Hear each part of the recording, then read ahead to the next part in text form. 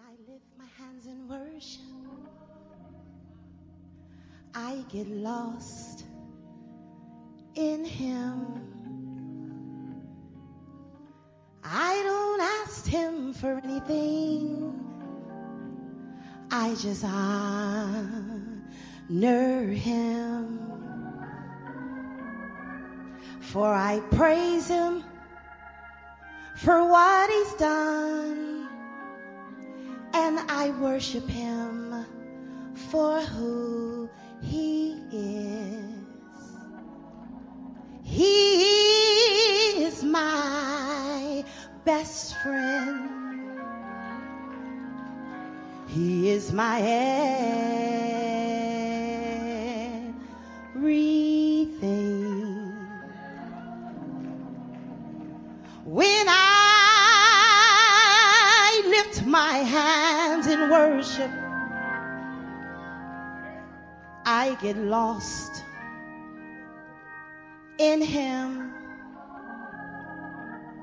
I don't ask Him for anything, I just honor Him. For I praise Him for what He's done, and I worship Him for who He is.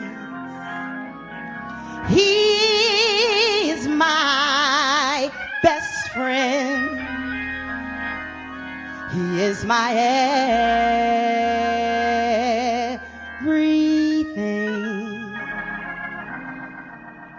Zion, we need to learn how to worship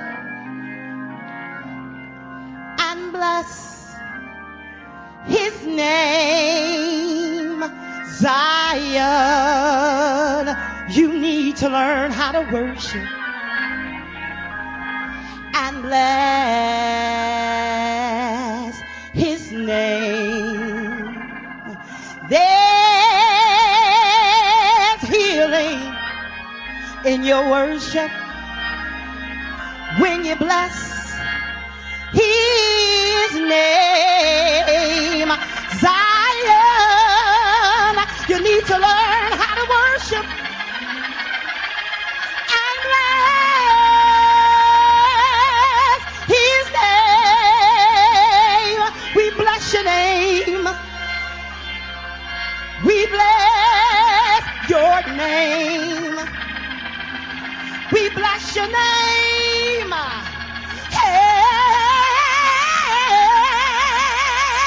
Hey, we bless your name.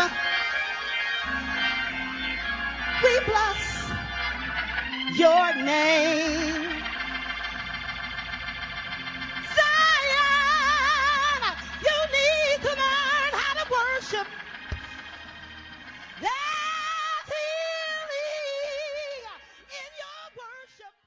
Hey, everybody, this is Terry Ripson, gospel recording and performing artist, and you are listening to Jerry Royce Live.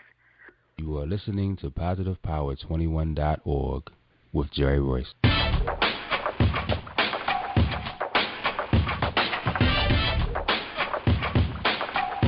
What up? It's your boy Kano Kingston. Hi, this is Angel Sessions. Hey, this is Cotton. Hi, I'm Teresa Powell. Hi, Jerry. This is Ira Sandro Carter. Hi, this is Phil Powers. Hello, this is Teresa Bobby with Jerry Royce Live. Hi, I'm Philip Barron. I'm live on the Jerry Royce Show. Hey, what it do? It's your boy Houston Saint. Peace, this is Dahlia the poet, spoken word artist. Hello, this is Mama Keith with Jerry Royce Live. All right, everyone. You got Robin Lynn, and I'm keeping it live right now on Jerry Royce Live. Hey, what's going on, everybody? What's up? This is award-winning podcast with the greatest podcast on earth. Thank you for stopping by. I'm your host, Jerry Royce Live Worldwide on internet radio, where you get your positive on. So when it's all positive, it's all power. That's positive power. This is a worldwide podcast for growth, wealth, and success. Thank you.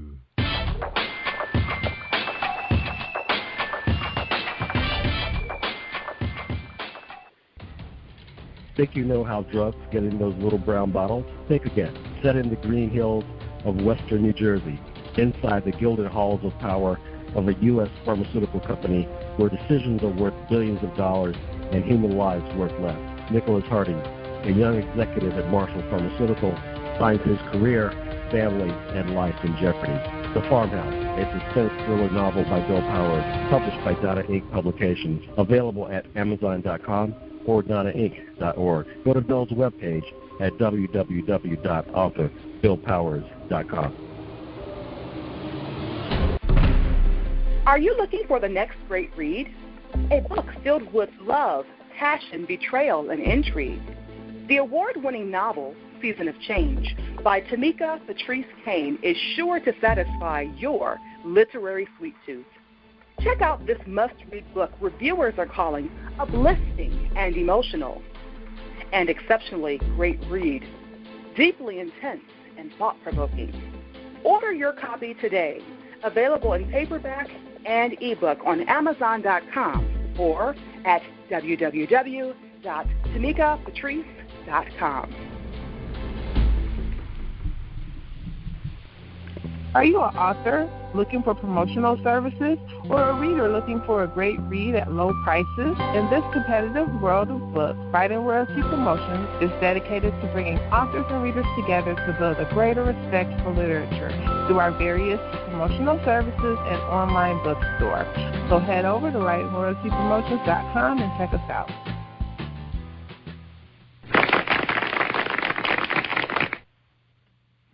Thank you, everybody, for joining us, and welcome to PositivePower21.org. I am Jerry Royce Live, and tonight, a special sponsor for tonight's show featuring Terry Remsen, Music.com will be Darlene Rucker-Williams, our sponsor for this program. Hold tight for a 60-second presentation from Darlene Rucker-Williams at Stylish and Stellar Gifts by Dar.com.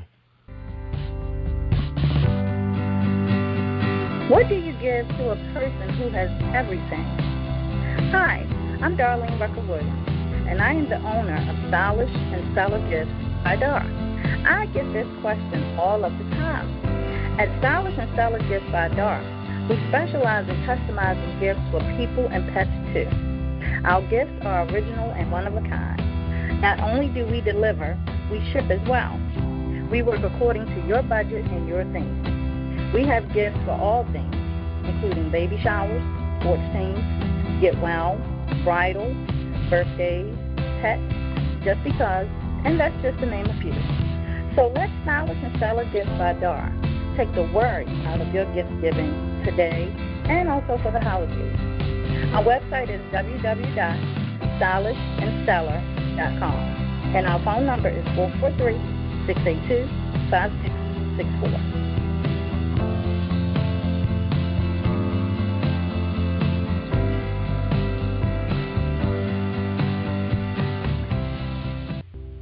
Hi, this is Angel Sessions, and when I'm in town, I listen to Jerry Royce Live, PositivePower21.org, where they play my favorite music.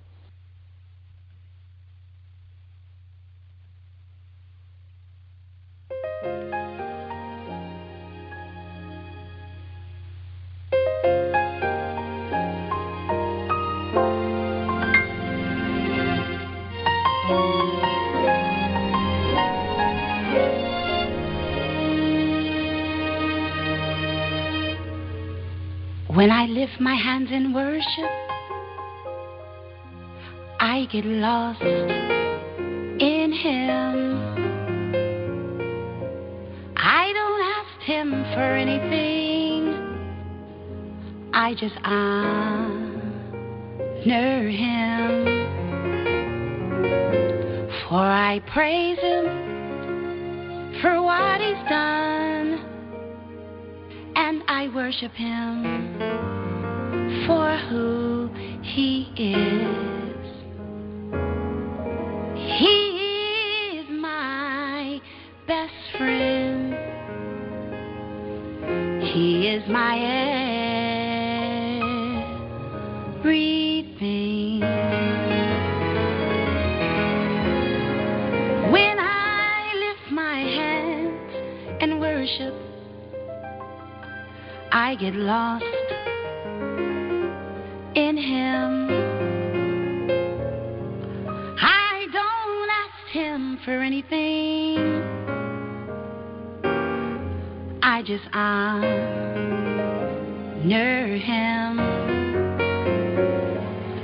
For I praise Him for what He's done, and I worship Him for who He is. He is my best friend. He is my everything. Zion. Oh, man, I hated to stop there, but we got to do the interview, y'all. We got Terry Remsen on the show. Yeah. All right. Let's read her bio, then we're going to introduce her, bring her on, let her talk to us. Terry is a gifted and talented vocalist who is no stranger to the spotlight. She has been captivating audiences since the age 5. Her local training began in Philadelphia Settlement Music School, then continued with gospel greats the late Dr. Maddie Moss Clark, along with Grammy Award-winning Twinkie Clark, and currently with the infamous Brandon Winbush, who's the background vocalist for Patti LaBelle, Justin Bieber, and Kurt Carr Singers. After years of performing in stage plays throughout New York and singing background for gospel music royalties, such as Grammy Award-winning Karen Clark Shearer, Tremaine Hawkins, Daryl Cooley, among many others, Terry comes from behind the scenes to center stage. In 2014, this powerhouse released her first single entitled Zion from her upcoming freshman album. From her first release, Terry received 4 Rhythm Gospel Award nominations and have performed in various nationally acclaimed artist showcase such as Rhythm of Artists Gospel Showcase and John P. Key's VIP Conference. Terry continues to progress and involve herself with such things as her newly released reality docuseries titled All About Terry, which premiered on Wednesday, December 10th, 2014 on Living Witness TV. With every accolade and each big announcement, Terry continues to stay humble, knowing that she has a gift graced by God and she can't do anything without him. Terry Remsen, welcome to Jerry Royce Live Worldwide. How you doing tonight? I'm doing great. Yeah, wow, congratulations. Thank you so much. On everything. But I guess the latest big news was the show, the TV show, the reality show. Wow. Yes. That's awesome. Now we're going to get into all of that. But first, before we talk about all your projects, we want to get to know Terry Remsen. So the first question is, who is Terry Remsen? Who am I? I am the daughter of a national evangelist. My mother has been known in the Church of God in Christ for over 50-something years. So she's very well known, and I am her daughter. I'm also married to a pastor. I am a co-pastor. I am the praise team leader. And then I also do my thing where I sing, and I also have my own TV show that God has blessed me with. So I kind of do it all. I do acting, singing, and modeling. There you go. Wow. So much talent. Ooh. So I didn't know you were a model. I mean, I could see that you are. Looking at your picture, you're so photogenic.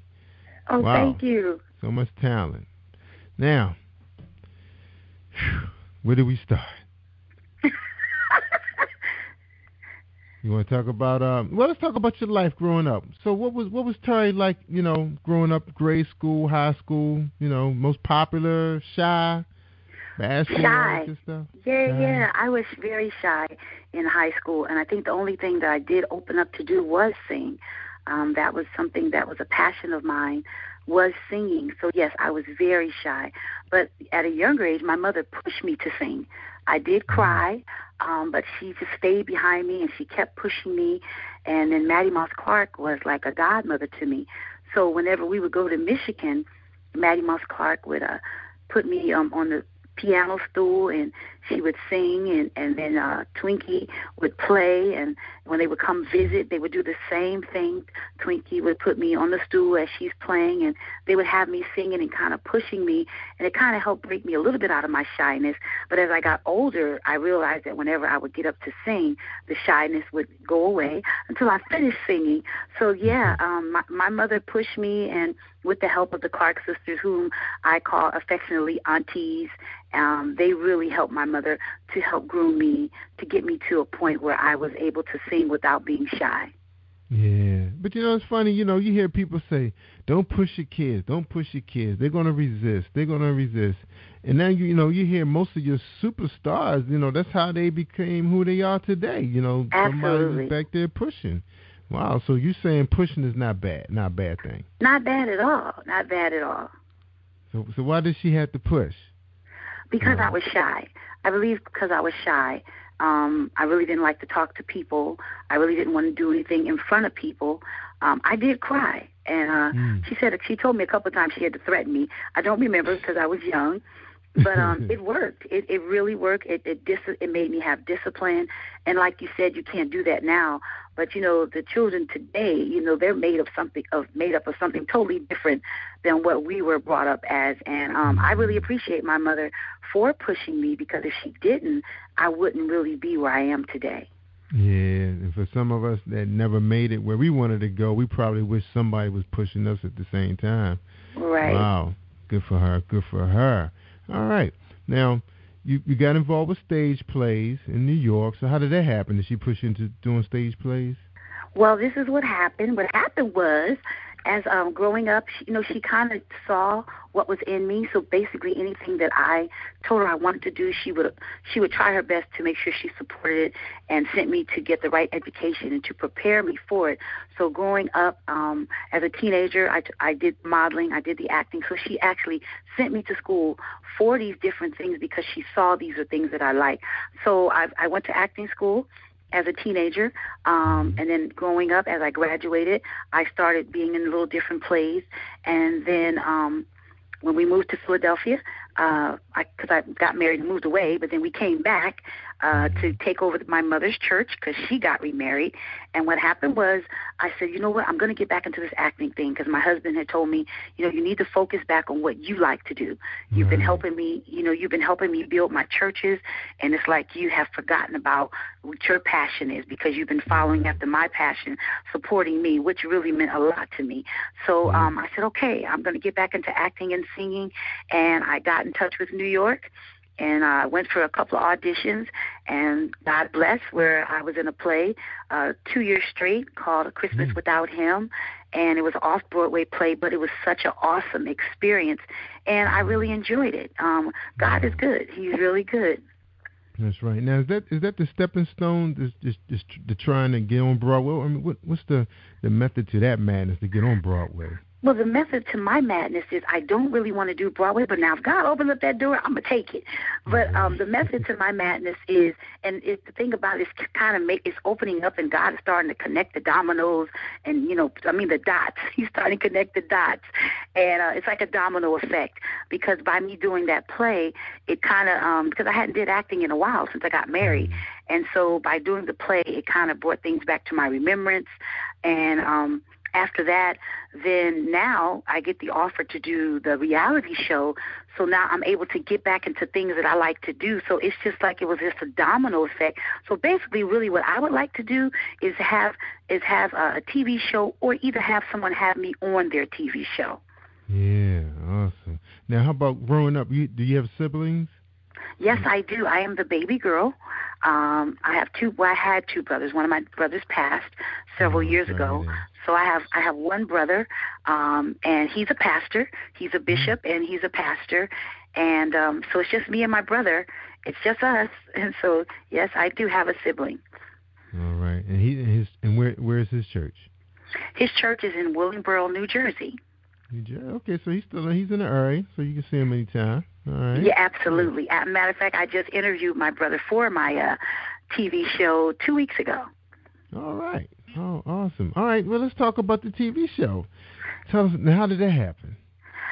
I got a call because I'm hooked up with a organization called IGARA, which is Brother Keith Ron Powell and his wife Teresa, lovely couple, and I'm a part of their organization, which I feel like every independent artist needs to look them up because they really help out independent artists such as myself to help kind of get our names out there. And someone heard about me that's a part of his organization, and they gave me a call and asked me would I like to do my own show. And I said, sure. But I didn't want to do just a typical ordinary show. And I asked them, would it be okay if I do almost like a docuseries of me being in the studio? And so that's what we did. The first season was the docuseries of me being in the studio preparing for my project. And then the second season, which has started, is me, with the camera going around with me to different events, interviewing different people, so it's coming along really well. Where a lot of people are starting to watch it. The name is getting out there, and I'm excited because each week the show gets better and better. Yeah, wow. Well, we want our audience to know where to find it. How can they tune in? They can tune in by going to livingwitnesstv.com. And I come on every Monday at 9 p.m. to 9:30 p.m. And the show is called All About Terry. So is that streaming? No, that's not streaming. It's internet TV. Oh, it's internet. Now, when they go to it, when they go to their website, is it like more shows being featured? They have to look for you. They have to look for All About Terry. Yes, that's what they do. Look for All About Terry, and then hit the tab that says Live TV. Oh, so you can't look at it on demand? You can on Fridays. I'm glad you asked me that. Every Friday you can look at it on demand. Okay, good. All right, so everybody, well, I'm not doing anything on Fridays. So what time on Fridays? We're going to make a note of that. On demand, it's any time on Fridays. Oh, any time on Friday. All right, so everybody got to remember that one. Wow, I'm so excited. I can't wait now. Yeah. Right. Then I have a YouTube channel where they can go and look up All About Terry, and they can see the docuseries on there on the YouTube channel for All About Terry. Oh, cool. Yeah, I was going to ask you because we were on your website, and I was going to ask you, can they go there to try to connect with their program? So they can.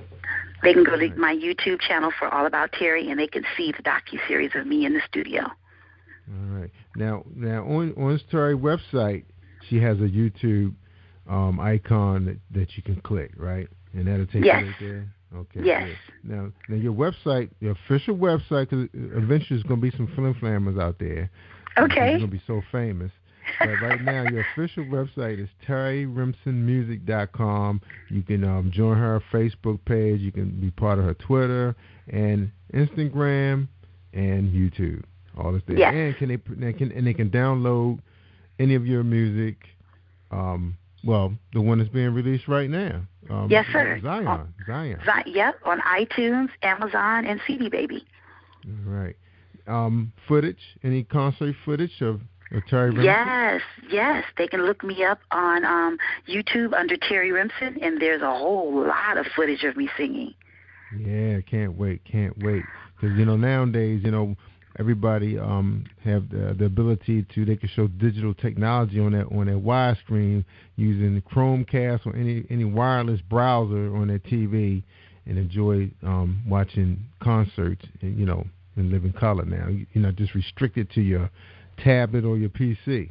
Right. Yeah. Enjoy it on your home theater in high definition. So that's always a blessing. Now also, Terry, I'm on your website. There's the number of ways people could buy your products, and that's CD Baby. You have Google Play, Rhapsody, iTunes, and Spotify. I never heard of Spotify. Oh, yes, Spotify, yes. Spotify. Yes. That's new. Not familiar with them. Now, I don't see our good friend Igor on here. You know what? You got me. You got me because when the website was developed, I wasn't a part of Igara, but now that I am, yes, they can go to Igara and they can purchase my song. Yeah, that's right. There you go. All right, Terry, we're going to take a quick break, and when we get back, we're going to talk about the music business. Of course, you heard her talking a lot about acting and what she's doing now on reality TV, and then we'll talk about the music industry, the good and the bad. All right, so everybody. Okay, Tamika Kane on Book Buzz. Are you looking for the next great read? A book filled with love, passion, betrayal, and intrigue. The award-winning novel, Season of Change, by Tamika Patrice Kane is sure to satisfy your literary sweet tooth. Check out this must-read book reviewers are calling uplifting and emotional. And exceptionally great read, deeply intense and thought-provoking. Order your copy today, available in paperback and ebook on Amazon.com or at www.tamikapatrice.com. Are you experiencing a stage of life trauma, an everyday life experience that may distract you or shake your faith? My good books are short stories written on everyday topics like jealous friends or an abusive parent, written with an underlying message directing your thoughts to a positive and spiritual place. My good book strives to provide a positive influence for real people with real life struggles seeking hope, inspiration, and a perspective that will change how you handle your own life's journey. Read my good books to enjoy a positive and spiritual message today. Then share it with someone else who needs it. Are you an author looking for promotional services or a reader looking for a great read at low prices? In this competitive world of books, Writing Royalty Promotions is dedicated to bringing authors and readers together to build a greater respect for literature through our various promotional services and online bookstore. So head over to WritingRoyaltyPromotions.com and check us out. Hey everyone, this is Tanika Gonzalez, spoken word poet. Whenever I'm online, I'm always listening to Jerry Royce Live.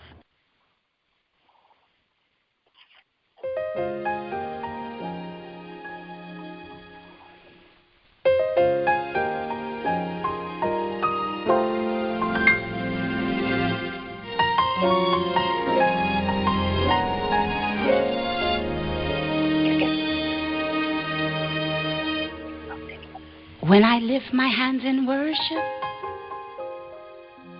I get lost in Him. I don't ask Him for anything, I just honor Him.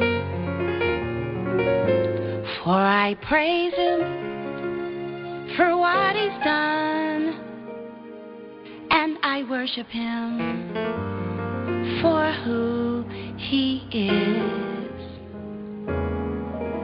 He is my best friend. He is my everything.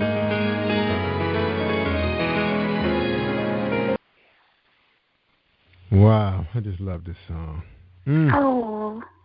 Beautiful. I meant to play the live version, but we'll save that for the special show. All right, everybody. We're talking to Terry Remsen from Philly, gospel sensation. Woo! Man, what a night. What a night. And she's a member of Igara. Yes. Yeah, that is awesome. Now, we're going to get into the music piece now. Tell us about that song, Zion. Where were you when you wrote that? Oh, I was here in the city of Philadelphia, and the reason why I named it Zion is because what I was doing is trying to admonish God's people to learn how to worship Him. Because, we go to so many different concerts, and all the people want to do is kind of use bodily exercise and running around, doing all their little calisthenics and, kind of showing off a little bit, and sometimes it don't be no power. That just be them wanting to be seen.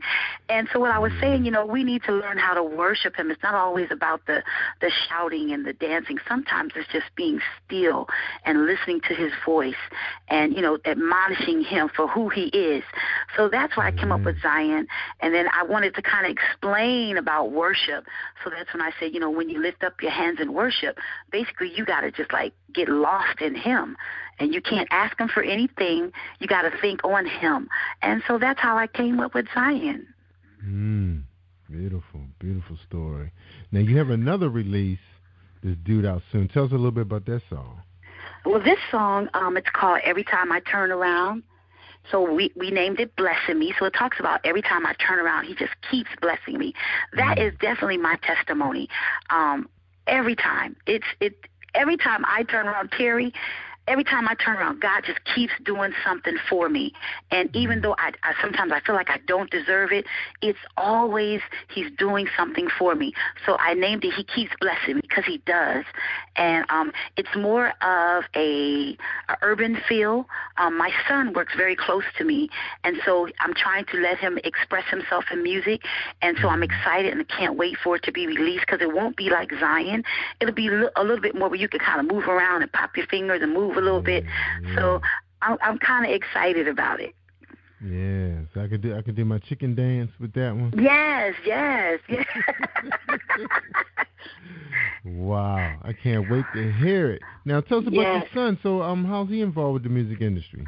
Well, my son, he's 22. He's a student at Berkeley College, and so he's a drummer. But the older he's beginning to produce and write. And so on the project, he's really producing a lot of my songs on the project, and he's writing, and I'm excited. He's a very talented young man, and so he's playing a very major part in the project in its entirety. In Zion, my nephew, who's my assistant, he helped me put the verse to Zion. So I kind of keep using my family because they're my greatest support. And who else would you rather want to use than your family? So yeah, I'm excited. The next generation. Wow, you got the next generation involved. You remind me of these a family I was reading about. I used to admire back in the day. They have they got nephews and nieces out there on the road singing. So you got to do. That's awesome. Getting them involved early, right? Yes. So how old is your nephew? My nephew is 26 years old. 26. All right. Now you said your son is in college right now, and he's doing all this while he's studying. What, he's studying music or something? Yes, sir. While he's studying music, yes. All right, that is awesome. All right, and so just your son? Any other children? I have a daughter. She's married, and we have 2 grandchildren. Oh, get out of here, your grandma. No. Yes, I am. Get out of here. Yes. Well, that's what being a model. You know, we just hold up, for years. I see you. Nothing wrong with that. All right. And let's talk about, now this Powerhouse release was released in 2014. So I want to remind everybody this was released in January 2014. So she has been part of some awards. Now, you received what this called a Rhythm of Gospel. You received 4 Rhythm of Gospel Award nominations. Well, I've been nominated for 4 different categories for the Rhythm of Gospel, and that will be held in the month of July in Birmingham, Alabama. Yeah, I heard about that. It's coming up. It's going to be big. Wow. Yes, it is. How does that happen? Tell us about, do you know anything about the organization Rhythm of Gospel? I'm new. Well, this will be my 2nd year attending. It'll be my 3rd year attending the Rhythm of Gospel. You know what? The Rhythm of Gospel, some people have negative things to say about it, but I must say that the Rhythm of Gospel really was the people who kind of got me started, because I went there and they had classes where you could kind of network and meet other people. I was in a showcase, and just for me performing in their first showcase, the first year I went, God opened up so many doors, so many different avenues. I met so many different people. I networked with different people. That's how I was able to start getting my music being played on different internet stations because of that first time going to the Rhythm of Gospel. So all I can say was it blessed me. And this is going to be my third year going. And to me, if you're an independent artist, you just cannot be out there alone and not network. And that's the most important thing. When you're an artist, you have to network. And that's what I did. And I went to the workshops and, I took all the notes that I could take. And there's instructors there. There's people that are part of the industry that you can ask questions. And that's how I met Teresa and Teresa Powell and her husband. I met them through a young man that's a part of the Rhythm of Gospel, and he has his own organization called Nigma. So it was just, again, a domino effect. So the Rhythm of Gospel, it blessed me. Now tell us a little bit about that organization. Now, have they been around for a long time? I mean, are they like a brick and mortar business, or are they virtual? What's the deal with that organization? The Rhythm of Gospel, I believe, has been around for, I think, 6 years. Mm-hmm. And each year, say that again. Is that a telecast? Yeah, I don't know if it's been telecast yet, but I do believe this year it's going to be telecast. But each year that I've gone, it's getting bigger. I mean, when I say bigger, the year I went, it was big. Then when I went back again, it was a lot of artists there. And so it's just growing every time I go. Now, is that an invite? Like, if you want to participate, like just buy a ticket and attend the ceremonies, is that possible for somebody like me? Or yes, it is. I have to pull out my media card on them? Anybody can come, and they would be glad to receive you because of the type of business that you have. Awesome. Wow, I can't wait till I retire so I can do all this fun stuff. Wow. Now, earlier, before we started talking, preparing for the show, I know you probably said, hey, Jerry, I got the longest pre-show, but we got to do what we got to do to get ready. Okay. Tell us about, you were telling me about RejoiceAmericaRadio.com, where you made the top 5, I guess number 5 in his top 10. Tell us about that. Well, Brother Reggie is, again, here we go back to the networking. Brother Reggie happened to be someone that heard about my music because he has an internet station. And when I talked to him, he kind of gave me a lot of advice because, again, networking. And he actually shared different things with me, what I needed to do, how I needed to handle different things. And so Brother Reggie, he really tries to help every independent artist. There is no independent artist that he won't play. If you present it to him, he will play it. And that's what I like about Brother Reggie. There's no discrimination. No matter what it sounds like, he's going to give everybody a chance. And so what he did is he ran it for a couple of weeks, and he told me, he says, we go by how the calls are coming in for requests. And I guess I must have got a lot of requests, and I'm grateful. And I was number 5 in his top 10 chart. Wow, and I learned something from you today talking to you, and you blessed me with an idea to help people, just like our brother Reggie, and I'm definitely going to jump on that idea you gave me. Now, you call him North America Radio Station. What does that mean? He's stationed up north, or? Oh, it's the name of Brother Reggie's radio station is Rejoice America Radio. Okay. Rejoice America Radio. So we're going to check them out. For those, listening, you're looking for, because one thing about internet radio, it's not like it's a directory out there. It may be, but we don't know where it is. Absolutely. To find these resources. So you have to rely on Facebook and Twitter to find out about these people. Like even the online magazines. Same. I remember years ago, used to be a guy had a company called Reference.com. Well, actually, he called it Reefer.com. I don't know why he did that, but it was actually supposed to have been called Reference.com. And he had a listing of all the different categories of online publications and podcasts. I'm not even sure if he's still around, but we could use that. But luckily, we have you here to tell us. Oh, yeah. And you know what? There's a magazine that I was in the month of, I'm trying to think what month it was. I believe it was October. It's called Iconic Magazine, and Iconic is an internet magazine. And then I'll be also in February running, my ad of Zion, and then I've also been in Root Magazine. That's another magazine that I've been in. I had my ad ran in twice last year. All right, let's talk about that then. Marketing and promoting. Okay, now, of course, there's so much out there. How do you pick your poison? What's your method to your madness? How you decide where you're going to put your money? How do I decide where I'm going to put my money? I do research. So what I did was and funny, Iconic found me. They found me, and matter of fact, I think that may have been through Igara. That's how they see. Everybody needs to get in touch with Pastor Powell and his beautiful wife, Teresa Powell. They are such a blessing to independent artists. And Root Magazine, they're located here in the city of Philadelphia, and he's a gentleman that goes to Bishop Hezekiah Walker's church, and he has a wonderful magazine, and he just did BMI, and he did the Stellars, he did the Celebration of Gospel, and so certain things like that, you know, I felt like because my name was new, it wouldn't hurt me to invest in my craft, invest in my ministry. And sometimes it is a sacrifice, especially when you're an independent artist.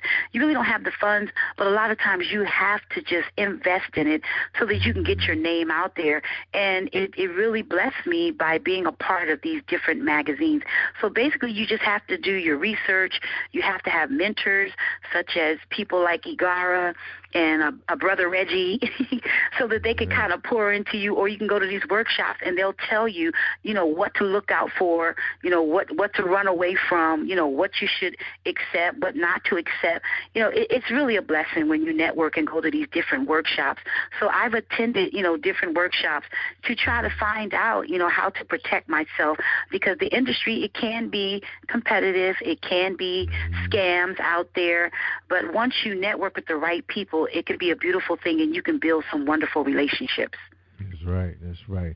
So we're talking to Terry Remsen. We're going to take a quick break, Terry. When we come back, we're going to talk about the social media, how you're utilizing that to get your name out there, and the benefits of social media versus offline. Okay, so hold tight. We're going to get now. We do have Music Buzz for those of you that's out there that's trying to push your downloads and CDs. We have Book Buzz, and we're about to listen to an episode of Book Buzz by Bill Powers and his awesome book, The Farm. Think you know how drugs get in those little brown bottles? Think again. Set in the green hills of western New Jersey, inside the gilded halls of power of a U.S. pharmaceutical company where decisions are worth billions of dollars and human lives worth less. Nicholas Harding, a young executive at Marshall Pharmaceutical, finds his career, family, and life in jeopardy. The Farmhouse, a suspense thriller novel by Bill Powers, published by Donna Inc. Publications, available at Amazon.com or DonnaInc.org. Go to Bill's webpage at www.authorBillPowers.com. All right. Bill Powers, check out that book. Oh, that's an awesome book.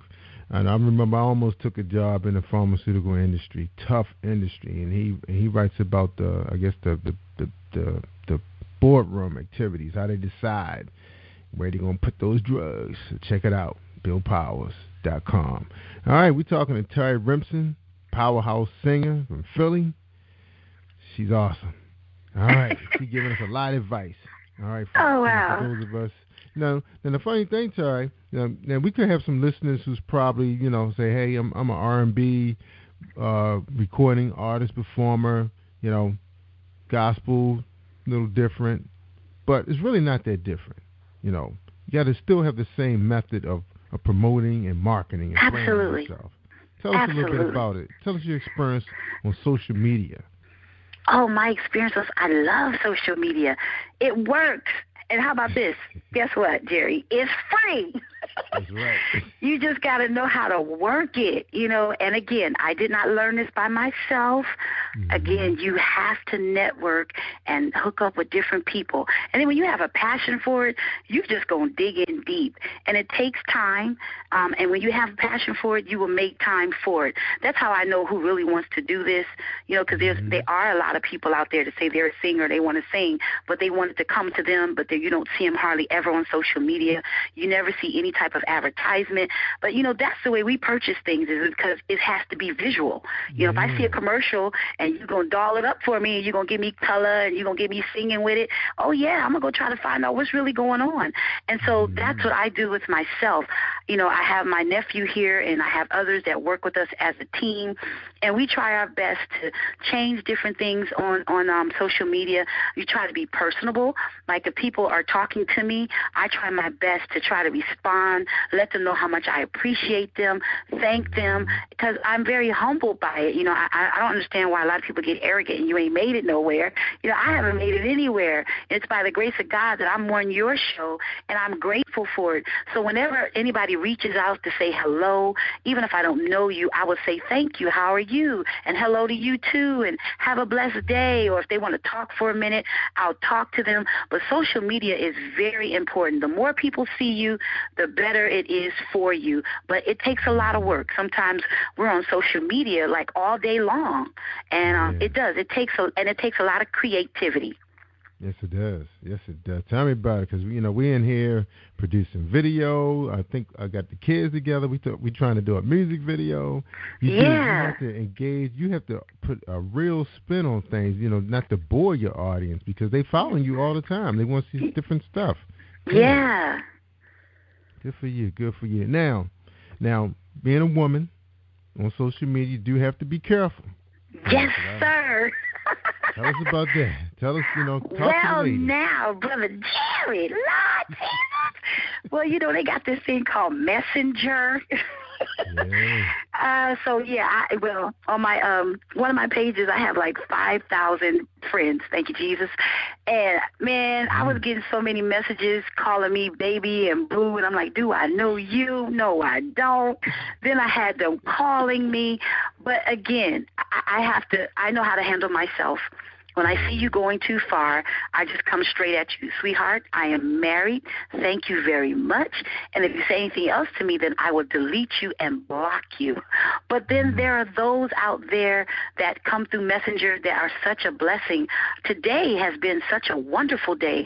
I've had people reach out to me that I don't even know that have given me encouraging words. And one young man didn't even know me. He told me what he saw was going to happen for me in the future. And basically, it was confirmation of what I had already heard that God was going to do for me if I just stayed focused and continued doing what God told me to do. And I didn't even know this young man. So it can be refreshing. It can be encouraging. But yet, if you're not strong in the faith, it could cause some trouble. But you got to be careful with the social media, because it can get out of hand, and then you may get some people to say nasty things to you. There's been times where, you can see how many likes you have and how many dislikes. And on certain pages, sometimes they'll dislike it, so I see a lot of red on my graph. But it doesn't matter to me. I know what I'm doing it for, who I'm doing it for, and it's fine. Everybody's not going to appreciate what I do, and I'm not doing it for them. And I don't get hooked up in the hoopla. I just keep doing what I love to do. That's right. They probably just the haters. Them the haters. They got those little, what do they call those little icons that you can, like those little cartoons? You can give them one of them. Right. What is it? Is it called emojis? Yeah. Those. I love those things. Yeah. I can have a conversation with them now. I have so many of them. Yeah, I saw that. I was like, wow, I need some of those. Yeah, I love them. Because we get to working in here sometimes. We grind, and we got a certain amount of time. We try and do certain projects, and then you get a bunch of people sending messages. Sometimes you just can't type everything out to everybody, and then you have your groupies and your fans, want to know what you're up to. You got to communicate with them. So I just give them one of those, and half the time they don't know who they're communicating with anyway. They don't know if it's Tim Jr. or Brandon or me, which I like that. Okay. 2-3 in the morning, I'm getting messages. So right. Yeah, it's tough. It's tough being a man too, Tari. I believe it. Because as women, we could be a little crazy. Yeah, we could be a little crazy. I'm like, yeah. Yeah, I know about my kind. Goodness gracious. Oh man, this is all. Now let's talk a little bit about offline. Okay, let's talk about being on stage. Now, you don't sound like a shy person anymore. No, sir, I am not. That's right. Because I know, Michael Jackson types, they quiet, off camera, but as soon as you put a mic in your hand, y'all just, it was like, ooh, that's my baby? What? I didn't know she could do that. So now, you're coming to your own. Tell us a little bit about, being offline, being on stage, behind stage, dealing with, your stage hand, your managers. What should a person expect, offline being a performer?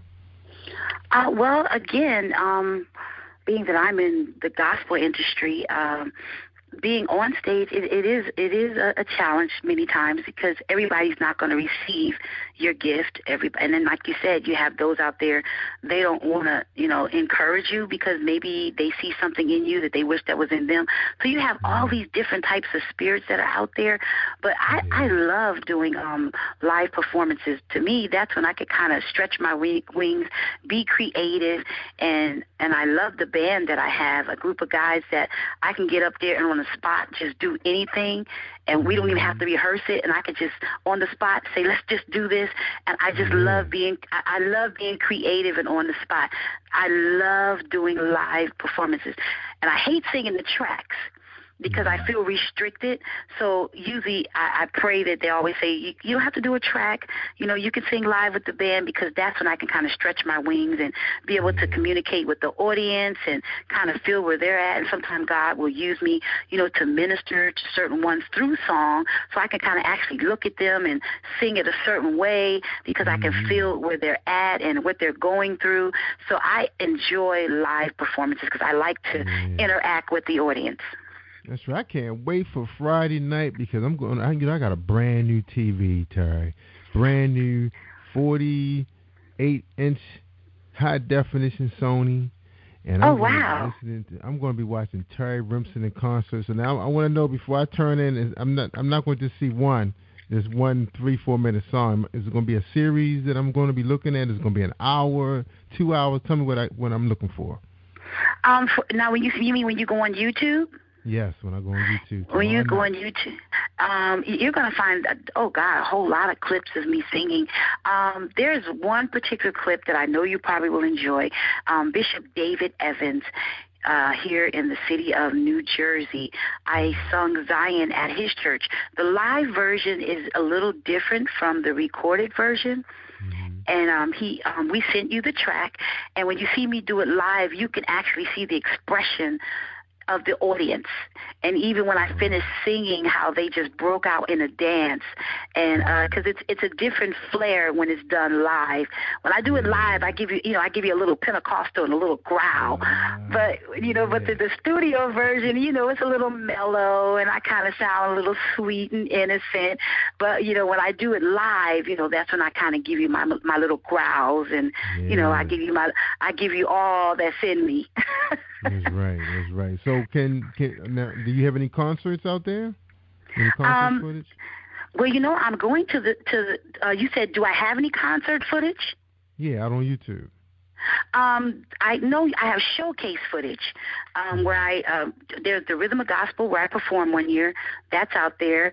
And then I did another showcase in the city of Alabama, and it was Chickasaw, Alabama, and that's on there. So you'll see me on there with Bobby Jones at the end. He's talking to me, So it's been a great experience. Yeah. Now, one of the things I like about YouTube, once they start, you set up a channel, and you start uploading different footages. They start giving you a lot of time. I mean, sometimes I think 2 hours. Would it be a day where we'll see Terry Rimson live in concert? Would that happen? Yes. See that? Yeah, I see that. I see that in the near future.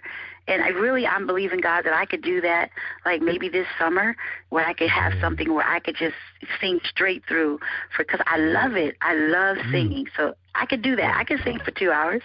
That is powerful. Yeah, because 2 hours, you're talking about, man, you have, that's what, a couple LPs, right? Yeah. I mean, other I can do that. Songs too. I mean, I don't have no problem hearing you sing someone else's song. That voice you have. Oh wow! Thank you. Yeah. Well, speaking of live, we can ready to listen to Terry Rimson live. Zion live on Jerry Royce Live Worldwide. Hold tight, everybody. Here we go. All right. Here we go. Terry Remsen, Zion live. And let's have a little delay starting out because I see it counting up. Oh, here we go. I get lost in him. I don't ask him for anything. I just honor him. For I praise him for what he's done. And I worship him for who he is. He is my best friend. He is my everything. When I lift my hands in worship, I get lost in him. I don't ask him for anything. I just honor him. For I praise him for what he's done, and I worship him for who he is. He is my best friend. He is my everything. Zion, we need to learn how to worship and bless his name. Zion, you need to learn how to worship and bless his name. There's healing in your worship when you bless his name.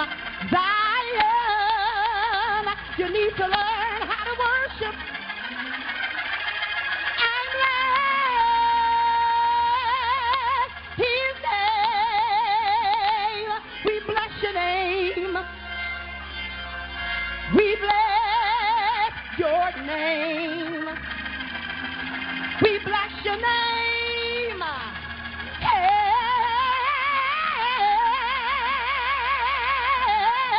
we bless your name. We bless your name.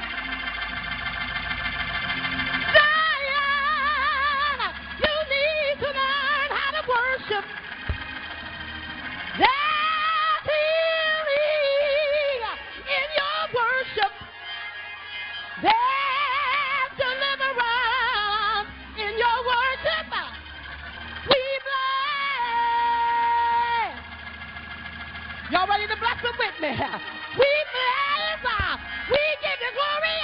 We give you honor. We bless. Bless.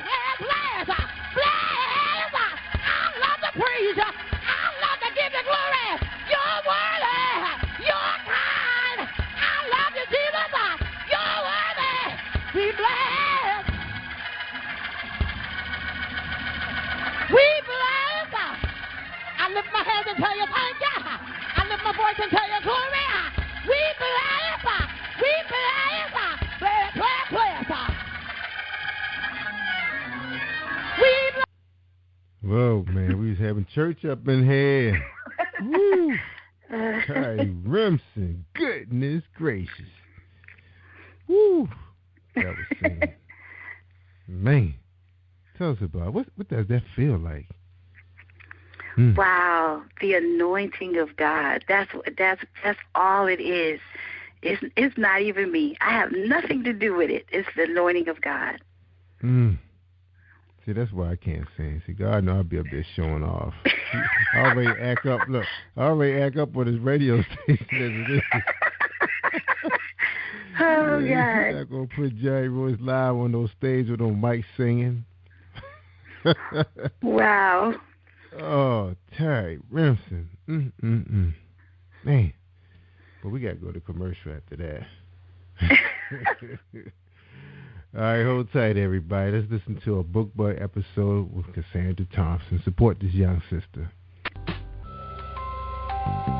How would you like to have a book that reflects your life?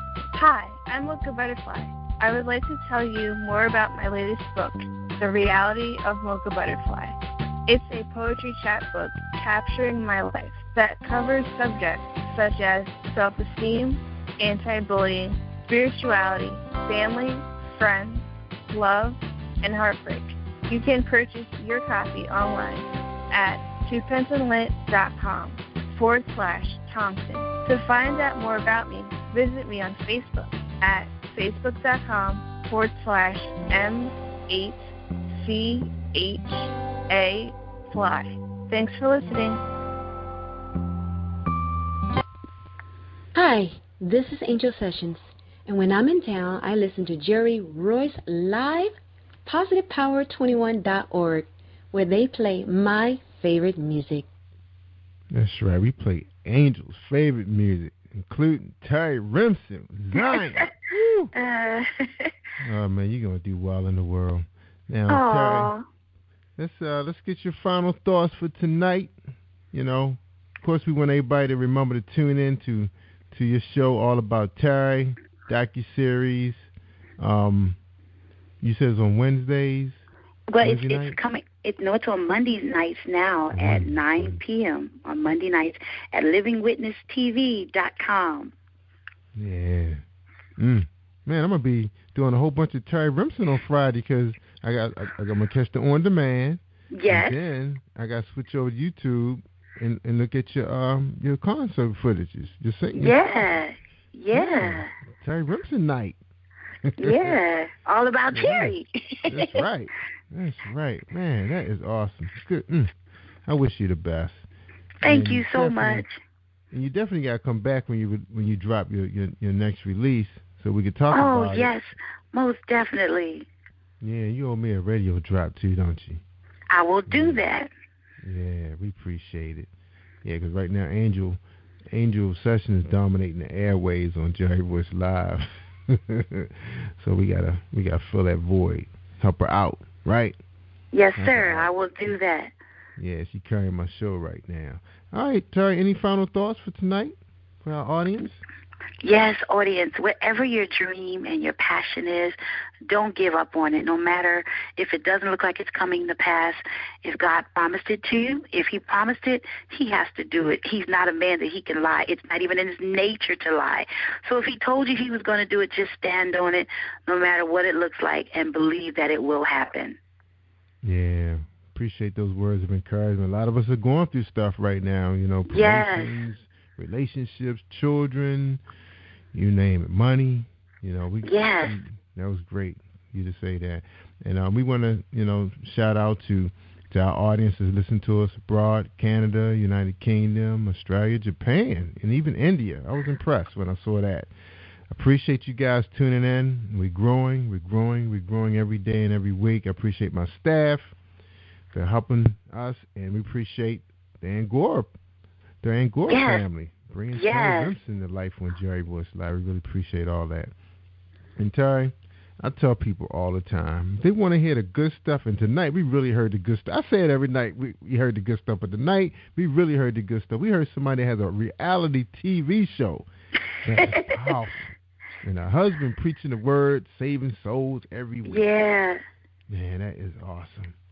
All right. Well, we out of here, right? We done? Yes, we out. Yes, sir. We are done. All right, everybody. This is Jerry Royce Live worldwide on positivepower21.org and Spreaker.com/positivepower21. Take care and stay awesome all week long. Thank you for tuning in to Jerry Voice Live on PositivePower21.org and Spreaker.com/PositivePower21. This is a Voice Enterprises production. And don't forget about replay on Facebook.com/Jerry Voice Live.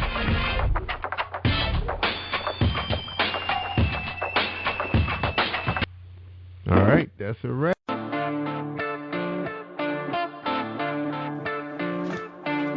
Hello everyone, I'm an Amazon author and writer. My name is George Wilder Jr. and I'm on Positive Power 21 with Jerry Royce live this Monday at 8 p.m. Eastern.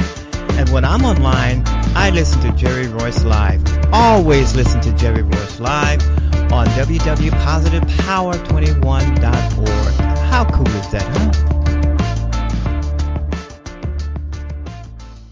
Hi, I'm Teresa Powell. I'm the co-owner of Igara, and I am on Jerry Royce Live. And I'm Keith Powell, also co-owner of Igara, the Independent Gospel Artists Radio Alliance, and I'm on Jerry Royce Live. You heard? You are listening to PositivePower21.org with Jerry Royce.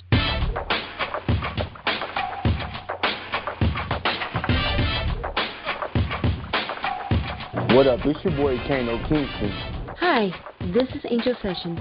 Hey, this is Pat. Hi, I'm Teresa Powell. Hi, Jerry. This is Ira Samuel Carter. Hi, this is Phil Powers. Hello, this is Teresa Bobby with Jerry Royce Live. Hi, I'm Philip Barron. I'm live on the Jerry Royce Show. Hey, what it do? It's your boy Houston the Saint.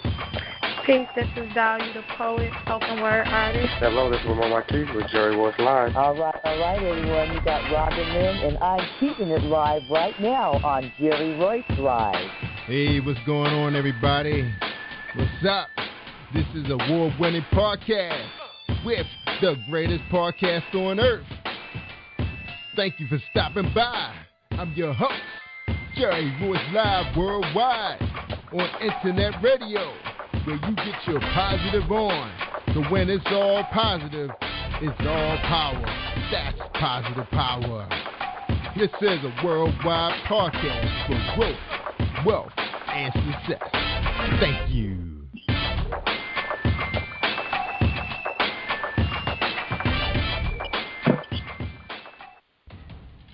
Think you know how drugs get in those little brown bottles? Think again. Set in the green hills of western New Jersey, inside the gilded halls of power of a U.S. pharmaceutical company where decisions are worth billions of dollars and human lives worth less. Nicholas Harding, a young executive at Marshall Pharmaceutical, finds his career, family, and life in jeopardy. The Farmhouse, a suspense thriller novel by Bill Powers, published by Donna Inc. Publications, available at Amazon.com or DonnaInc.org. Go to Bill's webpage at www.author.BillPowers.com. Are you looking for the next great read? A book filled with love, passion, betrayal, and intrigue. The award-winning novel, Season of Change, by Tamika Patrice Kane, is sure to satisfy your literary sweet tooth. Check out this must-read book reviewers are calling uplifting and emotional, and exceptionally great read, deeply intense and thought-provoking. Order your copy today, available in paperback and ebook on Amazon.com or at www.tamikapatrice.com. Are you an author looking for promotional services or a reader looking for a great read at low prices? In this competitive world of books, Fighting Royalty Promotions is dedicated to bringing authors and readers together to build a greater respect for literature through our various promotional services and online bookstore. So head over to FightingRoyaltyPromotions.com and check us out.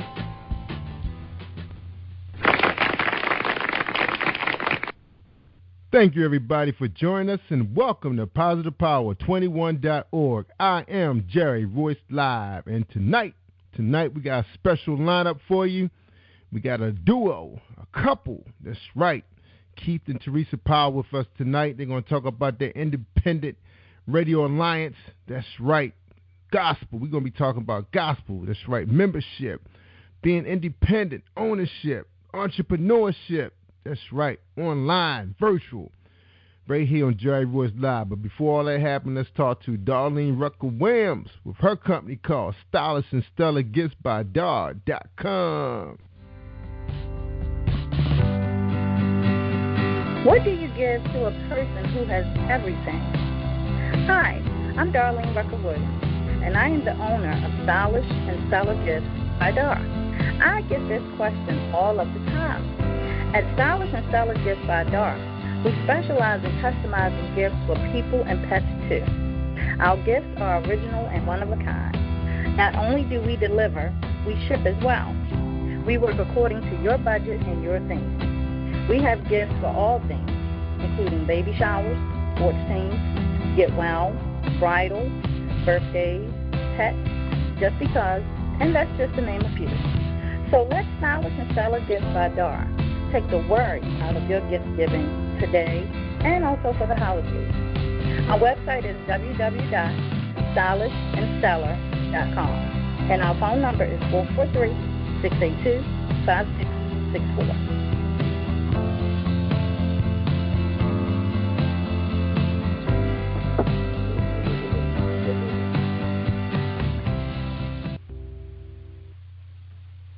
Hi, this is Angel Sessions, and when I'm in town, I listen to Jerry Royce Live, PositivePower21.org, where they play my favorite music. All right. Thank you, Angel. Thank you for the introduction. This is Jerry Royce Live worldwide. Tonight, we have the owners of Igara. That's right, Independent Gospel Artist Radio Alliance. Everything the independent gospel artist needs. And tonight, we have owner Keith and Teresa Powell here to talk about it. Teresa is a singer, songwriter, and musician who ministers music, workshops, seminars, and conferences, and various events worldwide. She is also the author of 2 books, Preparing an Atmosphere for the True Worship and Make Worship Count. She's born into a musical family. She's been playing the piano since the age of 4. Early on, she began singing for mom, dad, and her sisters, various local church events, and oftentimes before her father's sermon. Teresa's something else. Also, we have here a husband, Keith. He's the author of 12 books. I had to get that straight. I couldn't believe it. 12 books, my man. Have published more than 10 books for other people. He's a musician, producer, and a playwright. He's a pastor of Victory and Praise Outreach Ministries, and his full bio is on his personal website. That'd be kdpproduction.com. His latest book, and this one's dear to my heart, and it was called I Beat Diabetes and You Can Too. Ladies and gentlemen, I give you Keith and Teresa Powell. Welcome to Jerry Royce Live Worldwide. What's up, y'all? Thank you, Jerry. What's happening? Hey, man, you guys were so quiet. I thought I left y'all on mute. welcome, y'all. Welcome. Yeah, that's what happens when you're in here by yourself. You know, you gotta pay attention to everything. And I appreciate you guys being here again. You know, welcome back, 2015. That's right. Glad to be here. Appreciate it. Yeah, so Keith, when we had you on, it was the end of 2014, correct? Yeah, I think I was like your last or second to last interview for the year. Yeah, so that was right at the end. I was somewhere around the end. That's right. Amazing guy. Amazing man. Congratulations, man. Having all the talent. Some of us only have one. And Teresa, same thing. Man, you guys are so blessed. All right. Well, the first question is, what is Igara? It's funny. We both pointed at each other. You asked. Igara is the Independent Gospel Artists Radio Alliance. What it is, initially, the way it started was with us being musicians and artists ourselves and producers and singers and all of that kind of stuff. Once we put out a couple CDs, our independent product, we realized the difficulty that it was getting your music heard, getting to the different places. And so the Independent Gospel Artists Radio Alliance was born out of that. So what it does is a one-stop shop, essentially just a quick and dirty, and we can get deeper later, but where an artist can come to a website, upload their music, and have their music distributed to multiple places, you know, at the click of a button. instead of being on the phone, this is for artists, for management or whatever, but instead of being on the phone making a bunch of phone calls or trying to email this person and figure out that and this, we do all the work for you. So that's the quick and dirty, and that's what Igara is. Igara is just that one-stop shop, everything the independent gospel artist needs in one place.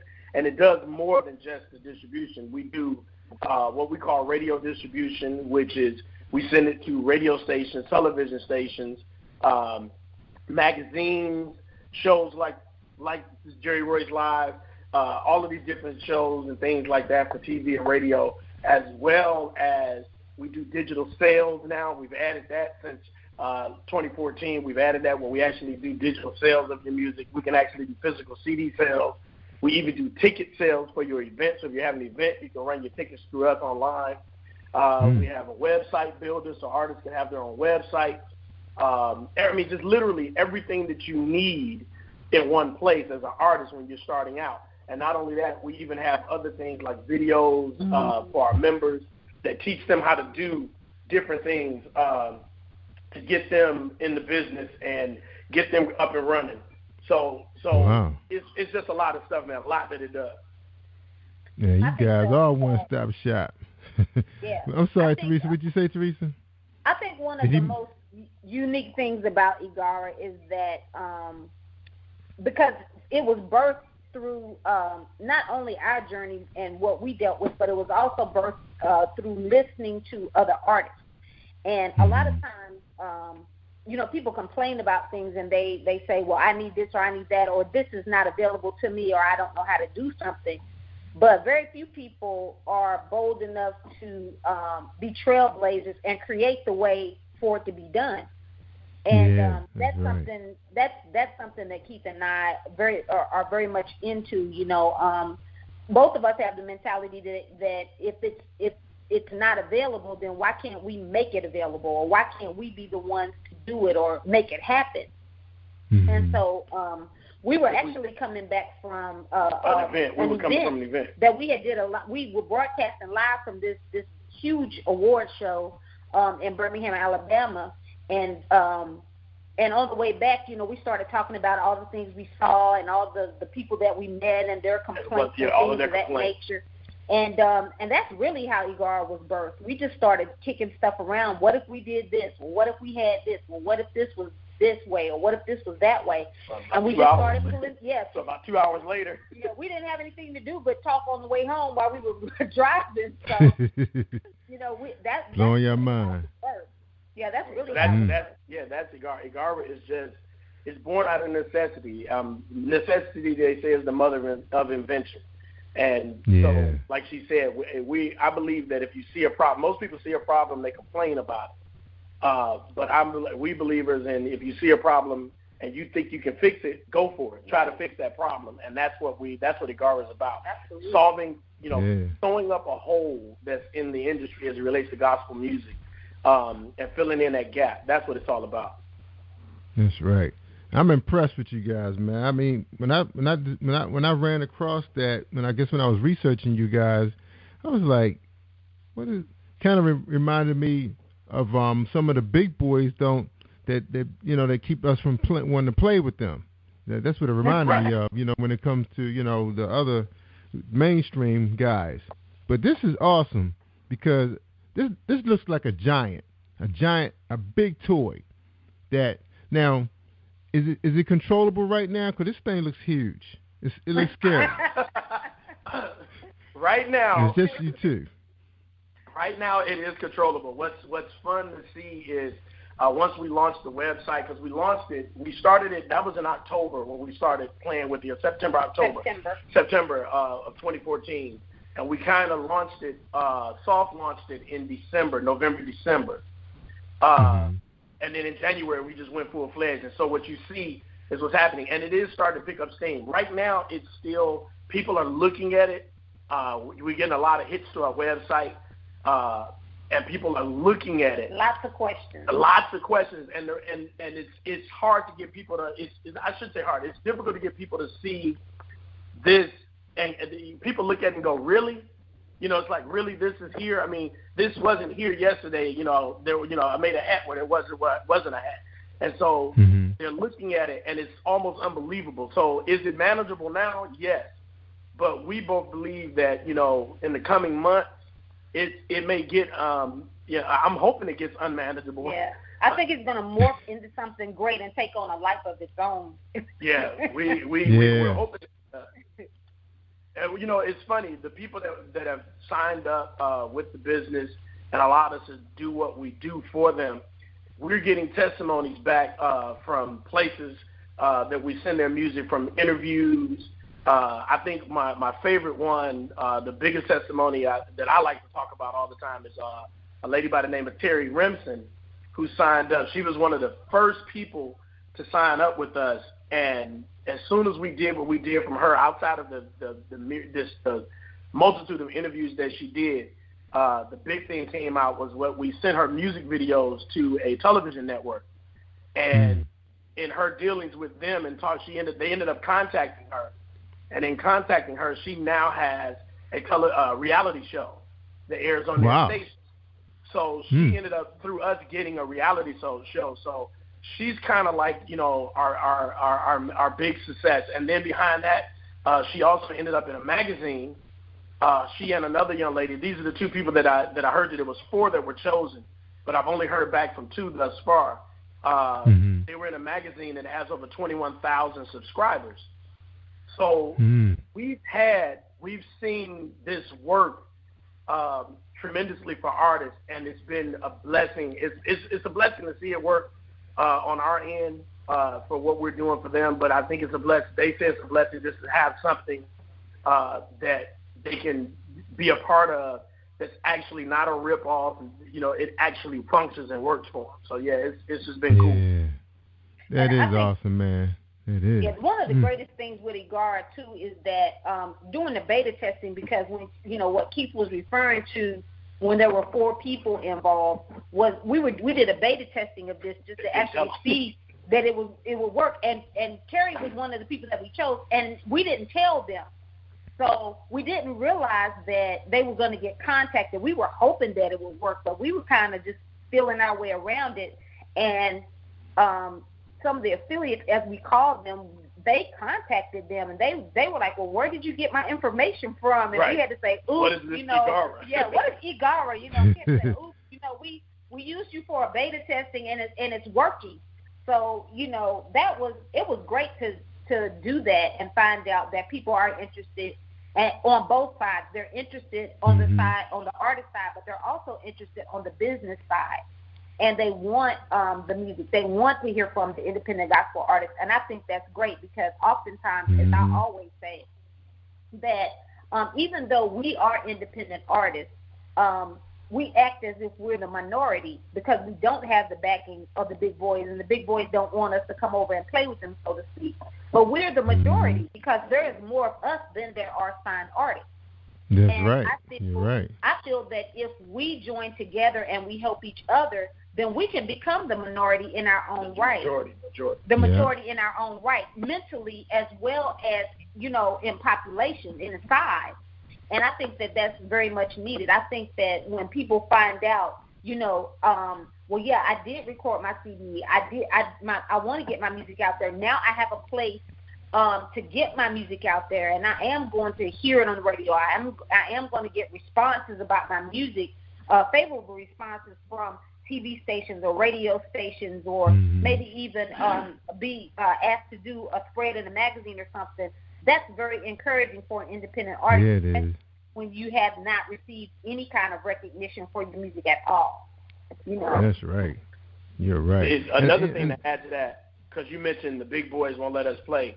That's, I think, where Igara comes in, because what Teresa said as far as us mobilizing, Igara, the Independent Gospel Artists Radio Alliance, gives artists a chance, without even doing a lot. We can come together, and the more artists that we have on the roster, we're not managing, we don't control, we don't have any control over your music, we own nothing. But as a group, we carry weight as we go out and do what we do. And what's so funny is we kind of compare ourselves to CD Baby. And if anybody that's listening has ever put a CD out, they probably have heard of CD Baby. And what people are discovering is that CD Baby, and I'm not bashing them, but this company they do a great job at what they do, but for the independent gospel artists, they actually do much of nothing. And they only put their music on different digital stores. We take it to the next level and bring to the table what the artists actually need by researching and talking about what was missing, what was, as artists, what would we like to see being done, and that's what we created. And so we fill that gap. We fill that void. You know, it's easy to put your music on CD Baby and end up on iTunes and Amazon and all of that kind of stuff and Google Play. But once it gets there, what happens? How do people know that it's there? We are really an extension of your marketing and sales team. And we do the work behind the scenes. And what we do is in a one button click, the artist begins to see things happening sometimes faster than their own managers can make them happen. And that's right. That's right. So you guys don't have no problem dealing with managers and promoters and all that kind of stuff? No, we're not. We are an asset to a manager. Any manager that's managing an artist knows that they gotta put these emails together, they gotta make these phone calls and all of this stuff. But what we've done is said, you don't even have to do that. We already have the relationship with all of these different businesses and companies, and they like to see what we're bringing and here's the reason why. What we're doing is this. With all of these radio stations, we have radio stations in Africa, we have radio stations in the UK, we have radio stations in Canada that we're dealing with. Of course, we have radio stations in the United States. What we're doing is bringing music that they wouldn't normally hear. We've made those connections. We've reached out to stations that you wouldn't normally find. And these are stations, our people that we get into want to play your music. They're looking for that music. So we're an asset to what the management is. Not that we take the manager's place. No, we make it easier because now the manager's phone is ringing as a result of what we're doing, and we're helping the manager do what they do, and we're doing it for a little bit of nothing. I mean, it's not expensive to get it done. And we're getting this music out there, and we're not discriminating. It's going out to, we have 80, we started with 50. About 90. It's almost 90 now affiliates that we have that we ship to. It'll be over 100 in February. It'll definitely jump up over 100.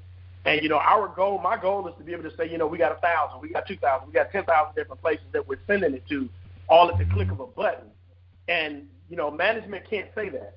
Most managers can't say that. But as a company, the way we do what we do, our business model is to go out and find more artists, more artists and more places that are looking for them. There are millions of radio stations out there, but it's not easy to find them. It's not easy to make that connection. And as a business, as a company, radio stations are hearing about us, TV stations are hearing about us, and they're asking us, hey, send us music. Send it to us now. Mm-hmm. So, that's right. We're becoming, as we get more artists on the roster, the more power we get, the more the radio station, and we even have added terrestrial radio stations. For those that don't know, that means, your normal AM, FM in your local community, in your city or whatever. We've even added those, and we even have a store, a brick and mortar store that's a part of our organization that is looking for people with CDs to put in his store, to make deals to sell your music in his store, and we're looking for those. So we're adding brick and mortar stores. We're adding, of course, internet radio stations, and we're adding terrestrial radio stations that are looking to play music. And that's what this is all about. This is a tool that every artist needs to use.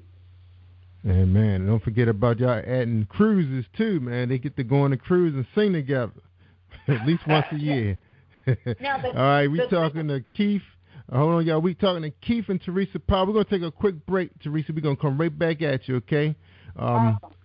We got a sponsor for Book Buzz. Don't forget, y'all, we do have Music Buzz and Book Buzz now being featured on Jerry Royce Live. So if you're looking for extra additional promotion along with Igara, because you want my people that's in Canada, the United Kingdom, Australia, Japan, India, Mexico, Barbados, and Italy and Jamaica to hear you, then you tune in to Jerry Royce Live worldwide. Are you experiencing a stage of life trauma?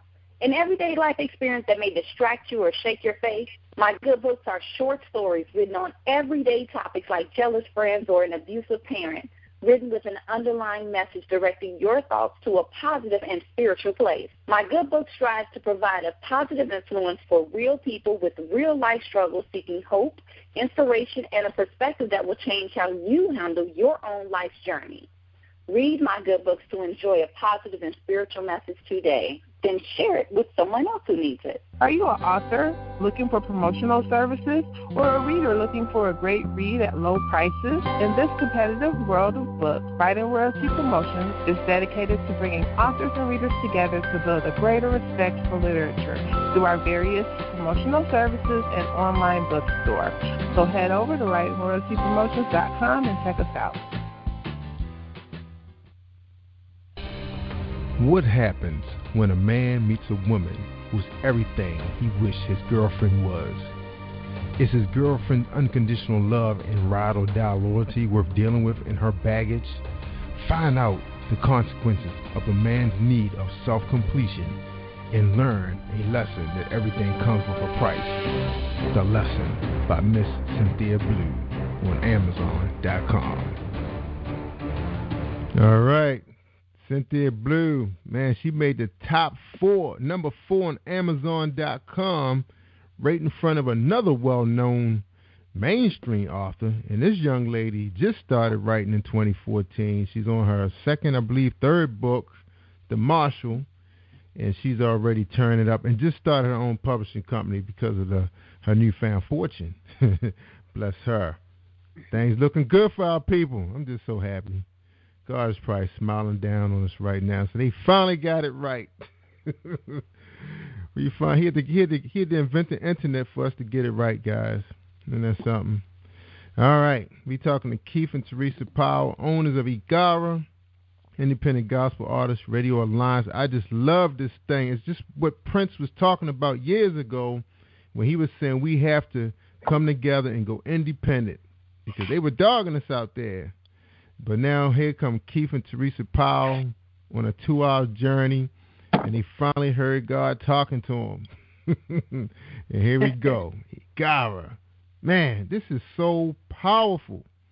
I'm like, I'm going to be up all night thinking about this machine.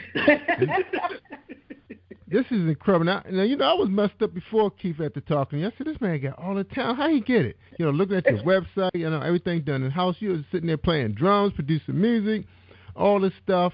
Then you get your musical, vocal talent wife, and then you guys are organized. You got to have a female to organize things. And then you guys have come up with this independent machine that people can jump on board, and there's no fist fights. It's no, I want to be right here. You guys are organized. It's right here, and it's growing every day. Now, I was messed up, Teresa, the first time because I had gotten so many emails, and Brandon was so happy. He just like, yes, they coming to us now. So he just started sending out confirmation emails that you on the show, and then it was like, wait a minute, I don't think that's right. and then you say, oh no, you don't do it like that. You got to do it like this, And then they started responding back, though. Believe it or not, Teresa, for those that we had sent out, they came back and said, hey, we're available. Let's do it. I think the problem was he had the shows too soon before they were able to get to their emails, because who knows, how many people made contact with them. But it is so awesome, so awesome. All right, now we got that part of the story. So what's next? What's next with Igara? Well, we were talking about the cruise. We were getting ready to talk about the cruise, and one of the things that I wanted to point out, we're doing an I Got Some Music cruise August the 28th through the 31st this year, 2015. Everybody's welcome to come, whether you're an independent artist or if you just love music or if you just want to come on a cruise to see what we're doing, come on, join us. But the great thing about Igara as well as what we're going to be doing on the cruise, we're actually going to be networking. This is a networking cruise for independent gospel artists. It's a time where the radio stations and other media outlets that are looking for independent artists can come together, network, talk. You can put faces with names and things of that nature. So it's going to be a time of networking, but we're also going to sing. We have a captive audience on the boat. So we're going to have a couple of concerts while we're there. But when you're an independent artist, in order for you to be successful in what you're doing, you have to have knowledge. And a lot of independent artists do not have the knowledge that they need in order to be successful. And what I mean by that is, for instance, a lot of them don't copyright their music. They don't know about copyright. They don't know the importance of a copyright. A lot of times they're not registered with BMI or ASCAP, which is a vital point in making sure that you get your royalties for your song, for writing of your song. So some of them don't know how to take care of their instrument, which is their voice. They don't know the proper way to take care of their voice. All they know is that I have this product. I can sing. I know I can sing, or I know that I can rap, and I have this gift, and I packaged it in this CD. And now that I've done that, I don't know where to go from there. And that's the beautiful thing about Agara. We're just not taking your product and giving it to all of these affiliates and all of these media outlets, but we're also going to teach you and tell you and share information with you on all of the different business aspects that you need to know about as an artist so that you can be fully successful in your business. It doesn't help you to have your music out there and then you look down the road some years later and find out that someone stole your song because you didn't get it copyrighted, and now they're making all the money off of it because it became popular, or that you never collected royalties for your music because you didn't understand what BMI, ASCAP, or CSAC was, and so you never registered with one of those organizations. So we want to make sure that the music is getting out, but even more so, we want to make sure that these artists are well educated, and we're not capable of educating them on everything. So we're bringing in people who are people from from ASCAP. We're bringing in people who know about copyrights and who can explain why it's important to copyright and how to do it, and and what the cost is. We're bringing in professionals who can tell them how to take care of their voice, who can give them voice lessons if that's what they need to do. We're going to be doing seminars throughout the year. We're going to be doing webinars. We're going to be having different things going on in order to be able to give them all of the information they need to be a well-rounded business person as well as great at their craft. That's. I got a question for you before you move on to that, Keith. So are you guys gonna follow up with how to do videos? I can answer that. I can answer that question. If you're a member of Igara, we are uploading videos. We're currently working on videos, and we have videos uploaded for members only on the Igara website that will teach you how to do a lot of these different things. But it's only for members. You have to be a member to get to it. You can't share with anybody else. It's the only way you're going to be able to see it.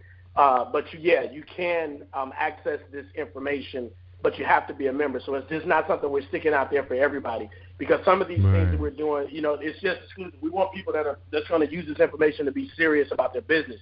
And that's what I was getting ready to step back to. We're teaching these people to be one of the biggest problems with artists is that they aren't business people. They're artists. And being an independent artist, you have a problem because you don't have that business machine. And so you need something or someone that can help you. And Igara can help you with that. We can be that machine that you need that can help the independent artist. Because most artists want to go sing, they want to go do their craft. But if you don't handle the business, you're going to have a problem. You're going to have a problem. Right. So we take care of that stuff for you. We can handle all some of that stuff for you, and as the months progress, we'll add other services to really help the artists out, so that when you come to Igara, it really is a one-stop shop. So I mean, there's a lot of different things getting ready to come down the pipe. But back to the cruise, because that's what we're talking about. We're also going to have Myron Butler on the cruise. Yeah. He'll be on the cruise to do. He's going to be doing seminars with the artists. He's going to do a seminar with the artists to talk to them about the business and answer questions, because he's in the business. He's making the money. He's on the television. He's on the radio. He's doing his thing. So we're going to bring Myron Butler on the cruise to really talk and help and answer some questions. So that's going to be really, really good. Again, he's not coming to sing. He may sing. We don't know, but we know he's coming to talk and teach and help people out. So for the independent gospel artists, they definitely need to be there for that, plus some of the other information that we're going to give. But also, we're doing the concerts. The independent gospel artists that come are going to be singing. They're going to be the entertainment for the people that come to our concerts on the cruise, which are open to the entire ship. There's over 2,000 people on the boat, and everybody's going to come. So that's going to be not only networking with radio stations, but you're going to have a different audience from around the world going with us to Nassau, Bahamas. And, did I mention we was going to Nassau, Bahamas? You just did. No, you didn't. We're going to be in Nassau, Bahamas for 3 days, 2 nights. We're going to Nassau, Bahamas. And August 28th through the 31st, this cruise is going to be off the hinges. And they can register. You can find out everything about the cruise and about Igara. And I'll just drop the website. We'll drop it again, I know, later. But it's at igara.com, and that's IGARAA.com. And you can find out everything. You can, it's 2 A's in it. Yeah, IGARAA.com. You have to put the 3. It's 3 A's in it. If you don't put them 2 A's back to back, you're going to end up somewhere you don't want to be. So it's IGARAA.com.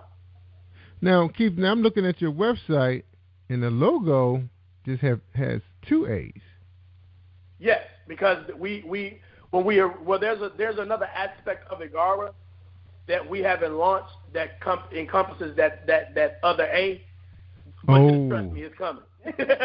Okay, because I thought I had it like that. Because when I wrote it with 3 A's, and then I'm looking. I said, wait a minute, that's not the logo. Yeah, okay. The logo has 2 A's because of the name, is Independent Gospel Artists Radio Alliance. But there's another aspect that's getting ready to launch. We can't say what it is. There's something that's coming. It's going to be a blessing to everybody. You'll hear about it later in the year.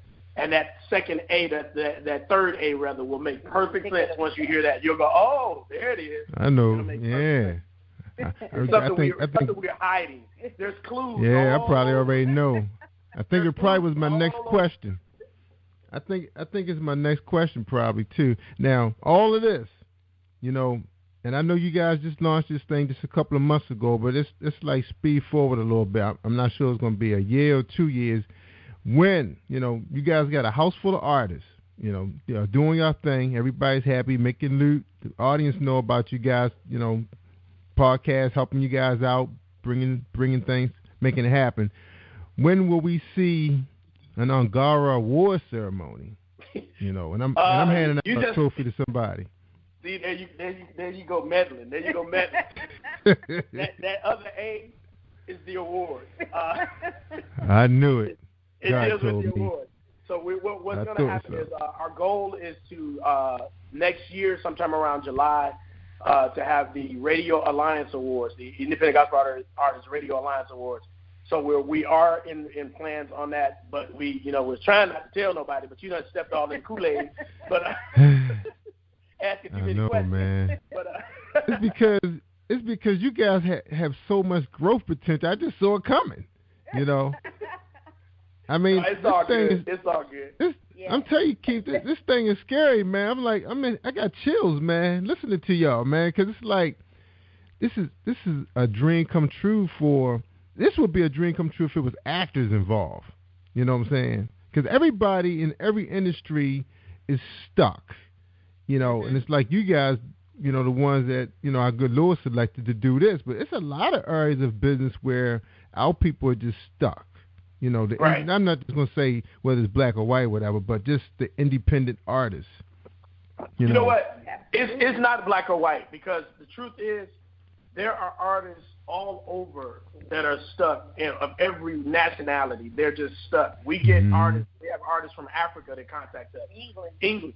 I get phone calls from the UK. It doesn't matter. Yeah. Artists are stuck, and this is why we did this. There has to be, one thing that we like to do is easy for us to sit around, around the table, a bunch of artists, a bunch of musicians, whatever, a bunch of authors, a bunch of whatever, and complain about what ain't there and how somebody should.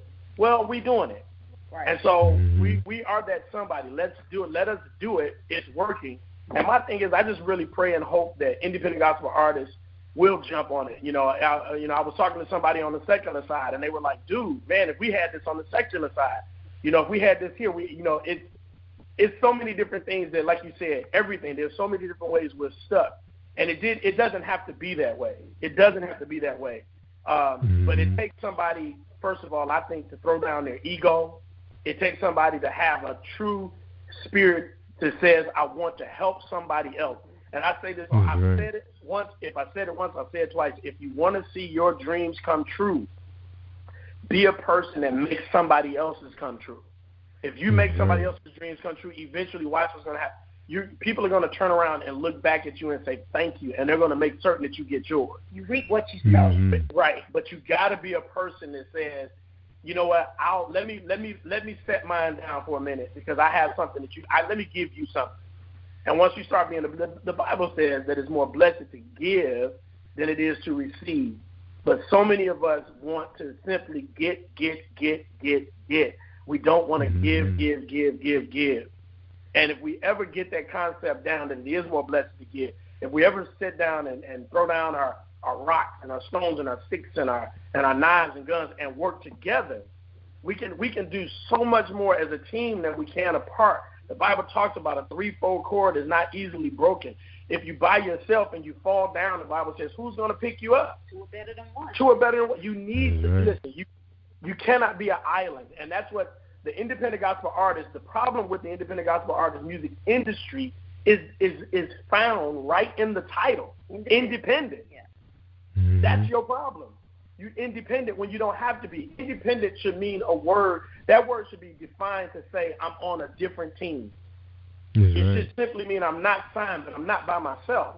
It should mean I'm on a team of other independent artists, and we're going to work together. Because if you go, I go. If I go, you go. And if I can open up a door because I got this gig, if I'm on the Jerry Royce Live show, as a matter of fact, when you interviewed me last year about my book, as soon as we got off the phone, I sent your information to 3 or 4 other authors to say, hey, you need to contact this guy so you can get on his show. And that's what I'm saying. But most authors, most people will come on a show like yours and then brag to everybody that they were on your show, but not tell nobody how to get on your show. We can't survive as Christians. We can't survive. Forget Christians. We can't survive in society as people, whether black, white, brown, green, whatever.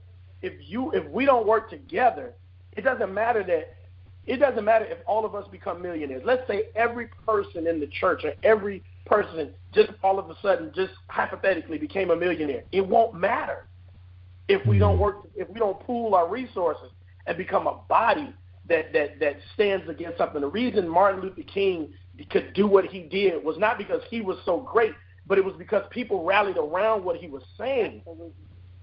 If he had been saying what he was saying but standing there by himself, we'd still have problems. So it's all about the unity. The independent gospel artist industry needs to become an industry instead of being a group of individuals, just struggling and fighting and arguing and with each other and just fussing about stuff. When as a group we can come together, and that's what Igara is all about. The Independent Gospel Artists Radio Alliance is about not only bringing the artists together, but I'm trying to bring the radio stations and the TV. Let's all work together. We can do so much more. We appreciate it. Yeah, I have a radio station. You have a radio show. I'm not intimidated by what you have. My thing is, if I got music and you artists, let me tell them about you. Yeah, I appreciate I'm not intimidated by what you do. There are 7 billion people on the planet. As a preacher, there are 7 billion people on the planet. As a preacher, I cannot reach all 7 billion of them. So why would I be jealous of another preacher because he's reaching 5 more than what I'm reaching? That's right. Amen. But the problem is the mentality, whether it be preaching, whether it be just daily in music or whatever, we have this I'm going to get mine mentality. I'm going to shut up now because I'm a preacher. I'll go on forever. So anyway.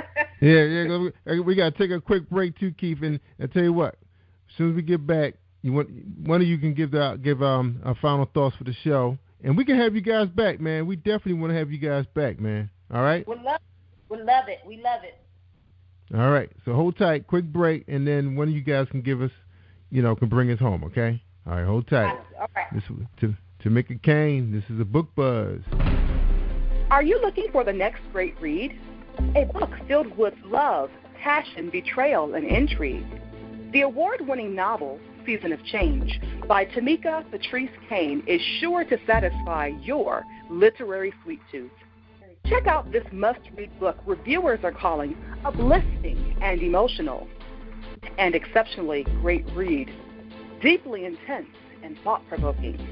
Order your copy today, available in paperback and ebook on Amazon.com or at www.tamikapatrice.com. All right, we talking to Keith and Teresa Powell, owners of Igara. It's blowing my mind. We definitely got to have you guys back, and you can bring a guest with you the next time because I know you guys going to have even more information for it. And, you know, I welcome you guys. Teresa, anytime you inbox me, you on the show. All right? Thank you. That's right, because you set this machine in place. The people you've been sending to us. So, you know, I'm appreciative, so you could just, you know, let's tell Brandon you want to be on the show. You on the show. Absolutely. All right. I appreciate it. All right. So who's going to bring us home? Final thoughts for tonight. Well, I just want to say this. First of all, bro, I'm going to let Teresa have it, but I just want to say thank you so much for having us back on your show. And we're going to have to get you on the iGospel Music Show, which is our radio station. Get you on there. We're going to have to do an interview with you, get you on there and let you do your thing, let you talk about your show, let our audience hear you. So we appreciate what you're doing, man, and I'm hoping and believing that God is going to blow your stuff up even more. And I just want to talk to the website out there. I just want to talk to the website out there for any independent gospel artists that's out there, or if you know of a person that's doing a CD, finishing a CD, or whatever, make sure you send them to www.igaraa.com.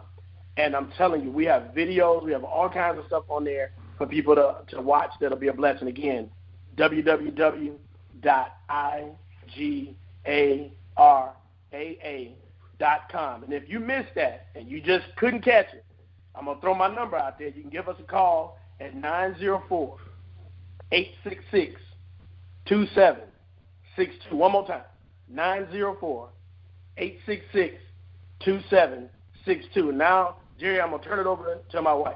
All right. Before you go, Keith, you can actually inbox me that, and I'll make sure that your office number's inside the splash page, too. So when they pull up one thing about Spreaker I like, they don't let the audio just play in Facebook. They actually bring you to the page, so all your information will be sitting right there, your bio, everything, okay? No doubt. Teresa, all right. So hold on after we close out the show. I got to ask for a couple things from you, Teresa, okay? Okay. All right, Teresa, your turn to burn.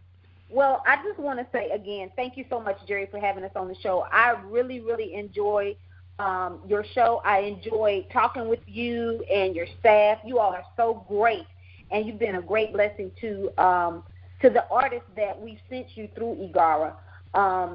Just to pull everything together, what we were talking about. If you're an independent artist and you want to get your music out there, or if you are interested in being in a play or interested in getting your information into a magazine and letting people know about what you're doing, whatever the case may be, go to the website that Keith gave, igaraa.com. Igara will be a great asset to you. We can't make the radio stations call. We haven't had to make them call. As an artist myself, I have experienced how great Igara is. I get tweets, I get messages on Facebook, whatever the radio station is now playing Teresa Powell's El Shaddai, now playing Teresa Powell Unconditional Love.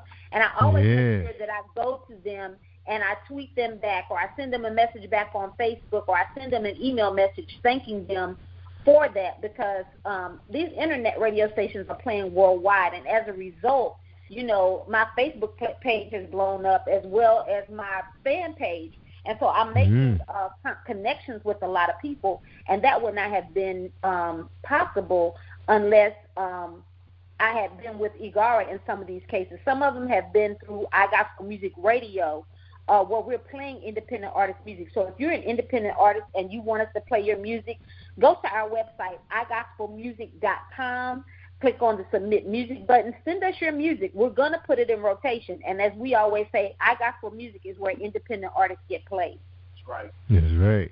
Amen. Yeah. And because of you guys, I've been spinning up the same thing on Sundays too, playing gospel music, behaving myself, being a good Christian, trying to walk the right path finally.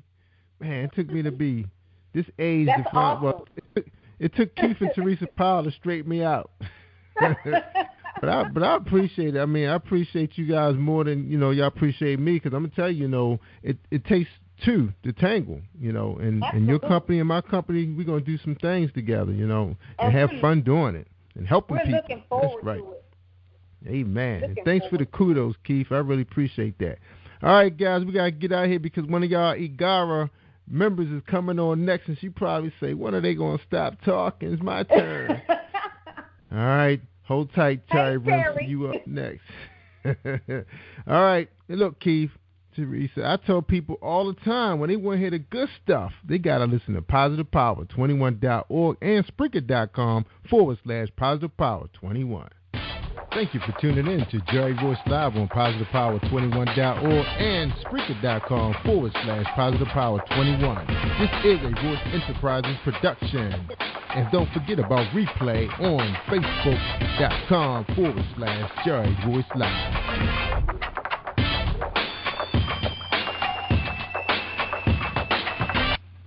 All right, stay awesome, everybody, all week.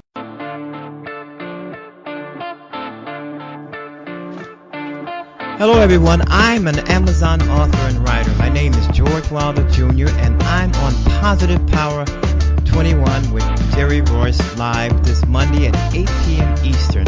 And when I'm online, I listen to Jerry Royce Live. Always listen to Jerry Royce Live on www.positivepower21.org.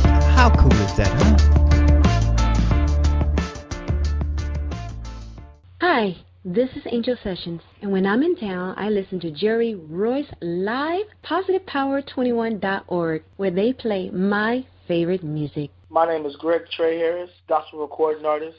My LP is entitled Sent to Worship, and I am listening and live with Jerry Royce Live. You are listening to positivepower21.org with Jerry Royce.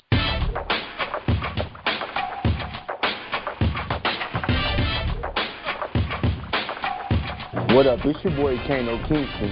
Hi, this is Angel Sessions. Hey, this is Pat. Hi, I'm Teresa Powell. Hi, Jerry. This is Ira Sandra Carter. Hi, this is Phil Powers. Hello, this is Teresa Bobby with Jerry Royce Live. Hi, I'm Philip Barron. I'm live on the Jerry Royce Show. Hey, what it do? It's your boy Houston Saint. Peace, this is Dahlia the Poet, spoken word artist. Hello, this is Mama Marquise with Jerry Royce Live. All right, everyone. You got Robin Lynn, and I'm keeping it live right now on Jerry Royce Live. Hey, what's going on, everybody? What's up?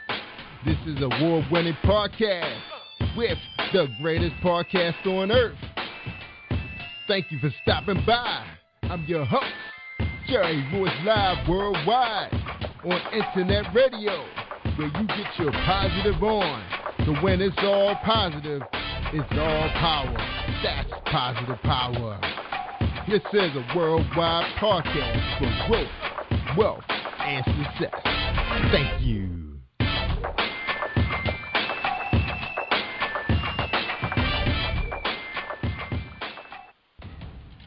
Think you know how drugs get in those little brown bottles? Think again. Set in the green hills of western New Jersey, inside the gilded halls of power of a U.S. pharmaceutical company where decisions are worth billions of dollars and human lives worth less. Nicholas Harding, a young executive at Marshall Pharmaceutical, finds his career, family, and life in jeopardy.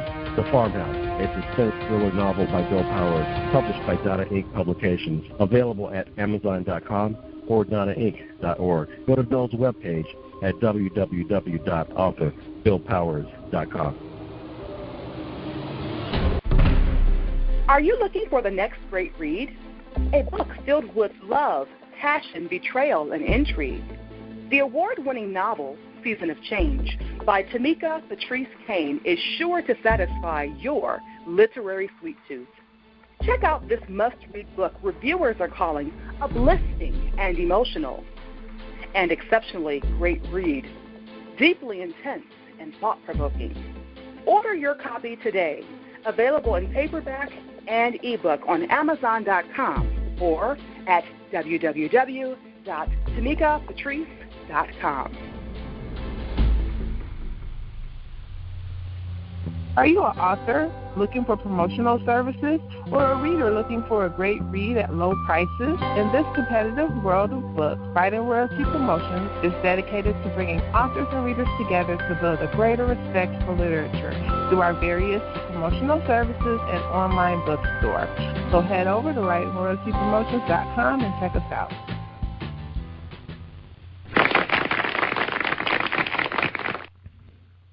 Thank you, everybody, for joining us, and welcome to Positive Power 21.org. I am Jerry Royce Live, and tonight, for our show, and our special guest is Greg Trey Harris. We have a special sponsor.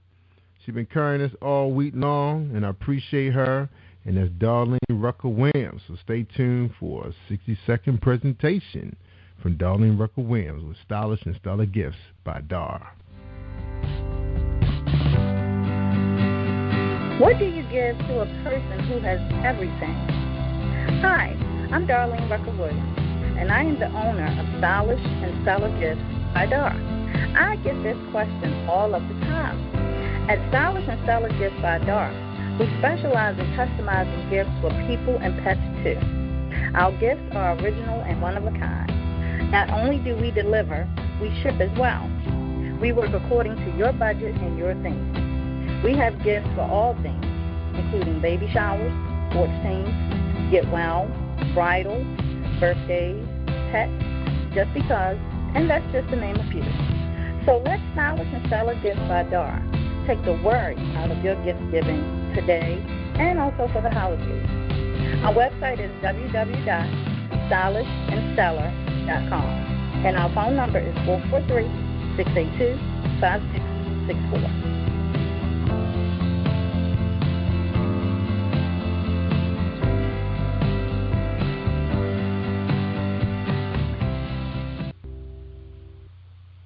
Hey everyone, this is Tanika Gonzalez, spoken word poet. Whenever I'm online, I'm always listening to Jerry Royce Live.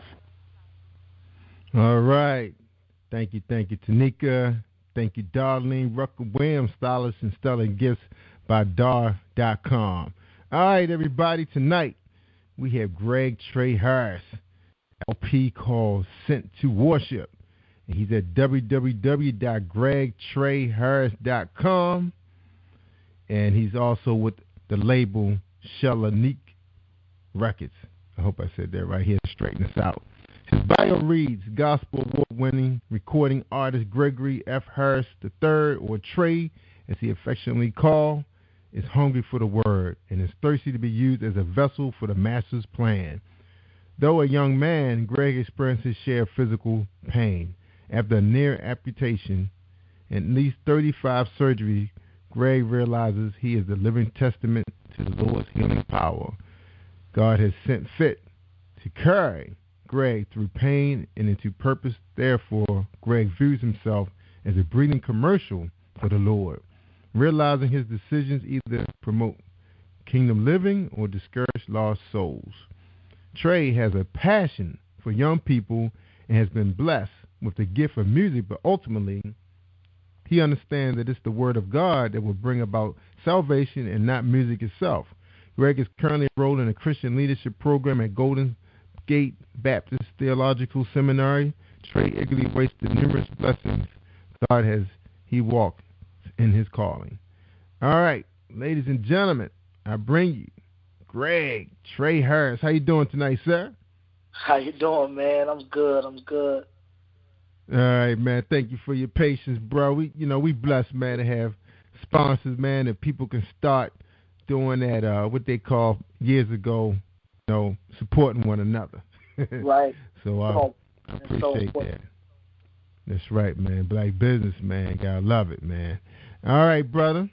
The first question coming out of the gates, man, because I know we got a lot to talk about tonight, and some music we want to play. So as soon as you finished, answering this first question, we're going to play a song so everybody get a chance to hear your talent. So the first question is, who is Greg Trey Harris? Wow, man, that's a big question. Man, I'm a little preacher.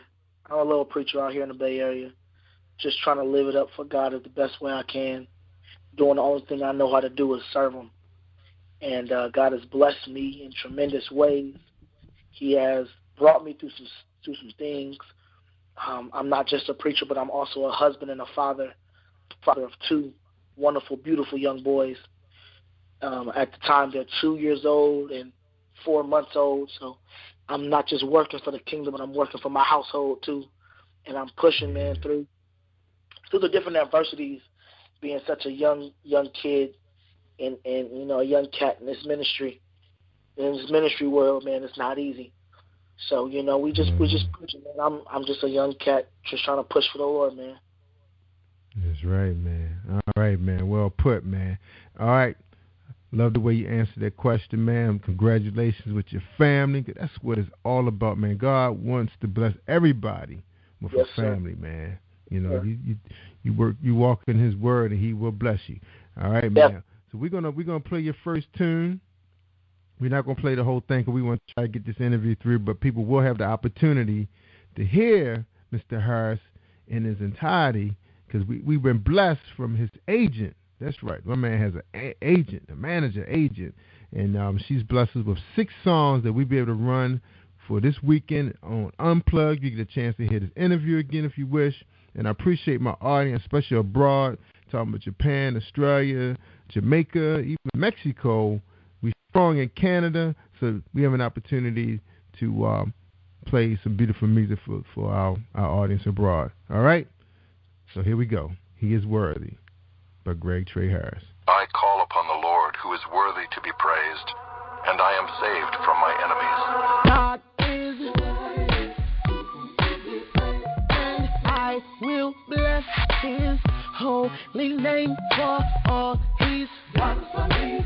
Gave me victory, kept my heart in perfect peace. I will you just 'cause you're you, Jehovah Jireh. There's no one like you providing me with spiritual food. Your love is the only thing that gets me through.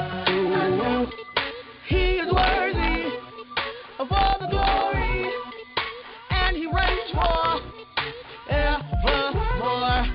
He is worthy, and He's holy. To glory and honor. When I was lost, You came and found me, bound by my flesh. You still surrounded me when I turned my back. You never left. Laid up in the hospital, You gave me breath. Should have been dead when I came into this world, but You said that's not so. That's the best word I ever heard. You saved my life, kept me from poverty. I can't express all You done. Oh man, that's a hot beat, man. That's broke out. Man, that bass line, dude. It sounds like they can play that in the club, man. That's definitely a song that you can dance on. Love it. Yeah, man. We try to take gospel and make it so that all the generations can love it, man. Not just who was used to gospel, but some of these, younger cats and people who ain't never been to church before even. Trying to make it so everybody can love it.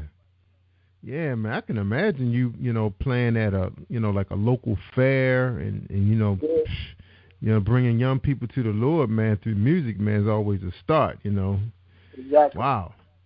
Yeah, that is tight. And I got a chance to listen to your other songs too, man. They're very, very nice songs, man. Congratulations to you, man, and your recording career. All right, now we're gonna talk about you, man, for the next couple of minutes. Then we're gonna get back into your music. Get a chance to hear some more of those tunes in the second half of the show.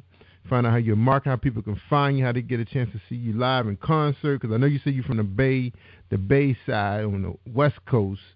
But people, I'm sure they probably have an opportunity to check you out on maybe YouTube or something like that, catch you in action. Benefit of the internet. All right, Greg. So tell us a little bit about your background, man. We just read in your bio that you had, you said 40 surgeries. Tell us what happened, man. Tell us your story, your testimony. Well, I was born with this blood condition we didn't know about. They still to this day don't know what it's called. But the what happens to me is any pressure exerted anywhere in my body, I swell internally. And since we didn't know that I was going to play football with some of my friends back in high school, I got tackled and went home that night after walking about 3 miles on it and did not realize that pretty much my muscle was dying and bleeding internally. And so they had most of my surgeries were a bunch of deep breathing and cleaning out the dead muscular tissue. And then they took the nerves and the muscles from my thigh and put it to my calf muscle where everything else died at. And so it was a lot of reconstruction, a lot of deep breathing and cleaning out. And then my foot did not heal properly from those surgeries. My foot actually, they developed what's called foot drop and hammer toes. And so they had to do re-breaking of my toes to put them back in order. And then, they had to do that about 2 or 3 times. And they had to open up my Achilles tendon. So I've been, man, God is definitely, when I say God is a healer, man, I know that firsthand. I truly know that firsthand, man. God is definitely, it was only the grace of God, because they were going to amputate and not come in that day that I came in initially. They said if I had came in the next day, I'd have to amputate because it was dying so rapidly. God, when I say God is a healer, man, trust me, I've experienced that, definitely. Yeah, you have, man.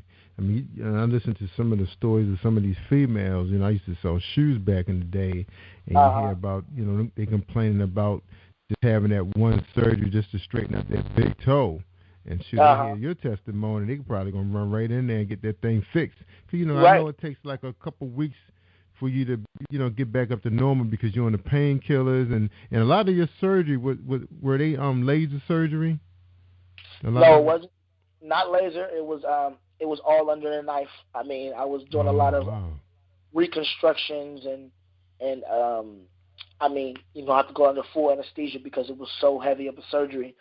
Reconstructing pretty much they had to reconstruct my leg so that it can work like a normal leg again. And if you see me today, man, you wouldn't even notice that I've had surgery. And so that's a big, a big testament to what God can do, man. He lets us go through some things, but the world won't even know it. And it's just how good our God is, man.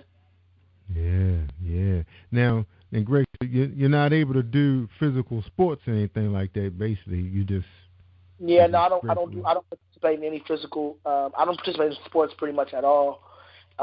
Just due to my condition, which is okay.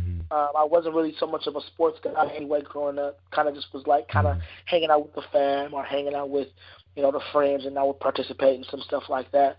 But man, once I kind of steered away from that, I really got to focus on getting me into the Word and really getting in depth with the Word. And that's pretty much how that really flourished for me. Is kind of not having the opportunity to be outside with the regular kind of kids. I'm inside in my Bible, man. Which later on looking back, it was like, oh, that's a good thing that I had to I had to be in my Word, because that was the only thing that was getting me through. When you go through surgery at 15 and 16, man, everybody else at school and having fun, man, the Word was the only thing that got me through. But see, the Word of my family, man, I don't know how I'd have made it without him. Yeah, I understand. All right. Now, how old are you now? Because you said that happened when you were 15, 16, right? How old are you now? I'm 23. 23. Okay, so you're talking about a stretch of, 6-7 years of surgery? No, it all actually happened within a matter of 6 months total. Oh, so wow. I spent I spent 4 months straight in the hospital my sophomore year. I was a sophomore in high school, and I missed my freshman year in high school. I apologize. My freshman year in high school, I missed the latter half of my freshman year. So I spent the first 4 months in the hospital. And then I got out for summer, and I was able to move and walk.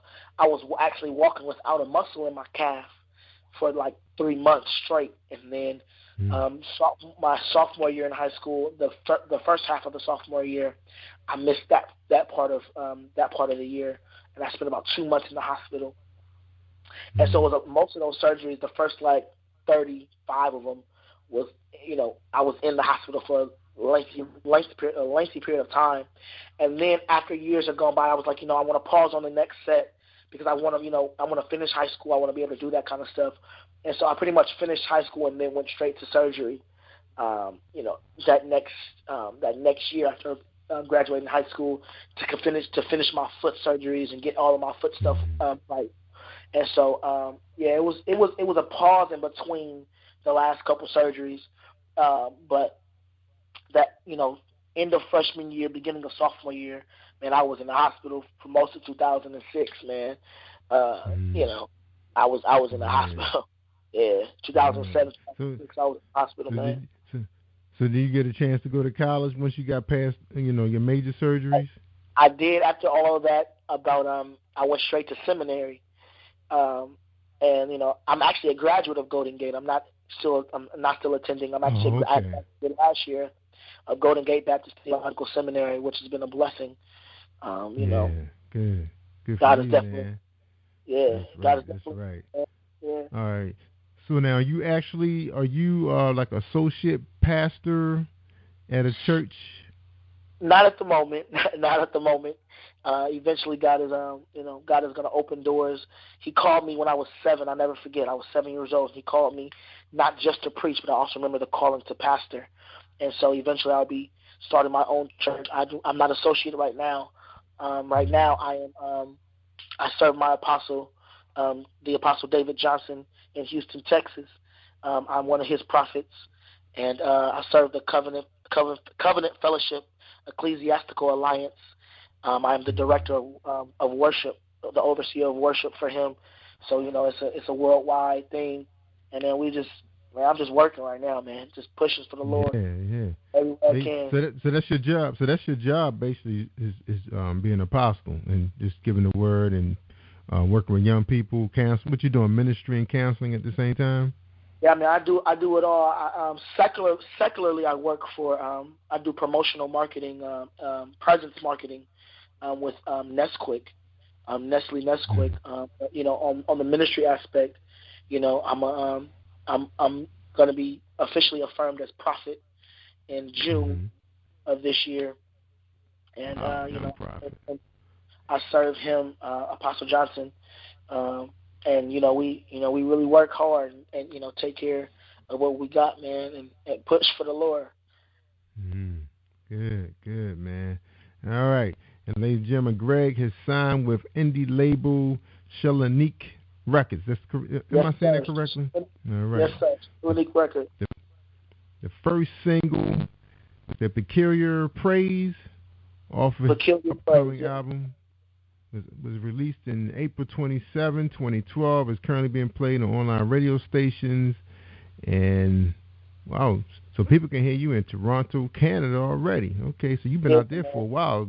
All right, you've been nominated by the Indie Music Channel Awards for Best Male Contemporary Christian, Best Contemporary Christian Song for Peculiar Praise, and along with sharing 2 nominations with Anika Evans for Best Gospel Duo, Best Contemporary Christian Song.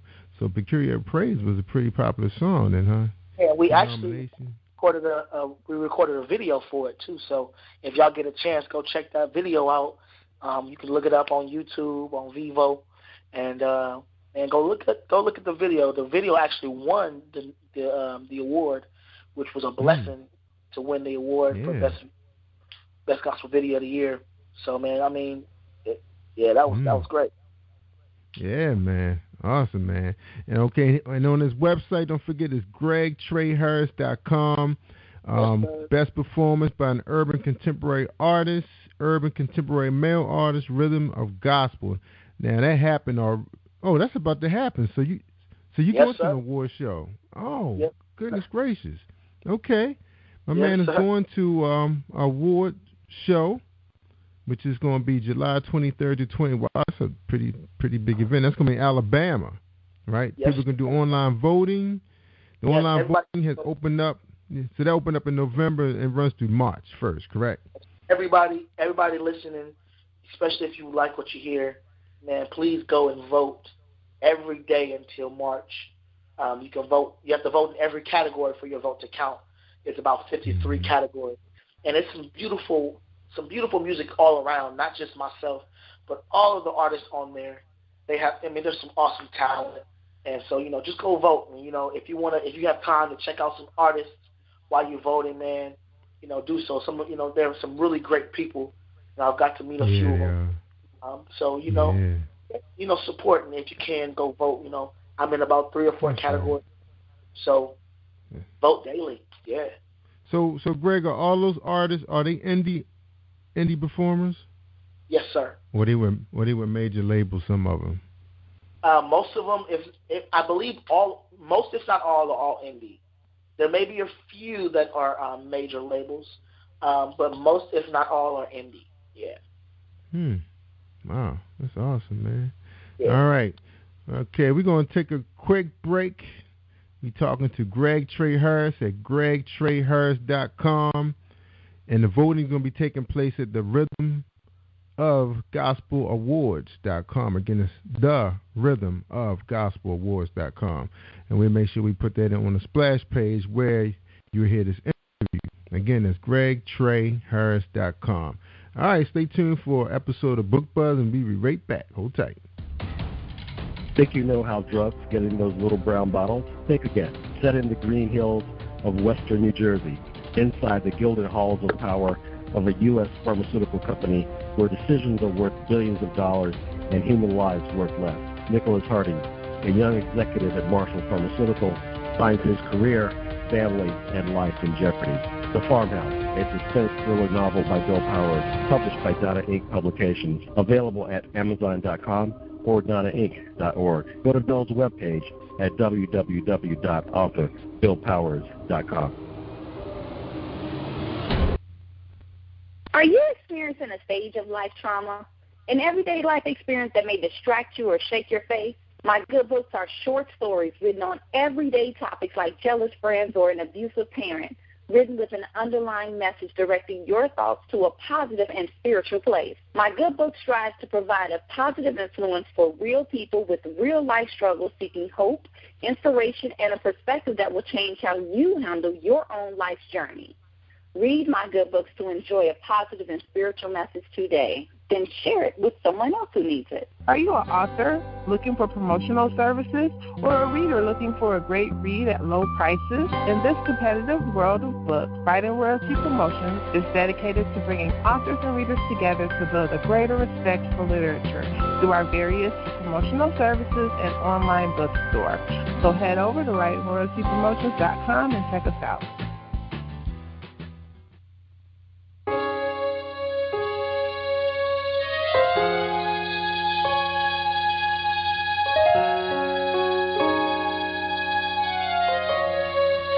What I've come to understand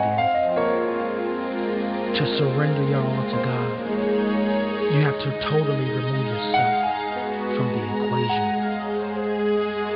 See, God wants to use us in tremendous ways, but we're the ones in the way. God wants to take us to higher heights, to touch more lives, but until we truly surrender, until we truly give ourselves, our minds, our bodies, our souls to God, our Creator, we haven't truly surrendered. Give yourself to God today. I surrender my all to you, my life for worship. Draw me closer to you. I surrender my all to you, my life of worship. Draw me closer to you, Lord. I surrender to you, Lord. Oh, my life of worship. Please just draw me closer, God. I surrender my all to you. Draw me nearer to your will, to your way. Lord, draw me close. I need to be beside you, God. I surrender my all to you. I give myself away. All to you. All to you.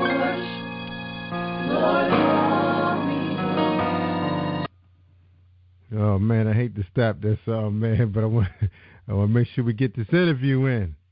All right, we talking to Greg Trey Harris at gregtreyharris.com. Check him out. He's going to be at Rhythm of Gospel Awards in July 2015. All right, congratulations. All right, man, tell us about Surrender, man. Tell us what was going on, you know. Man, yeah. At that time, man, I was in an interesting place in my life. I was just really seeking God, man. And it was at a time, you know, surgery was all done. I had just gotten married, and I'm kind of like, God, what am I to do next? And I'm writing the album. We started recording the album, and I'm pretty much like, okay, God, but what am I to do next? Okay, I got this. I'm writing all this stuff for this album, but what do you want me to do with it? Like, what do you want me to do? And you know, God said, man, don't worry about all that. Surrender. You know, just give your life to me, and I'm going to take care of it. Because a lot of times we're trying to connect ourselves. We're trying to make ourselves get to one place, or we're trying to push ourselves to this place and that place.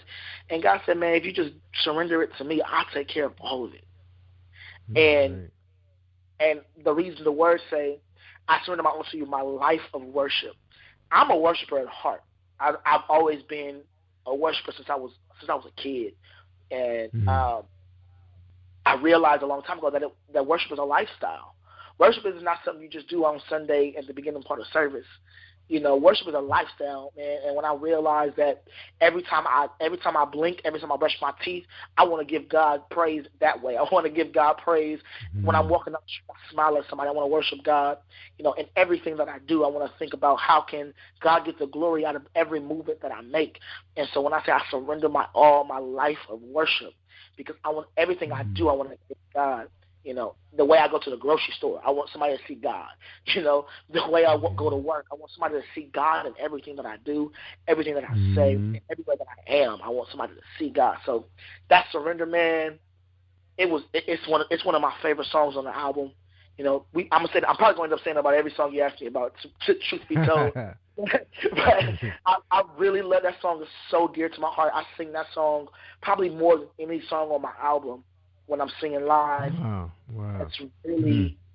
That's really a true testament of mine, you know. And yeah, I believe.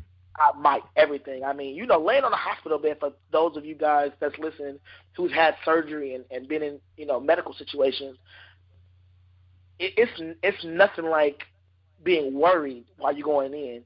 And then it's nothing like when you get in there and you just relax. I remember my last surgery I had. I was laying on the operating table. I was laying in the bed, and this peace of God just came over me. They wheeled me in the back, and the head surgeon for the surgery turned. He was like, "Okay, we're gonna listen to some music." I said, "All right, that's fine." He said, "We're gonna listen to some music until you go to sleep, you know, and throughout the surgery." I said, "That's fine." And he turned on one of my songs, and I was in tears. I was in tears. He said, "Yeah, I looked you up and I downloaded your album. Man, I love your album." And, you know, I was in tears. The surgeon was playing my music for my surgery. I was like, that's nothing but God. And the peace of God, I mean, just was in the room. I mean, the presence of God was in the room during surgery. And so, you know, taking church outside the walls and really surrendering to God that way, man, that's what I'm about. I mean, that's what I'm about. Man. That's powerful. Now, Sent to Worship, that's not your first LP? No, we actually never dropped that as a single. It's my only album, but we never dropped a song as a single. Okay. But it is my only album. All right. So when you was talking to the surgeon, and he went out to the downloader, so what he found, like a couple singles out there? He found the entire album. Yeah. Sent to Worship is not just the album title, but it's also a song on the album. I see. Okay. Yeah, it's actually a song on the album. But yeah, he actually downloaded the entire album and was just playing it throughout the surgery. It was, you know, it was great. Wow, that's awesome. All right, man, let's listen to one more. We got another one that's ready to queue up. And before we move to this next song called "Oh Yeah," Surrender is 6 minutes.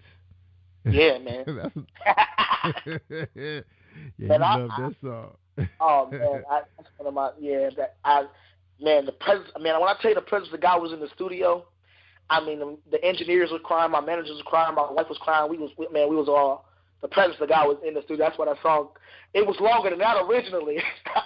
It was originally longer than that. We had to cut it down, man, because God was moving while we was in the studio. It was crazy. Wow. And everybody will get a chance to hear all the cuts that we have available in its entirety on Unplugged. So we have all that in the beginning. You know, we have 2 versions of this interview, so everybody get a chance to hear your interview, and then they can come back and enjoy the rest of it all weekend long. All right, we're looking forward to that. All right, y'all, we ready to play Oh Yeah. I can't wait to hear this one. I heard it before, but I want to hear it again. Hold tight, everybody. Let's pray. Ladies and gentlemen, you are now rocking with the best. The best for God, that is. Soul saved, life changed. I brought my ups along. Up G Wise, up Young Life. Mr. Off the Wall here too. It's all about you.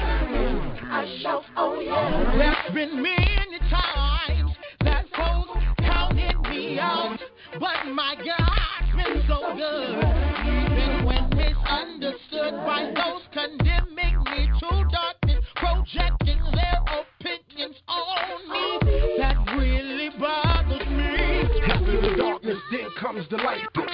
Was a part of me, blinding my sight. Crucified my crucifixion, the devil, he got a finger on me.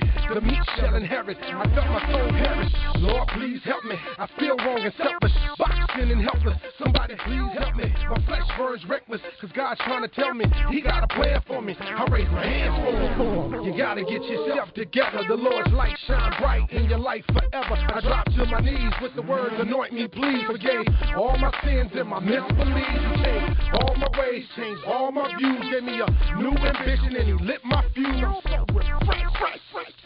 God bless. Nephew, you know what's left. If he's done enough for you, lift your voice and say, if he's brought you out of darkness, lift your voice and say, if he saved you. All right, we got to give him a teaser, man. Oh, man, I love that song, man. Whoa. Man. Dude, I was in here dancing. I had to turn the mic off, man. See, you should be going to my church, man. Wow. Hey, let me know. I'm on our way. Let's go. So let's talk about that, man. You know, being a live performer. So where can people find you? I know you said you was on YouTube now. If somebody want to buy tickets, you know, how does that happen? You know, where are you? Well, everything that we do, man, always like my Facebook page. Follow me on Facebook. Follow me on Instagram. Follow me on Twitter. I mean, we really post everything on there more than anywhere else because that's on my phone, so I'm constantly throwing stuff on Facebook, Instagram, and Twitter all the time. You can get on my website, follow me, become one of our partners and things like that. As well. Buy my album off. You can buy my albums off iTunes. You can buy the album on Amazon, on Google Play. I'm on Spotify. I'm on CD Baby, if you know what that is. I'm pretty much every online interface that you can possibly buy music. I'm there. I'm on all of them. God definitely opened up a door that He was able to let us do kind of things like that, and in that nature. Like I said, we're on YouTube. It's everywhere. It's not you Google my name. You Google my name, it'll all pop up. Yeah, it sure did. It sure did. Wow. Yeah, especially like I really go follow, go like my my Facebook page. Follow us on Instagram and Twitter, and follow us on Facebook. We're always on there, definitely. Good. Now, Rhythm of Gospel, is that going to be aired on TV or cable? I am not sure, but I believe they're supposed to be streaming live the official award show, the big award show that a couple of days worth of stuff. I don't know the website. You could check Rhythm of Gospel and check their website and see when the time comes if they're going to be, because I know they're supposed to be streaming live. They did last year. But what the website is to view it, I'm not exactly sure. Oh, so you're not sure if it's going to be streaming from the rhythmofgospelawards.com? You're not sure? Yeah, it most likely will be, but I don't want to tell y'all that's where it is, and it don't. No. Well, we just have to follow you on Facebook to find out. So just keep in mind, Greg is on Facebook at Greg Trey Harris. Also, he's CD Baby do everything for you, so you probably posting everywhere where they sell audio or LPs. I'm on Reverb Nation. For those who know what Reverb Nation is, we're there too. Get a chance to hear samples of the songs. That's awesome. Yeah. Wow, man, you doing your thing. Now, do you have any limitations when you're on stage? Do you have to be careful not to, to fall or just stand? I mean, I know the wife is coaching you, so what's going on when you're performing? Man, my manager, she go laugh when I say this. I don't know how to stay still. After having as many surgeries as I've had, I really realized that, standing still for me is not an option because I should not have both legs. And so when I'm singing, man, I don't know how to stay still when I'm really going for it and when God is really doing what He's doing. And it's really because I realized that, I could be with one leg. I really realized that. And so when I'm in the mode of ministry and I'm going forth, whether I'm singing or preaching, I move and I'm everywhere. I mean, I could be up at the top of the aisle at one moment, and I could be on the side of the congregation, in the audience, in the congregation on the left hand side, and then be back on the stage in the pulpit. I mean, I'm everywhere, and it's just because I do not know. I just can't stay still. I realized from staying still in that hospital bed for so long. I said never, especially not while ministry. Because I was listening to your music. I'm like, I know you just can't be standing on stage while you playing. No. Oh no. Oh no. Wow, that is awesome, man. Wow, man. I wish I had something else to play, but we only uploaded 3. I said we're not gonna do that until Unplugged come. Everybody get a chance to check them out. Greg. Oh, check it out, y'all. That's right. He's gonna be on Unplugged. You get a chance to hear all his music. Now you can't download his stuff, but you can stream it and listen to it and get excited. Then go out to CD Baby, Google Play, iTunes, YouTube, and check him out.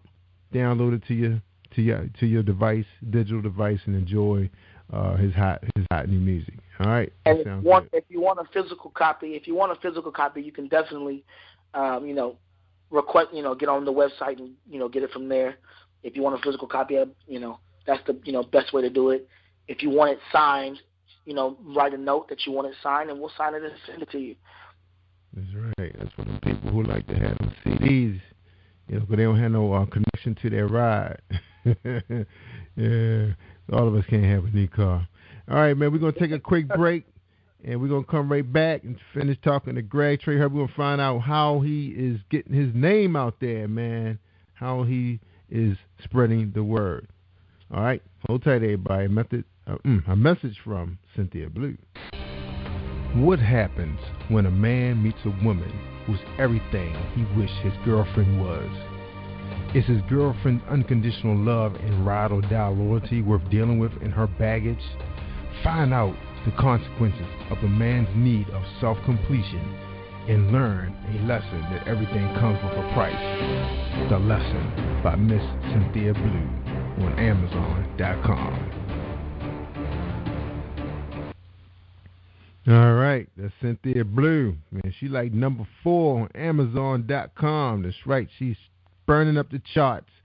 I think I saw her in front of the big-time bookseller Zane. Yeah, Cynthia Blue. Check it out. She got a new book out called The Marshal. All right, and The Lesson is a hot book, too. That was a really good read. All right, we talking to Greg Trey Harris. His LP is called Sent to Worship. He's at gregtreyharris.com. CD Baby, Google Play, iTunes. Check out his video, YouTube, award-winning video on YouTube. Just type in Greg Trey Harris. All right, Greg, tell us about marketing, man.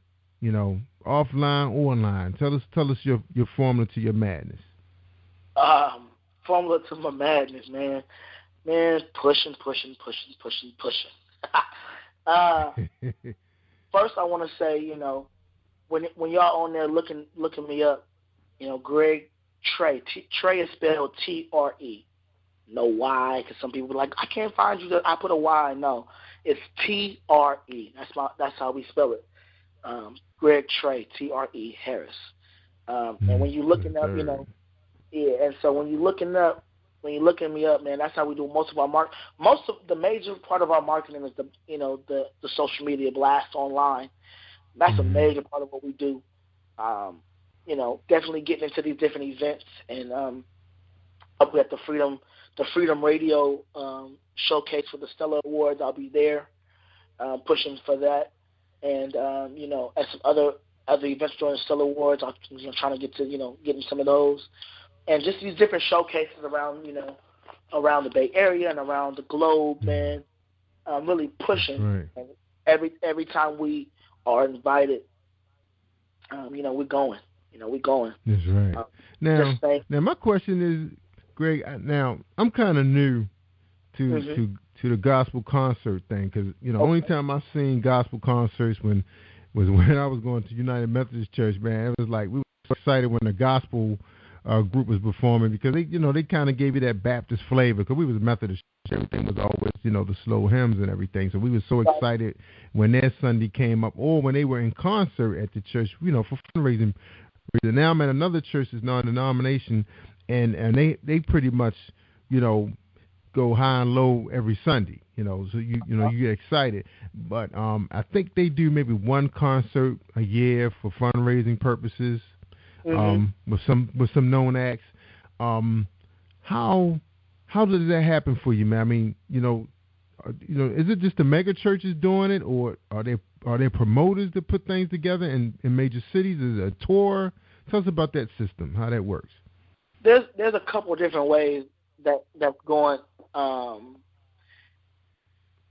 There's a couple of different ways that it happens, man. I know out here in the Bay Area, there's a team called the Dream Team, and they put on these different events they're going to be honoring like Richard Smallwood, and they honored Tremaine Hawkins and different people. And then, some of us Bay Area artists, get on those events, and it's interesting, because there's different promoters that invite different artists, like such as there's some people may or may not have know of the iconic Yoshis of San Francisco. Well, my godmother and label mate, Anika Evans, there's a promoter that put her on for that. She sang there for the first time as of 2013, and she did the Thanksgiving gospel concert 2 years in a row. And so, that opened doors as well. And it's just different ways, different venues. A lot of times with this industry, it's not what you know, but it's who you know. And different people that find out about you will invite you to different things. And a lot of times you get connected to this one thing with connection to multiple things. I got connected just on this past Sunday. I did this youth event in San Jose, California, which was a dynamic event. Some of you may have watched "Fix My Choir" by Dietrich Hatton. His name is Jerron, and their name is Jerron and Flo. They were at the event, and some other gospel artists were at the event. So just kind of getting connected with these different people and these different promoters that connect you to the bigger events that's kind of going on in the Bay Area. And, even on the smaller events, going to those, because, it's all about really the souls you're saving, and what is, more important is the souls that you're saving, and the lives that you're changing, that you're doing. I got the opportunity to open up for Leandria Johnson when she was out here. One of the last times Leandria Johnson was out here, and she is such a beautiful soul herself, and she put on this conference. It was called Position and Power Conference, and I got the opportunity to open up for those 3 days in San Francisco, and so different people I'm connecting with and getting in contact with are inviting me to these different events. So yeah, it's been interesting, but you got to just kind of constantly be connecting, constantly be marketing yourself, constantly be promoting yourself, and getting, always, especially in the church world, you got to go to even when you're not on the program. That's a big secret people don't realize. You got to support the other people. Those who you support will support you back. You know.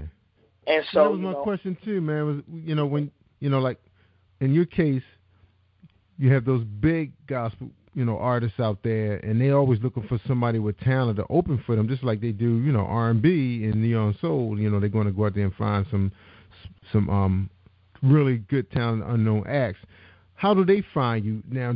Are they going through your agent, or they say, okay, a name was thrown in the hat, for some equally talented individuals like you? Is that how that works? Well, just like I said, me being connected, especially on the preacher aspect, I'm also connected to different pastors in the area. And I know for me, opening Leandria Johnson, there was a particular pastor who gave me a call who wanted me to come open up for her, who really appreciates my ministry and really supports me. And he, a lot of times the different connections, I always send them through my manager, through the label. But a lot of times the different connections are connections that I've made, by just supporting other people. I'm a part of this new alliance called Joshua Generation, which is pretty much young adult preachers from the age of like 18 or 40. And we started in the Bay Area, and we're branching out across the nation, preferably across the world.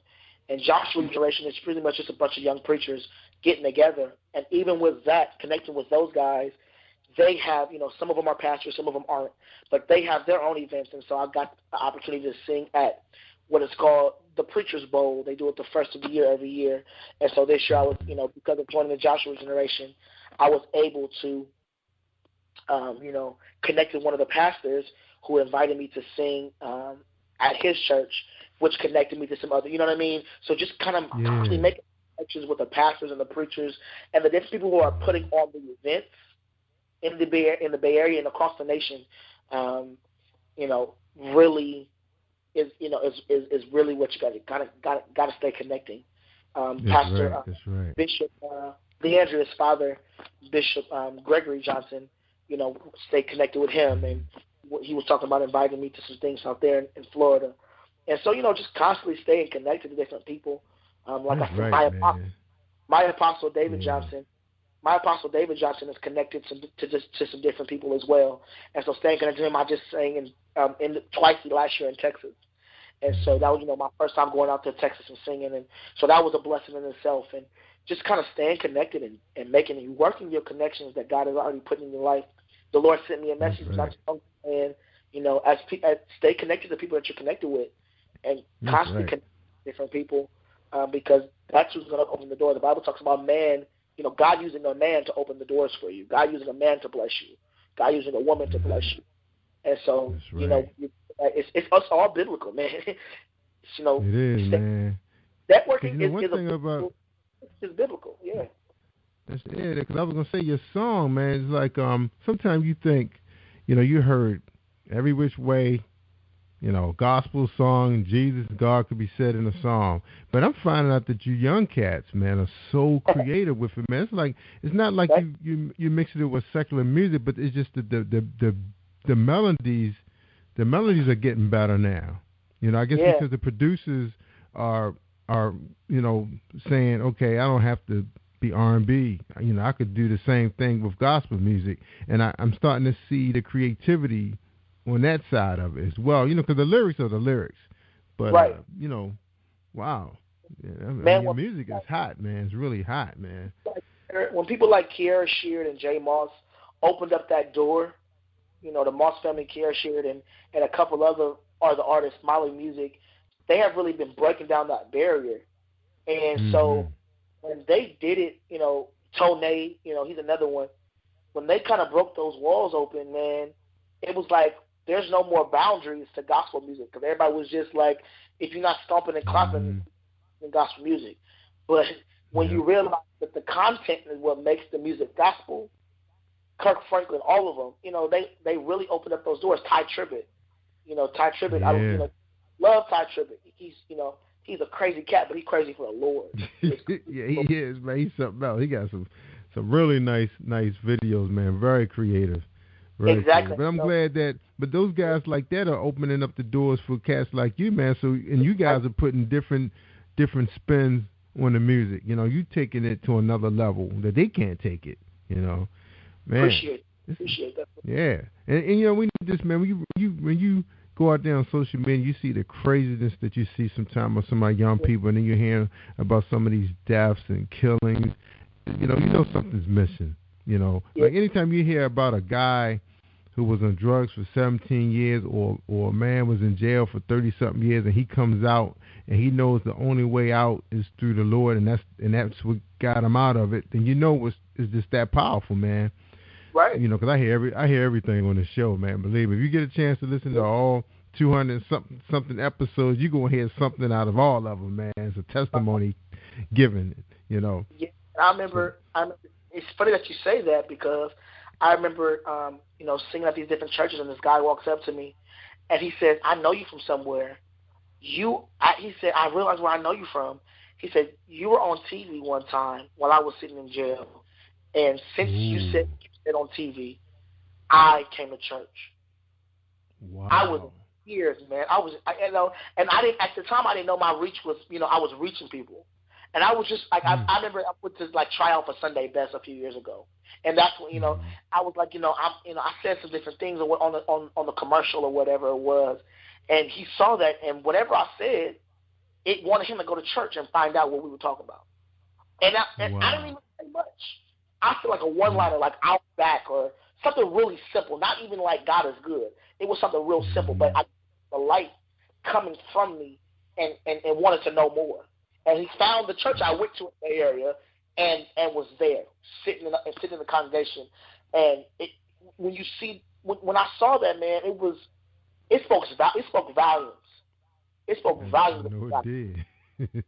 Sitting in the jail cell, he saw my face and wanted to come to church. I said, "Wow, God, that's only God. That's only God." Change his life. Yeah, sometimes it takes them a little time, just like it takes some pastors some time before they decide that they want to preach. You just be fighting it forever, and finally you just give up. Say, "All right, Lord, I give up. I'm gonna do it your way." Right. That's crazy, man. Even here, man.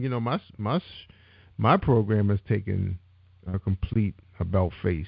Because I remember before I used to sit in there and it's like, oh man, do I really feel like my wife would say, "Let's go to church early so we can hear the gospel groups, hear the people sing." I don't know. I just want to go listen to the preacher going home. That was me at one time. Now, it's like the music really fills your spirit and wake you up. It's like a cup of coffee, and then you get a chance to really receive what the speaker is saying, the minister. Man, most people don't realize that. Most people just think praise and worship is just, fun and games. But when you realize that biblical, man, the Levites, they were front line. They were the singers. They were the front line in battle. And we have to take that same mentality, especially when you're doing a sermonic solo, when you go before. You pretty much, you open up the heart of the people so that the word can pierce people. And that's when singers get that mentality established in their minds, it'll take their ministry to a whole another level. And that's what did it for me. When I realized that what I'm doing is not just fun and games, and it doesn't just sound good, but I am to open up your heart so that you can hear better and it can pierce your heart when you get the word. Mm-hmm. That's powerful. And so, yeah, man, we are the front line, man. We're not just singing. Nah, when you're a singer, man, I'm encouraging all y'all out there listening. If you are a singer and you are in ministry and you go before your pastor, the preacher, whatever event it might be, remember that you are to open up the people's hearts, open up the people's minds, open up the people's ears so that everything that the preacher preaches can pierce and truly change. But it starts with us. It really starts with us. And the preacher just does the finishing effect. And man, when we get that in our minds, that we work together. The pastor and the singers are not separate, but we work together as a team. Man, there's some churches that would just be so dynamic, even more so. It would, man. You're right. Put it all together, man.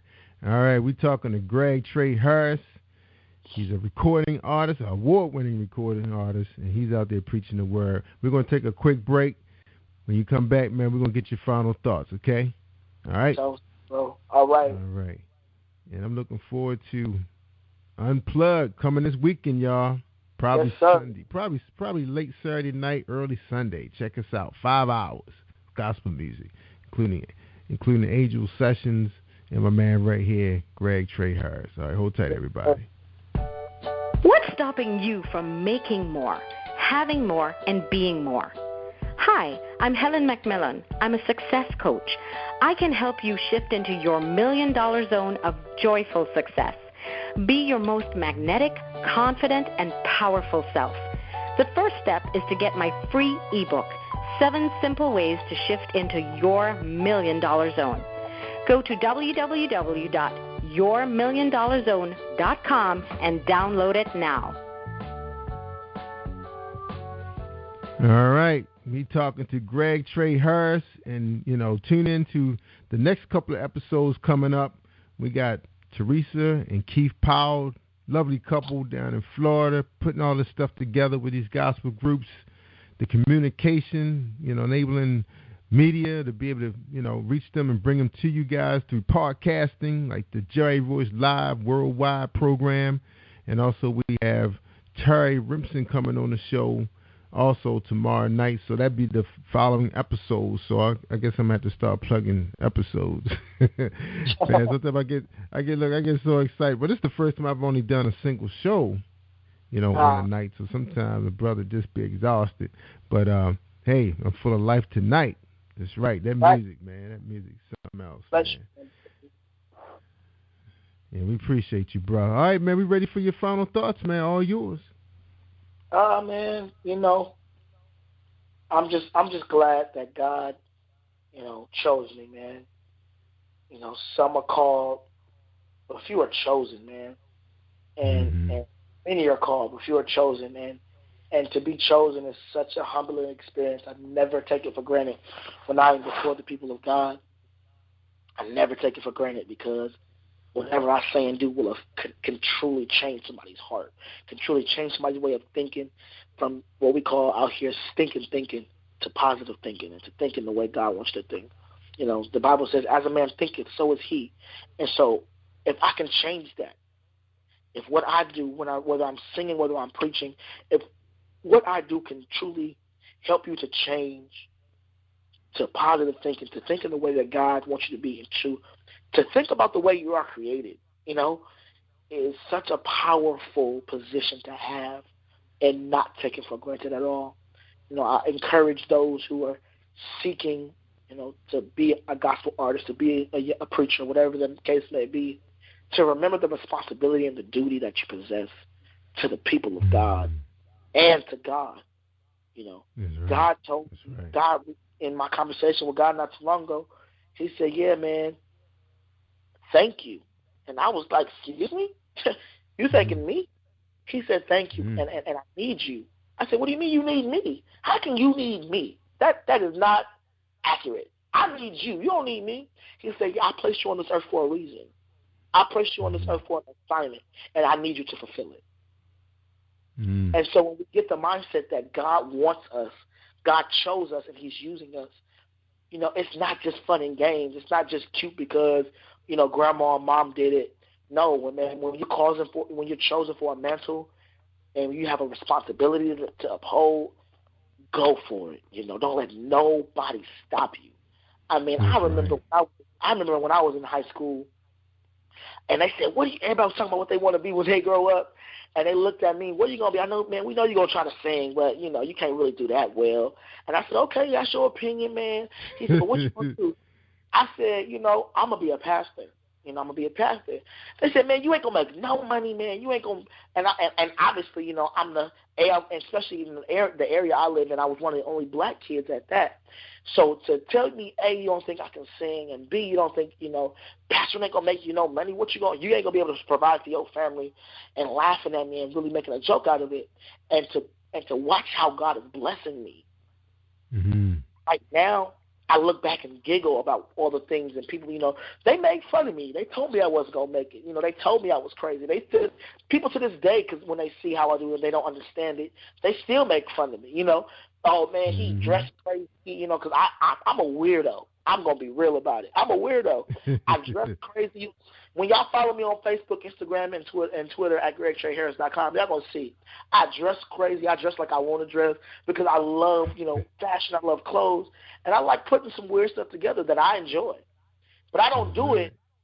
I do it because I like it, not because I'm trying to please anybody else, There's energy, right, because there's energy in it. You like that. That's what I like. It's just simple. I like wearing polka dots and leopard all in the same day, and that's just me.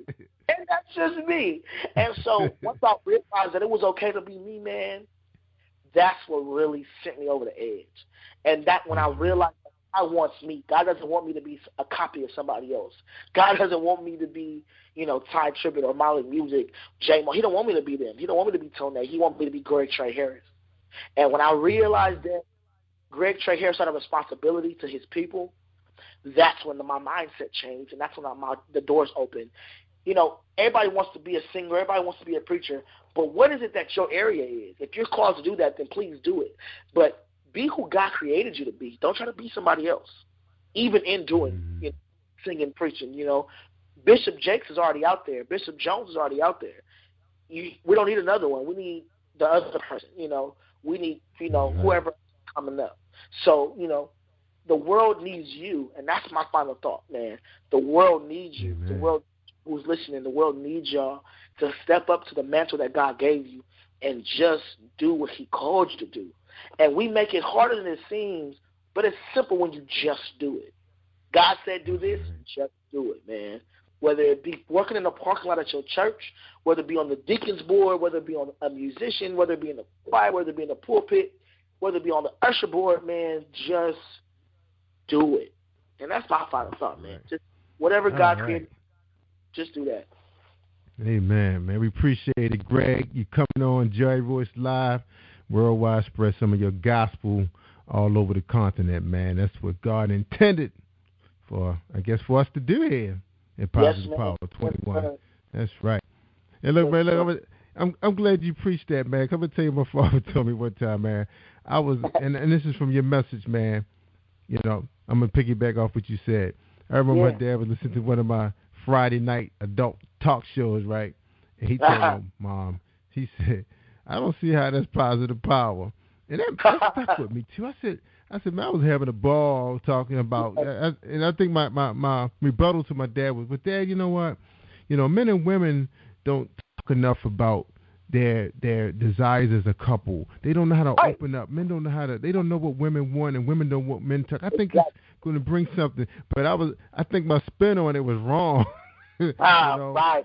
So, with the wrong direction with it. Huh? Yeah, I said I gotta revisit it like how Dr. Phil were visiting Dr. Oz. So, just to think, piggyback what you said about, it's not like it's our toy, our thrill, whatever. It's for God's intent to pretty much to I guess pass to the world through this ministry. So my dad gave me the message, and it was loud and clear. I just had to throw out a rebuttal because I know I was wrong. I just acting up. But man, I appreciate you, man. I really do, man. We gotta have you back, man. We gotta have you back. Anybody out there that's in your entourage you think would benefit, we will benefit. They will bless us. They will bless someone. Please have them contact Brandon, okay, man? We'll do, man. Anytime, man. All right, that's awesome. That's right, the word of communication.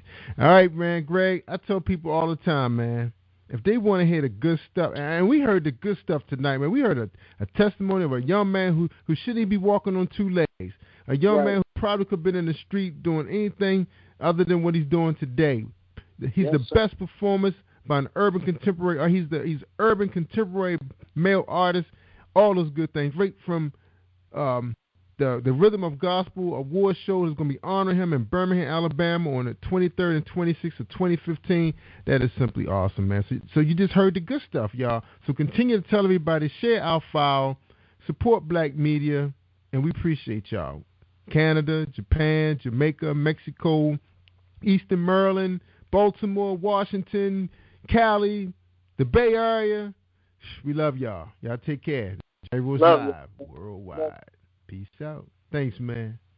Absolutely. Thank you for tuning in to Jerry Royce Live on PositivePower21.org and Spreaker.com/PositivePower21. This is a Royce Enterprises production.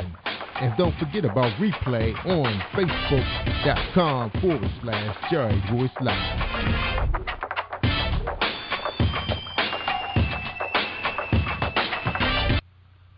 All right, y'all. Stay awesome all week long. It's Jerry Royce Live.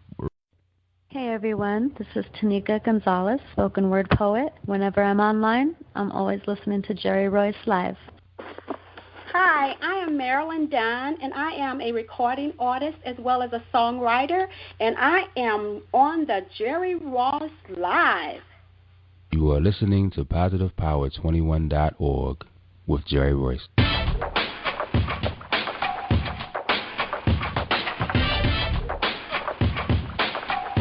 What up? It's your boy Kano Kingston. Hi, this is Angel Sessions. Hey, this is Cotton.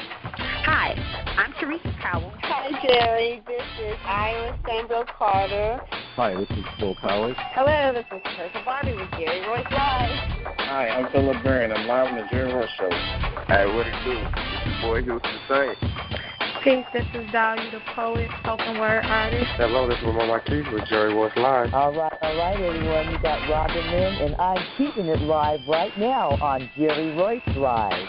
Hey, what's going on, everybody? What's up? This is a award-winning podcast with the greatest podcast on earth. Thank you for stopping by. I'm your host, Jerry Royce Live worldwide on internet radio, where you get your positive on. So when it's all positive, it's all power. That's positive power.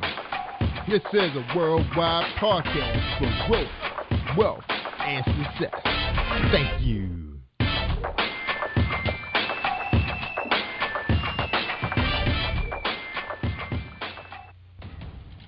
Think you know how drugs get in those little brown bottles? Think again. Set in the green hills of western New Jersey, inside the gilded halls of power of a U.S. pharmaceutical company where decisions are worth billions of dollars and human lives worth less. Nicholas Harding, a young executive at Marshall Pharmaceutical, finds his career, family, and life in jeopardy. The Farmhouse, a suspense thriller novel by Bill Powers, published by Donna Inc. Publications, available at Amazon.com or DonnaInc.org. Go to Bill's webpage at www.authorBillPowers.com. Are you looking for the next great read? A book filled with love, passion, betrayal, and intrigue. The award-winning novel, Season of Change, by Tamika Patrice Kane, is sure to satisfy your literary sweet tooth. Check out this must-read book reviewers are calling uplifting and emotional. And exceptionally great read, deeply intense and thought-provoking. Order your copy today, available in paperback and ebook on Amazon.com or at www.tamikapatrice.com. Are you an author looking for promotional services or a reader looking for a great read at low prices? In this competitive world of books, Writing Royalty Promotions is dedicated to bringing authors and readers together to build a greater respect for literature through our various promotional services and online bookstore. So head over to WritingRoyaltyPromotions.com and check us out.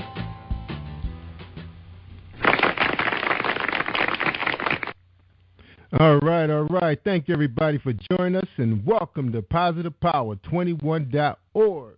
I am Jerry Royce Live, and we do have a book buzz sponsor for tonight's show, and that is Darlene Rucker-Williams. So stay tuned for this 60-second presentation from Darlene Rucker-Williams. What do you give to a person who has everything? Hi, I'm Darlene Rucker-Williams, and I am the owner of Stylish and Stellar Gifts by Dar. I get this question all of the time. At Stylish and Stellar Gifts by Dar, we specialize in customizing gifts for people and pets too. Our gifts are original and one of a kind. Not only do we deliver, we ship as well. We work according to your budget and your theme. We have gifts for all themes, including baby showers, sports teams, get well, bridal, birthdays, pets, just because, and that's just to name a few. So let's stylish and sell a gift by Dar. Take the worry out of your gift giving today and also for the holidays. Our website is www.stylishandseller.com, and our phone number is 443-682-5664.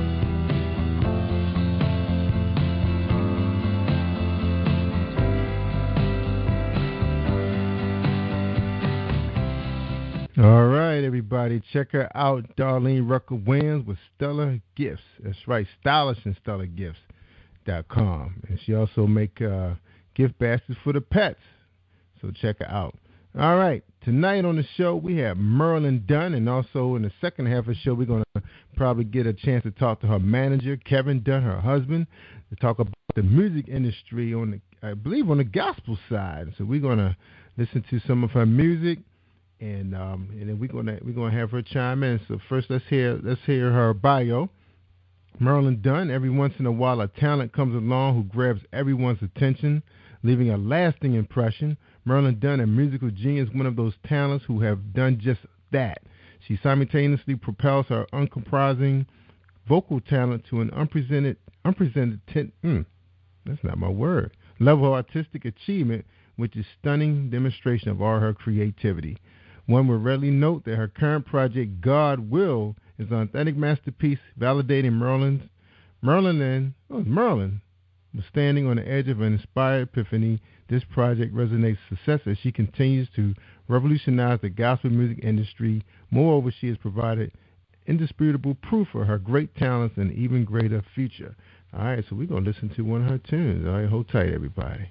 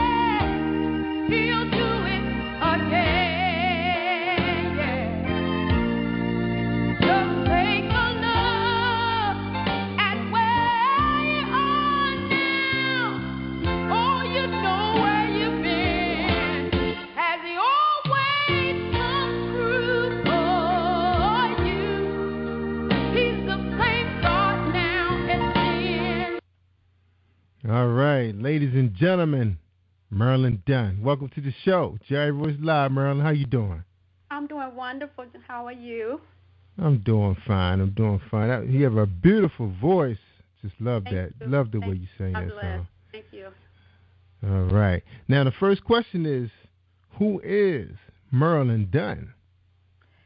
Well, Marilyn is sort of a shy person from the beginning, but there is another side of Marilyn that is bold and courageous, and that is when I get that mic in my hand.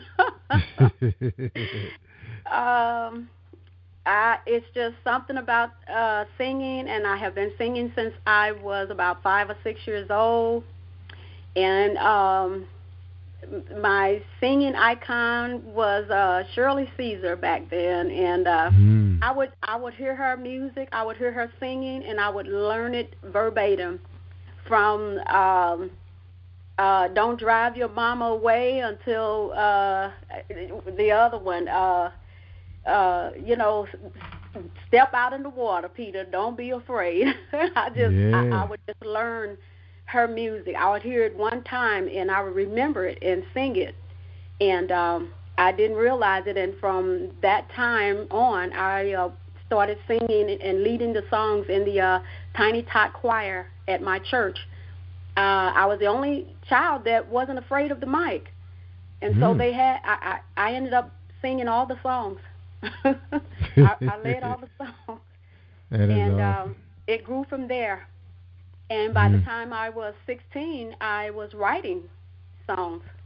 And I just thought I was writing poems, but God began to give me, a tune to the lyrics.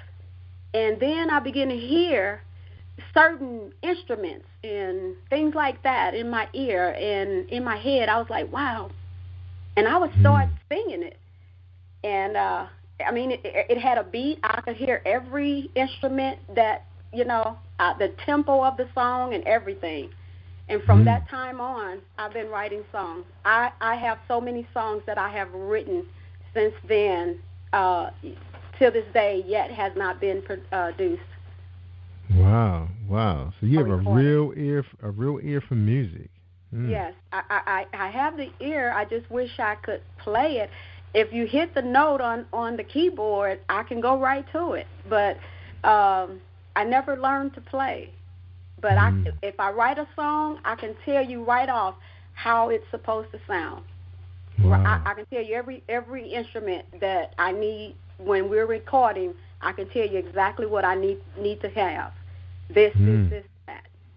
Yeah, that's a talent. That's still so. Yeah. You basically be humming it to them then, huh? Yeah, I'll be telling them. Right. I sing it exactly how it's supposed to go. Yeah, this is what I hear. And if they hit a note that's not there, I said, no, I'm not hearing that. That's not it. So you're gonna be kind of difficult in the studio? Is that what you're saying? No, I'm not difficult. Because see, I give them the key. I give them just like recently, I was in the studio and this gentleman, all he did is he just wanted me to sing one stanza of the song that he was gonna record. He wanted to get a feel for my pitch and my key, and then he wanted a tempo, the tempo of the song. And I sung one stanza, and I gave him the CD, my husband did anyway, and he went in the studio and recorded and laid all of my music. And everything was just like I had wrote it. So much talent. Much talent. Wow, that's awesome. Now, we're going to get a chance to talk about your album in the second half, but we want to kind of get to know you. That's how my audience roll. They want to know who they listening to. Yeah. So you tell us a little bit more about your background, education, what was you doing before you got into professional singing, just unwind. I was born and raised in a Christian home. I always loved music. I went to church from a child up. That's all I know. And I used to hear the words, girl, you just as green as July grass. And I didn't understand what they meant until I got a little older. I'm like, yeah, I don't know that. I don't know. Right. I just know church, But my mother was a very, very, very a structured believer, and she was my strength. She was my backbone. She was my only fan at that time, and she brought me up, and she nurtured the gift that was in me, and she pushed me on, and I remember her taking me to school the first day I ever walked into school, and I cried and cried and cried because I didn't want her to leave me. And I remember everything that have ever happened to me or in my life before she passed away. My mother was always there. She was always for me. She was the strength. She promoted me. She encouraged me. And when I sang in church, it just brought joy to her. And she heard the anointing in my voice, even as a little girl. And when I sung, it was just illuminating. And not only singing, but I had this way of captivating the audience. And she saw that, and my aunt saw that. And they nurtured that, and they began to put me in the Word of God, and she taught me how to pray. She taught me how to have a relationship with God for myself. And to this day, there's a lot of things that I do just like my mom did. Mom instilled that in you. The bathroom was her prayer closet. And for a long time, all from a young girl, a teenager, all the way up. When my husband wake up in the morning, he would find me in the bathroom at the bathtub on my knees. That was my praying ground. And of course I found another place since then, but there's a lot of things that I do. My mother taught me, and she showed me how to do, and she was my role model. Bless her soul. Now, were you the only child? Oh no, everybody thinks that, and they, matter of fact, they think that I am the babe, but I am the first of the last 5. Wow. It was 10 of us, and I am the first one of the last 5. There's 4 under me, but people never knew it because I had that passion, I had that sensitivity, I had that it's a certain word I'm looking for. I wasn't I was timid, sort of speak, and I was quiet, and I hung around older people all the time. And one of my first jobs was in the nursing field, working with older people, and I looked forward to it. It was something that just illuminated me, working with older people, and in the church as well. I sat up under them and I learned from them. Now, with that many siblings, how did Mom get a chance to spend so much time with you? I know she had to spread the love. Yes, so how was she able to do that? But I don't know. You know what? There was just something different about me. If I may say so, I was a Joseph, you know, and my mother knew that. It was just something different about me, and she even had to defend me from my siblings. Oh, wow. Oh, yeah. Now, what kind of talent do they have now? Are they singers, dancers, music performers? One of them is a hairstylist. Another one of my sisters, she is in the medical field, but she's a seamstress. I mean, she can sew, custom make anything. My oldest sister now is also ordained minister, but her line of work is tax accounting. She's an accountant. Everybody is gifted in their own way.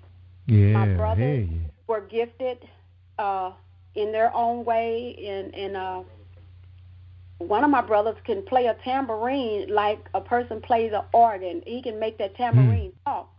Make it and he went on the what was this show that Steve Harvey used to I don't know if it was the Gong Show or whatever, but he went on that show playing that tambourine, and the audience was just like, oh my God, this man is playing a tambourine. He played that tambourine. Wow, that is awesome, man. Yeah. Wow, what a family. I mean, it's too bad you guys couldn't put your own, musical group together. Yes, You hear about that all the time, with that kind of talent. But like you said, everybody's talent is in their own. So that is simply awesome, though. That is awesome. Now, where did you say you grew up again? I was born in Greenville, Mississippi, but we moved to St. Louis, Missouri when I was a toddler. Because I have another sibling that is like a year and 3 months under me, and she was born here in St. Louis. Shortly after we had moved here. All right, good. And you have your husband managing you. Now, how did that ministry happen? Well, you know, my husband took on the task of pushing me into my destiny. He pushed me, and I do mean pushed. He forced me to practice. He forced me to get on that mic and continue to work hard and learn the songs and do what I needed to do. And I just you know how you just think that, well, I just sing, and I love singing, and I just sing. But there was more to it than that. It was a ministry. It was touching the lives of people, and I found out that my gift is singing and ministering to people through song. One young lady, I was at church one night, and I was singing, and the anointing was so high. And this young lady heard me singing, and she came in off the street and sat in the back of the church. I'll never forget it. And she walked up to me after the service and told me, I heard you singing when I was coming down the sidewalk after I had crossed the street, and I was on my way to kill myself. I was going to commit suicide tonight. But I heard you singing, and I stopped, and I came into church, and I sat down. And while listening to you, and the tears was just running down her face, she said, I changed my mind. And that, if anybody asks me what was the most awesome moment of your life in your music ministry, that would be the most awesome moment of my life. Wow. I was completely, I could have hit the floor. I mean, I cried, she cried, I hugged her, and that's when I knew that this is not about me, this is about souls. It is about reaching lives. That's why every song that God gave me, it is about ministering to the needs and to the hearts of people. And that's what I do. That's what I do. All right. Now tell us a little bit about this song that I just played, He'll Do It Again. Tell us about that song. How did that happen? That happened when I was going through some of the worst times of my life. I was abused physically, mentally, emotionally. I was sexually assaulted. I went in the military. I was abused there. I was stalked. I went through a lot because, you know, when you're ignorant and you don't really understand the voice of God, and I'll tell any listener out there, it is a dangerous thing to be anointed and have the word of God and don't know what to do with it. You have to sit at the feet of God, and you got to learn. You have to be taught how to protect your anointing. You have to be taught how to listen and study for the voice of God, because you have to be led. You are a target for the enemy. And when you don't know what you have and how and what to do with it, and you just kind of go on a whim, and you're leaning to your own understanding, and you're not waiting on God, and you're not listening for the voice of God, and you're not allowing Him to order your steps, you are a prey for the enemy. And I went through a lot of suffering and a lot of trials because of that. But everything I went through, God brought it to me. I brought you out then, and I'm going to do it again. And when I came to myself, like the prodigal son and like the children of Israel, when I got out of line and I came back to myself and said, Lord, forgive me and help me. I don't know what I'm doing. I don't know how, to deal with the world, because I was sheltered all my life, and I was in church, and there was just a lot of things I just didn't know. I took people at face value.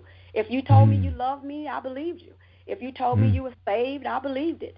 And so I was just caught up in a lot of crazy stuff, and I was used and abused, and everything, that was attracted to me, it wasn't because it liked me or loved me. It was because of the anointing that was on my life.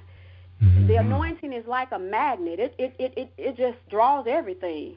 The nuts, bolts, the pins, the the nickels, the dimes, the quarters, and rock, whatever. It draws everything. That is true. That same needle that will hem your clothes, it will stick you and cause you to bleed and be in pain. So I had to really wake up. I had to really stay at the feet of Jesus and let him teach me how to walk this walk.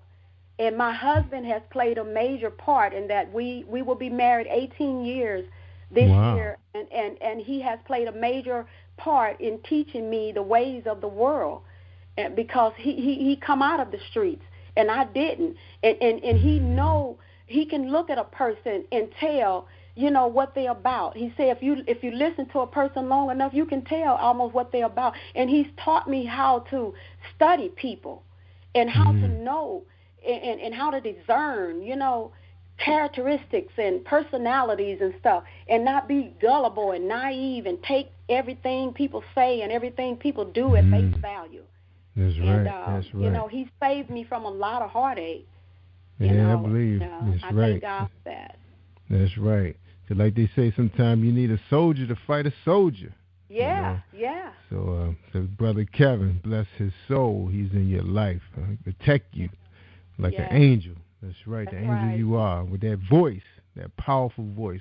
And ladies and gentlemen, we talking to Merlin Dunn, former soldier, an angel. Whew, the voice. All right, we're going to take a quick break, and we're going to come back, Merlin. We're going to talk to you and Kevin about the industry, because that's what the audience is waiting to hear. We appreciate you sharing your life, because I know it's somebody out there who listening to this message is for, and we hope it bless their soul. All right, so hold tight for a 60-second commercial break with Dominique Wilkins and Lisa Sandler. Okay, hold tight. Are you experiencing a stage of life trauma? An everyday life experience that may distract you or shake your faith? My good books are short stories written on everyday topics like jealous friends or an abusive parent, written with an underlying message directing your thoughts to a positive and spiritual place. My good book strives to provide a positive influence for real people with real life struggles seeking hope, inspiration, and a perspective that will change how you handle your own life's journey. Read my good books to enjoy a positive and spiritual message today. Then share it with someone else who needs it. Are you an author looking for promotional services or a reader looking for a great read at low prices? In this competitive world of books, Writing Royalty Promotions is dedicated to bringing authors and readers together to build a greater respect for literature through our various promotional services and online bookstore. So head over to WritingRoyaltyPromotions.com and check us out. Hi, this is Angel Sessions. And when I'm in town, I listen to Jerry Royce live, PositivePower21.org, where they play my favorite music.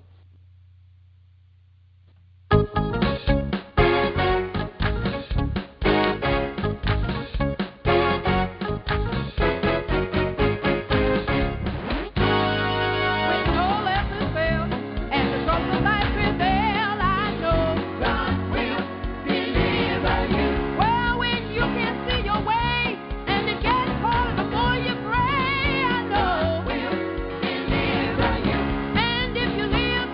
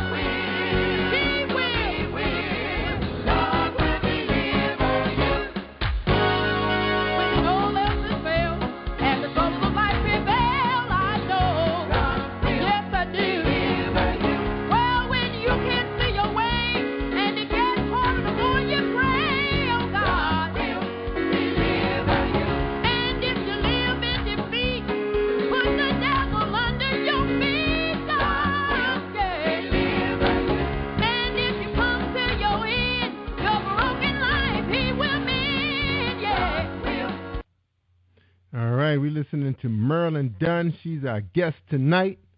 And her bio say she sings with such invigorating power that without warning, the window to your soul generally opens to Christ. Unquestionably, Marilyn's performances and vocal talents are an excellent demonstration of the healing power of music. All right, we're talking to Marilyn Dunn, and we have her her husband, Kevin Dunn, on the set also. All right, how you doing, Kevin? How you feeling tonight? I'm blessed. Thank you for having us, Jerry. So good to be on Jerry Ross Live. We just really appreciate it. Thank you very much. Amen. You're welcome, man. We appreciate you both, man. Blessing somebody tonight and forever, as long as this show is out there on the internet, right? Amen. Oh, yes. Amen. All right, God is so powerful, man. Yes. Praise Him every day, every day. Because I know what the streets was like too. Probably not as rough as the next person, but I've seen my share of gun battles. All right. Amen. That's right. Because the streets of Baltimore is not easy. It's not easy. That's why we work hard. Keep my kids out. that's the biggest thing you fear most is they're going to see what you saw. That's right.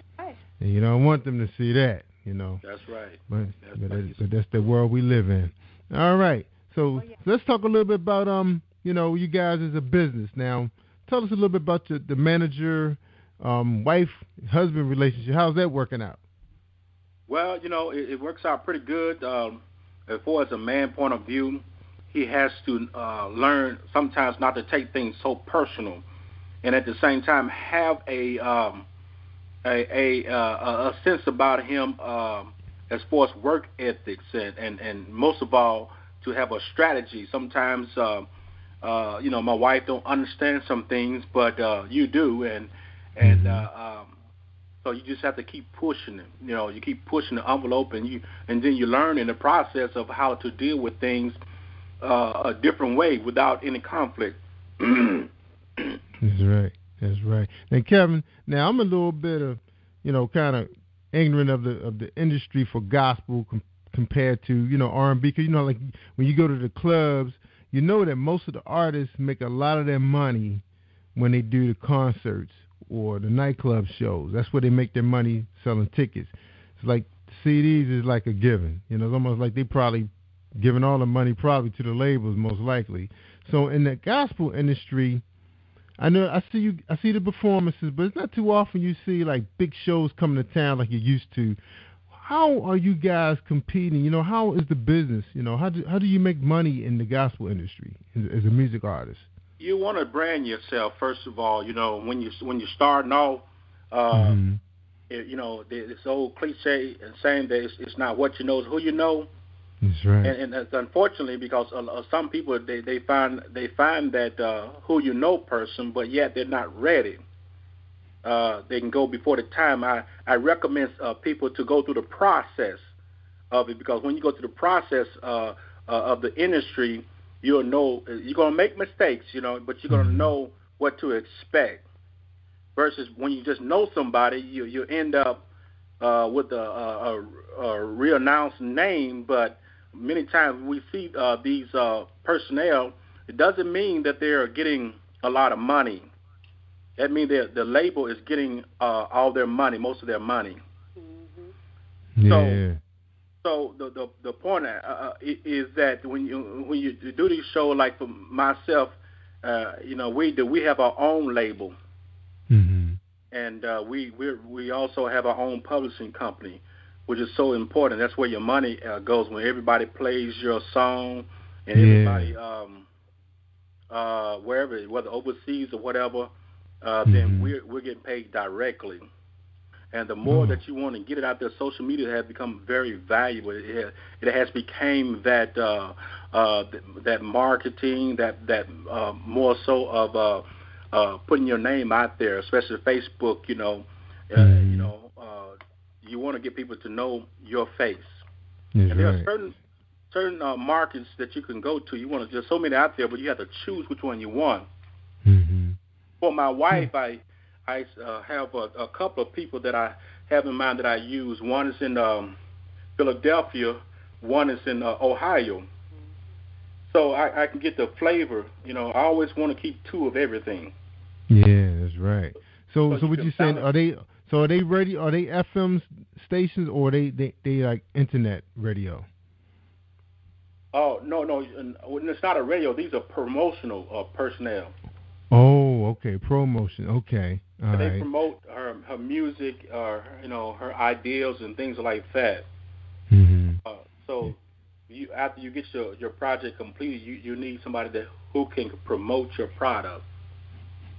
Okay. Now let me ask you this. Now, let's talk a little bit offline first. Now, I know in the Baltimore market, on the FM side, you don't really hear the big FM stations playing gospel music, but on Sundays. But on the AM side, which the lower frequencies, you get like 24 hours of gospel music. What's the challenge for you as a manager getting an independent label like your artist played on the FM side versus AM side? Is there any challenges with either one? Definitely a challenge. Definitely a challenge, to try to get in. When you talk about these big marketers trying to get in on radio play, it's really very political. You have your 20 people that they play every week, 20, 25 people they play every week, all the same people all the time. For as a independent artist, they really have to work even harder to try to get on there, and then this is where who come in at. Mm-hmm. So if you wow, know, so it's no different. So it's no different than the R&B side than in the rap, hip hop. It's the same. Wow. It's the same. It's who you know. You know Kirk Franklin, you can get on there. Yeah. If he make a deal with you, you can get on there. And it's not. I want to talk to those people that feel it's not sometimes that your voice or your product. It's just a business. Yeah. So what are your options as an independent label or artist? How do the people hear you? How do they find you? People hear you through like the Jerry Ross Live. They hear you through there are other entities. You want to get the social media involved, Facebook, Twitter, all these, every social media that you can think of, and you blast yourself out there with your website. You need a website, which is so important, and your links that people, when they see your face, you pray that they click on those links and hear your song. When they hear your song, then you want them to buy it. That's right. Now let's talk about that a little bit. Now I didn't get your website. I was looking at your bio. I didn't see your website, but I know it was in a promo package that you guys are working with the group out in Florida. That's promoting you. That's how we found out about you being a member of that industry. Absolutely. So that was awesome. Now you're selling now. How do you sell your music? Are you selling your music through iTunes, Amazon, and some of the other ones out there? Every iTunes, Amazon, every social media site that has music, CD Baby, and all of that's what we sell it. And the interesting thing about it that people don't understand, what you do is you say, for instance, you take somebody like CD Baby, and you go through the process of CD Baby or getting your information on there. They're gonna ask you questions, and and then you download your CD cover, and in addition, when you download your CD cover, you download your music and all that, and CD Baby approve of it. They themselves would send it to every social media, and you don't have to do all that work. Wow. So they do some stuff for you. So they upload it to iTunes for you too? Amazon? Yes. Wow. Amazon, all of it. So are they connected, or is it just a service that they render to you so you can come to them first? It's a service that they render. I did not know that. Wow, that's awesome. I used to buy stuff from CD Baby because they're really good about holding on, like older tunes. You want to go all the way back and listen to some stuff that you like in the 80s. They were really good with that, and they do Blu-rays of some of your favorite artists, which I love. Yes, absolutely. All right. They also for publishing and stuff, they'll find out if your music been played They can do the same thing that ASCAP does or BMI. Oh, they and keep pay count. Your royalties. Oh, okay. So they actually help out. Now, if an AM, now what happens when like some of the smaller radio stations trying to get y'all word? You know, like I know some of the stations, you know, the big boys pay royalties out there. Do you guys expect the smaller stations to pay royalties, or you just using that smaller market to get the word out about your music? You don't worry about it. You use every market that you can. The smaller market, a lot of them do not pay the royalty, but you want the branding from your music. You want the people to know your face and your music that comes along with it. And when people begin to know who you are, and then every time they see you, that's a plus on your side. I know, that's you know, right. they may say, I know them, they, you know, so, you know what I mean? Mm-hmm. They got a devoted following. Right. Yeah. You create a following, and you want to do that, and that's why social media is so powerful. That's right. Now, Kevin, how you feel when you guys come across like some of those internet radio entities that they have really good followings? I mean, I'm talking about maybe 400,000 or 500,000, and they charging. You know, how you guys feel about that when they want to charge you a fee to come on their show or to put your music in rotation? How are you managers gathering that concept? Well, I think you have to work yourself to that. Like there is a one radio show that is very big that wants a nomination. You know what I mean? Which you talk about with T.D. Jakes and all those people. They built that. You know what I mean? When you put the work into it, you know what I'm saying, and then you have such a huge following and sponsor. You know, you're really gonna need some type of money to keep it going. Yeah. It's up to the individual whether they want to overdo it or not. But I feel within myself, if it's in your heart to do, you're gonna be right. You know what I mean? You're gonna do right. Yeah. Because one of the things I was getting from a lot of public relation firms, the first thing they ask you, when they want to invite their clients, when they ask, how much do you charge, to do and what's the time? And I was like, what? But you hear about that, podcasts charging, guests to come on. And I guess they say, hey, if you want access to my audience, this is what it's going to cost you, And I was just wondering how were managers handling that when they're trying to move CDs that cost 99 cents, or MP3 downloads for 99 cents. I guess you figure. Now that's a quick question I got for you, Kevin. I know years ago when you talk about a little bit about the mainstream, and one of the popular things that was out there was when remember DMX and Madonna and Janet Jackson were some of the artists that were, and Michael Jackson receiving some of the higher royalties per CDs, which was supposed to be 50 cent was supposed to be a big deal back then when you selling what was CDs costing, like $25 back then? I think. Yes. So 50 cents supposed to be really, really good. It could be, I guess, because they were selling millions of them. What is considered good now if you're selling downloads for 99 cents? How does that work? Well, if you got 1,099 cents, that's $1,000. If you have your own label, they're going into your pocket. So that's how them guys getting rich off them ringtones then. Right. So the more you build your audience, and the more people hear you and start downloading, then if you have your own label, you get paid. You get paid for that. All right. Okay.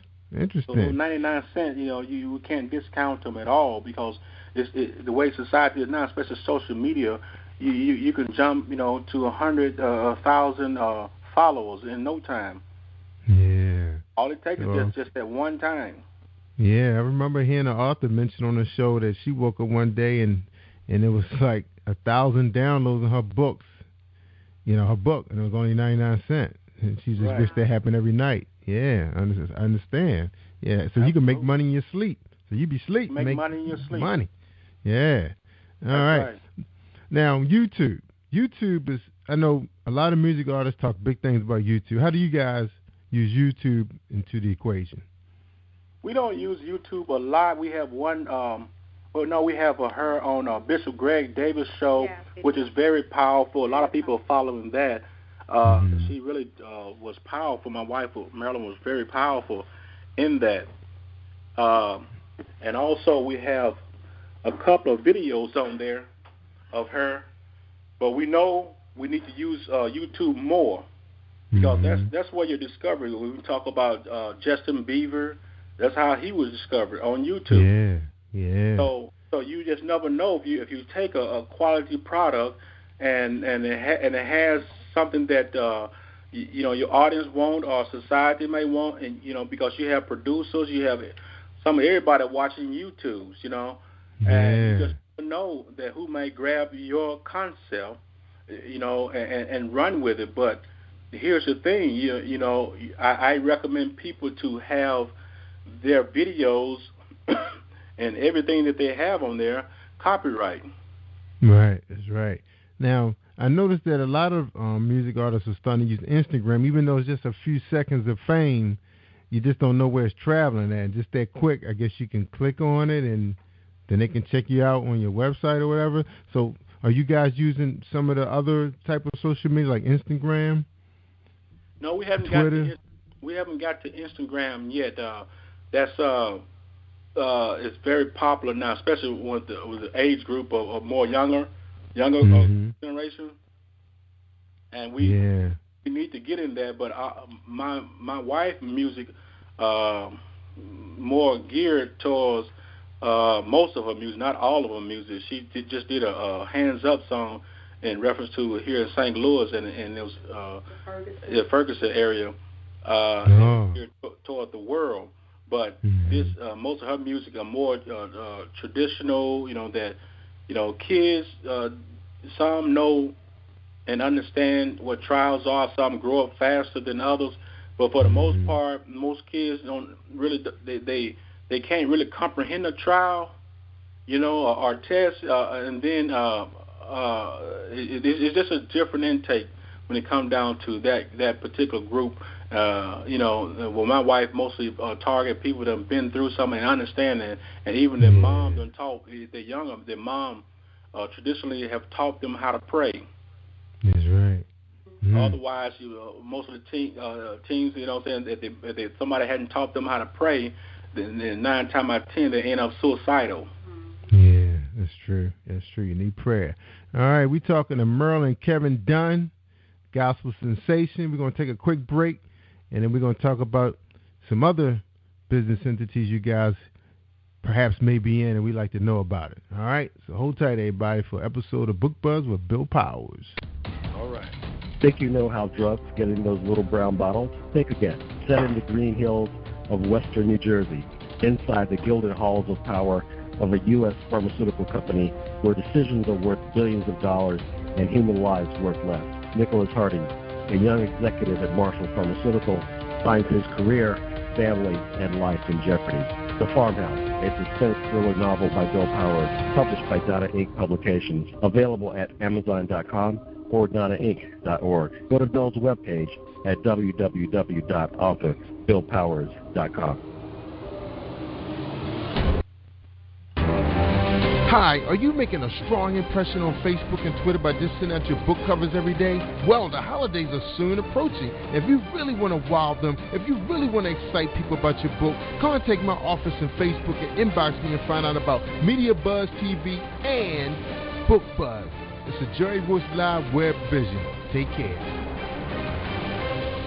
That's right. Valentine's Day is around the corner. That's right. You want to buy her something nice. So you got to make some money. Right, Kevin? So that's right. So get your book buzz on because we're hitting them, man. I think we're in like 6 countries. Strong, too. Amen. I think we're in 6 countries stronger than we're in New York City, which I was amazed. We're talking about Japan, Australia, and Italy, and Jamaica, to name a few. So Jerry Royce Live is worldwide, in case you guys thought I was just saying that. I thought I was too until I got that report. Amen. I know God is so awesome, man. I was just like, I just couldn't believe it, when I seen that report that they showed me. But that's God, man. I'm just the guy behind the mic. Amen. That's right. It's bringing information to the people. And we love the story you guys are telling, man. What a story. I wasn't expecting all of this. Marilyn with the strong voice, sharing her past. Kevin, the businessman. Whew.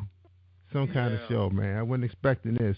I'm glad you was able to do it tonight, Kevin, because I know we tried to get you guys on Monday, which I wasn't ready anyway. It was too much was going on, man. When they talking about snowstorms, I'm planning my day with Netflix. I'm thinking about I'm going to be just chilling and relaxing and watching episode after episode. That's what I do when it's a snowstorm. Just relax, man. Amen. Anyway, so we talking to Marilyn and Kevin Dunn. They know the industry. They have a lot to share. Any of the young people out there or anybody aspiring to get into the music industry, whether it's R&B, hip-hop, gospel, sound like it's starting to be all the same. I mean, now, I'm kind of new to this. Like I was telling another public relations person, well, my producer was telling me that, basically we've been dealing with authors for a really long time, but we didn't really see there was, a big difference. But y'all stories are the same. A lot of people are moving away from traditional publishers. They're moving away from mainstream media. They're going after India. I guess the internet has opened it up like it's airwaves. It's like it's free for all. But you just have to come correct. Now, Kevin, I wanted to ask you guys now, I've seen some good gospel plays on the internet, man. And, people promoting them. And then I remember my cousin wrote one while she was living in Ohio, and she brought the show to Baltimore. And then I remember she came on my show and talked about it, and we put it out there for the week, man. I think everybody that I remember, friending or whatever, was from Facebook was there, from this area. It was unbelievable. The place had standing room only. And she was like blown away.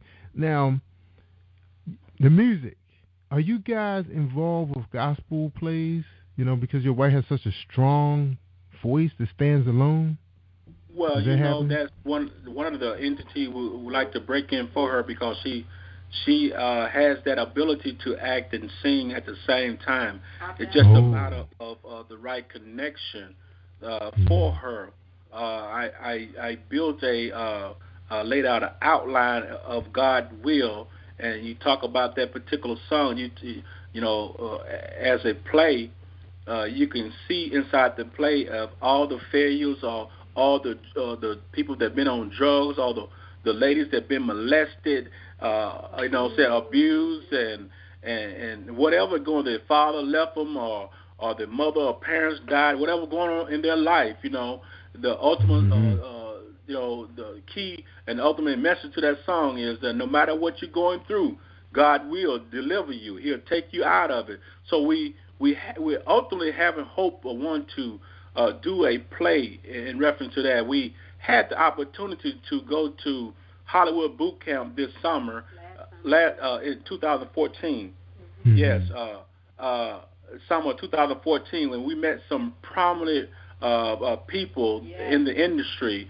We met all kinds of people, from actors to, from producers to some of everybody, and we all kind of, lingered there together, and we just had a very good time, and nobody felt insecure.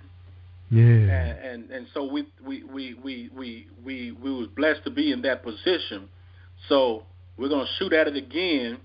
After we met some people, we're going to shoot out again, hopefully have it again, and we just hope somebody will come up with a song, or we connect with somebody and perform a play.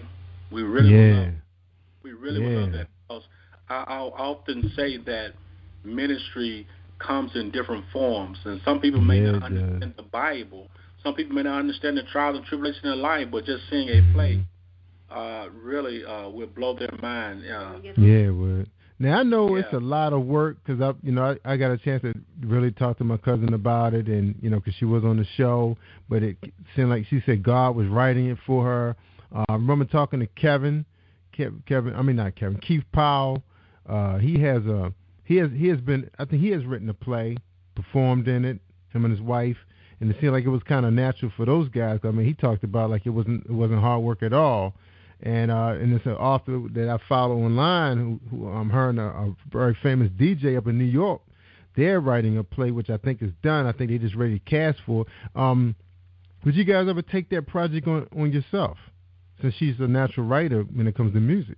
Yeah, we thought about it. We're putting ourselves in position, first of all, for people that's going to support you into the play and want to be a part of the play. So this is what some of our strategy for the next, I would say, for the next month or two, to put ourselves in position where we can do that too. You know, you have to get past the red tape. First, or just about anything to make sure everybody fears are, not what they think they are. You know what I mean? You want to be genuine by going to people, and asking them to be a part of something. That's right. Now I've been to, well, I haven't been to a play, but I've seen some one-man shows. Like, I thought that Mike Tyson piece was brilliant, man. He was funny, he was serious, man. It was a very soulful event, and I heard he did really well with it, because of course it appeared on, I think, HBO. It was live in New York. Do you see you guys, just one woman show, Marilyn Dunn, the voice, the life, she lived the life, who could tell the story better than her? Right. She's a very, very good actor. I do, if God, whatever God will have for us, we're not limited. We're open to it. Whatever He has for us. We're ready to walk into it, and we will not take no for an answer, because every day of our life we push for our dreams to come true.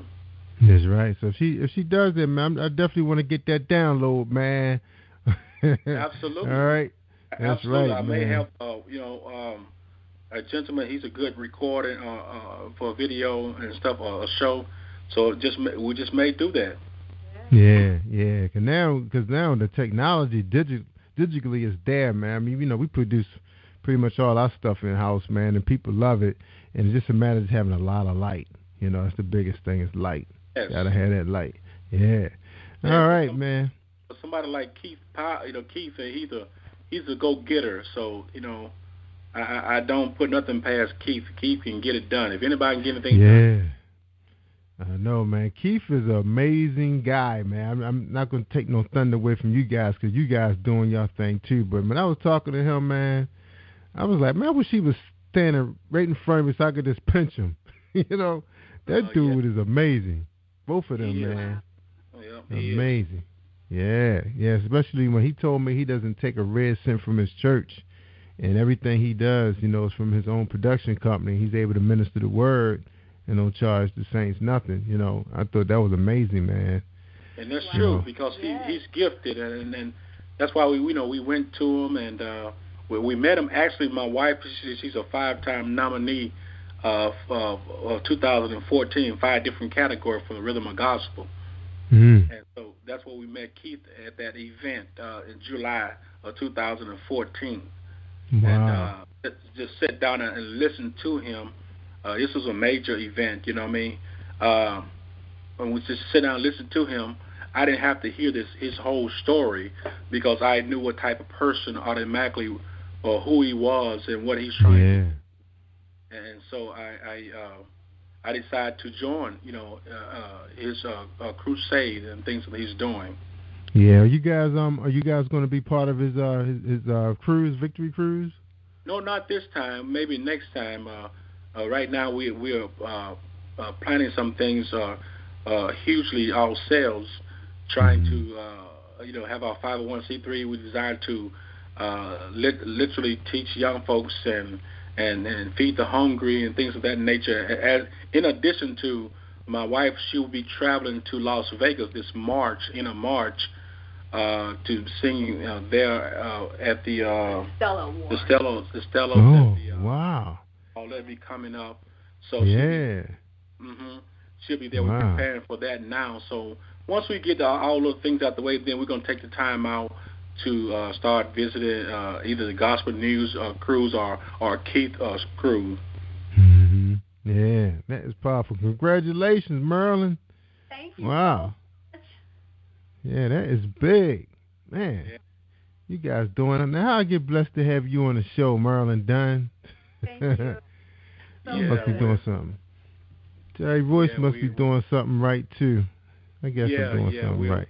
Exactly. There's been, I think, a couple other people, too, reached out there. But when I saw yours, I saw the Jerry Ross Live being motivated. And I'm a pastor as well, Oh, wow.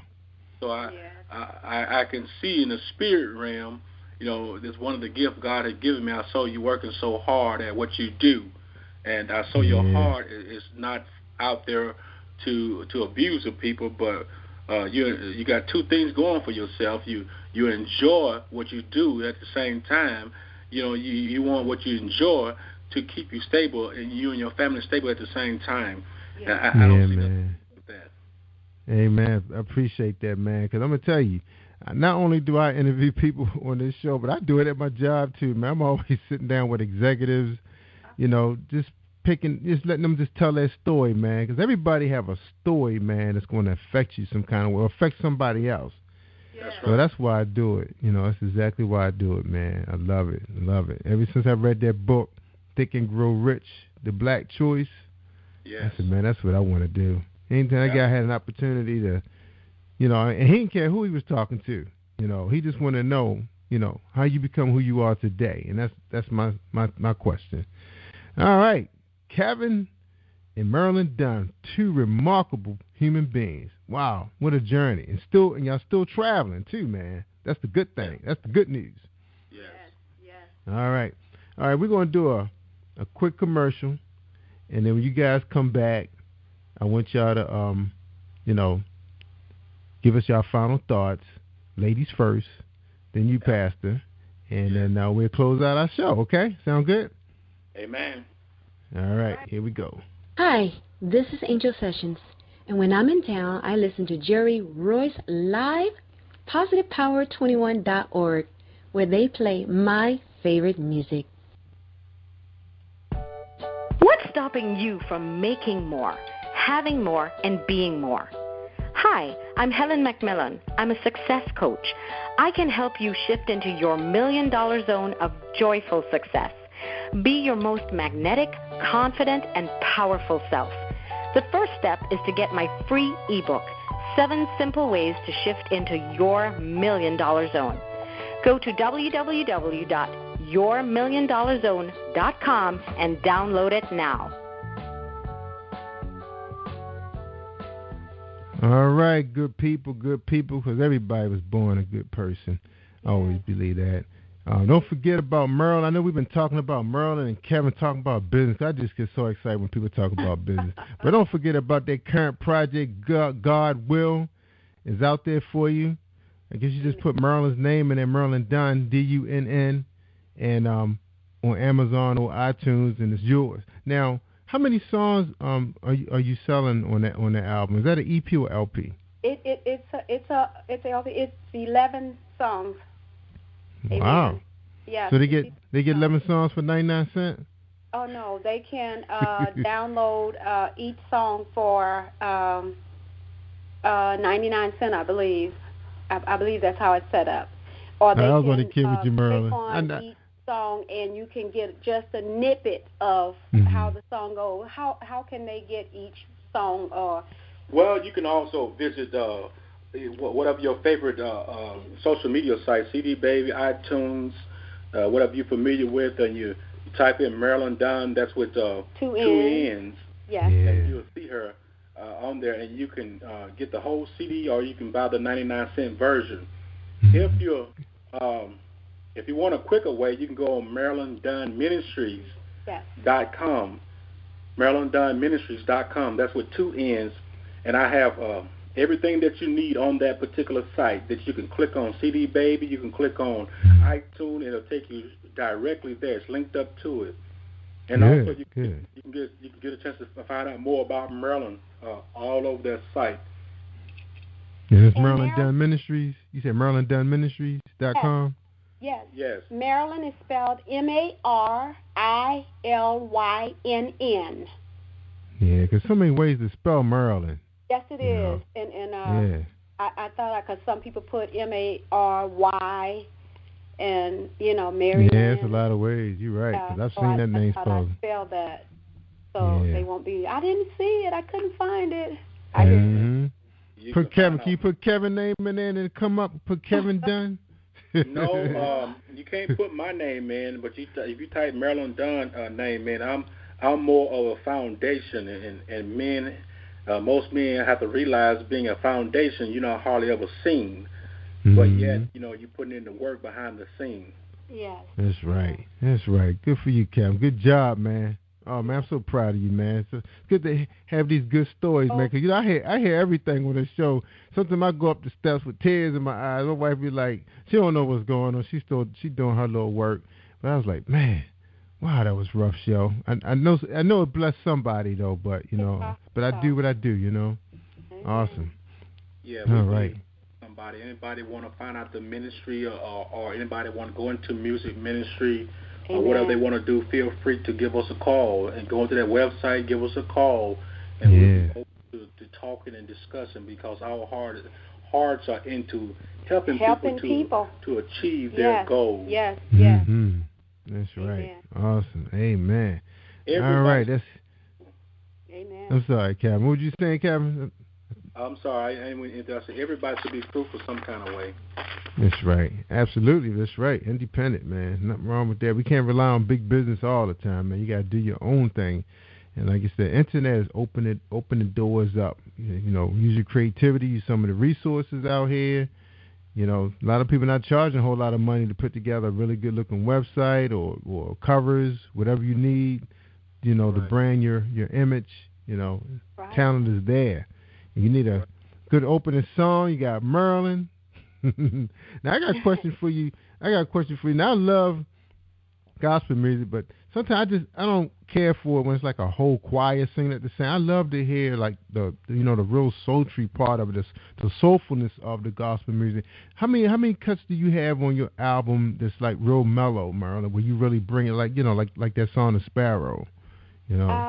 Let's see. I believe it's about 3 or 4 songs that's just real worship. Worship and just real mellow. Yes. Real tranquil, like really relaxes you. Oh, I love it. Okay, I'm definitely checking out because that's what I look for. Yeah. All right. Woo, you might have a new fan on your hands. That's right. Well, all right. We certainly appreciate you. Amen. We appreciate you very much. For reaching out there too. We don't take nothing for granted. I see success all in your life, and I'm rejoicing with you. Amen. Thank you, sir. I appreciate the testimony. Now, Marilyn, you owe me a radio drop too. All right. All right. So if you need a script, I send it to Kevin in the morning. All right. Okay. We'll do. But I tell you, I appreciate you guys. I tell you, Marilyn. I tell you, Kevin. I tell people all the time, man. If they want to hear the good stuff, I mean the real good stuff, they have to listen to Jerry Royce Live, Positive Power 21.org or Spreaker.com/Positive Power 21. Take care, everybody. Have an awesome week. Stay awesome. Thank you for tuning in to Jerry Royce Live on PositivePower21.org and Spreaker.com/Positive Power 21. This is a Royce Enterprises production. And don't forget about replay on Facebook.com/Jerry Royce Live. All right. That's a wrap. Thank you, everybody. Hi, this is Angel Sessions. And when I'm in town, I listen to Jerry Royce Live, PositivePower21.org, where they play my favorite music. Yes, this is Sherry Hill, the author of the Marquis Hill story, From the Cradle to the Bowl, and I'm on live with Jerry Royce. You are listening to PositivePower21.org with Jerry Royce.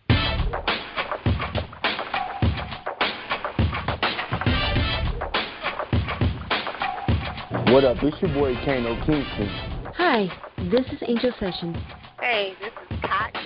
Hi, I'm Teresa Cowell. Hi, Jerry. This is Iowa Samuel Carter. Hi, this is Phil Powers. Hello, this is Teresa Bobby with Jerry Royce Live. Hi, I'm Philip Barron. I'm live on the Jerry Royce Show. Hey, what it do? It's your boy Houston Saint. Peace, this is Dahlia, the poet, spoken word artist. Hello, this is Mama Keith with Jerry Royce Live. All right, everyone. You got Robin Lynn, and I'm keeping it live right now on Jerry Royce Live. Hey, what's going on, everybody? What's up? This is award-winning podcast with the greatest podcast on earth. Thank you for stopping by. I'm your host, Jerry Royce Live Worldwide on Internet Radio, where you get your positive on. So when it's all positive, it's all power. That's positive power. This is a worldwide podcast for growth, wealth, and success. Thank you.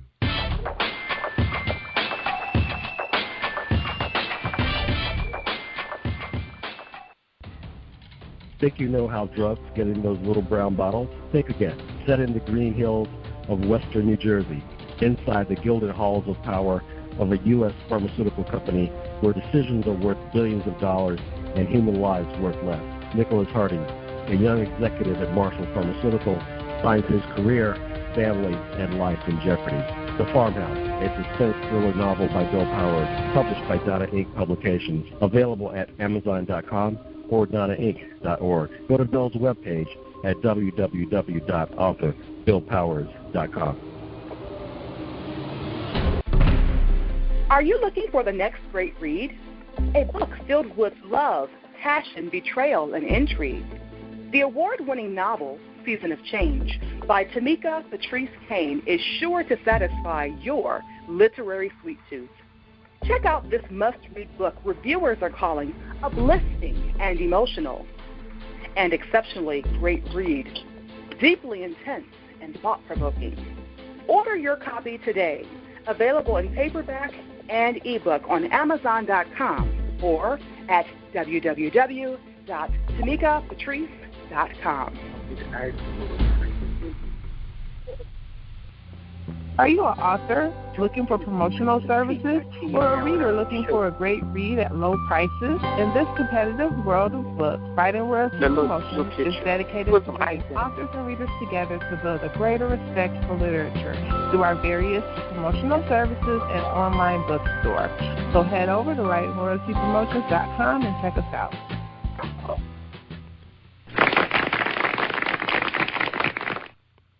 Thank you, everybody, for joining us, and welcome to Positive Power 21.org. I am Jerry Royce Live. All right, and we got a Book Buzz sponsor tonight. All right, sponsor of our show, and that'll be Darlene Rucker-Williams. So hold tight, everybody, for her presentation. What do you give to a person who has everything? Hi, I'm Darlene Rucker-Williams, and I am the owner of Stylish and Stellar Gifts by Dar. I get this question all of the time.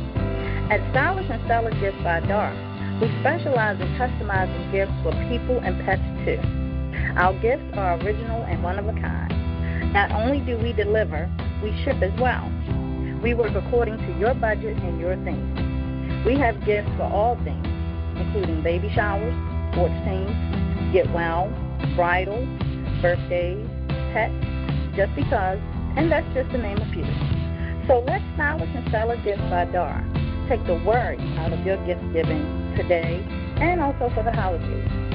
Our website is www.stylishandstellar.com, and our phone number is 443-682-5664.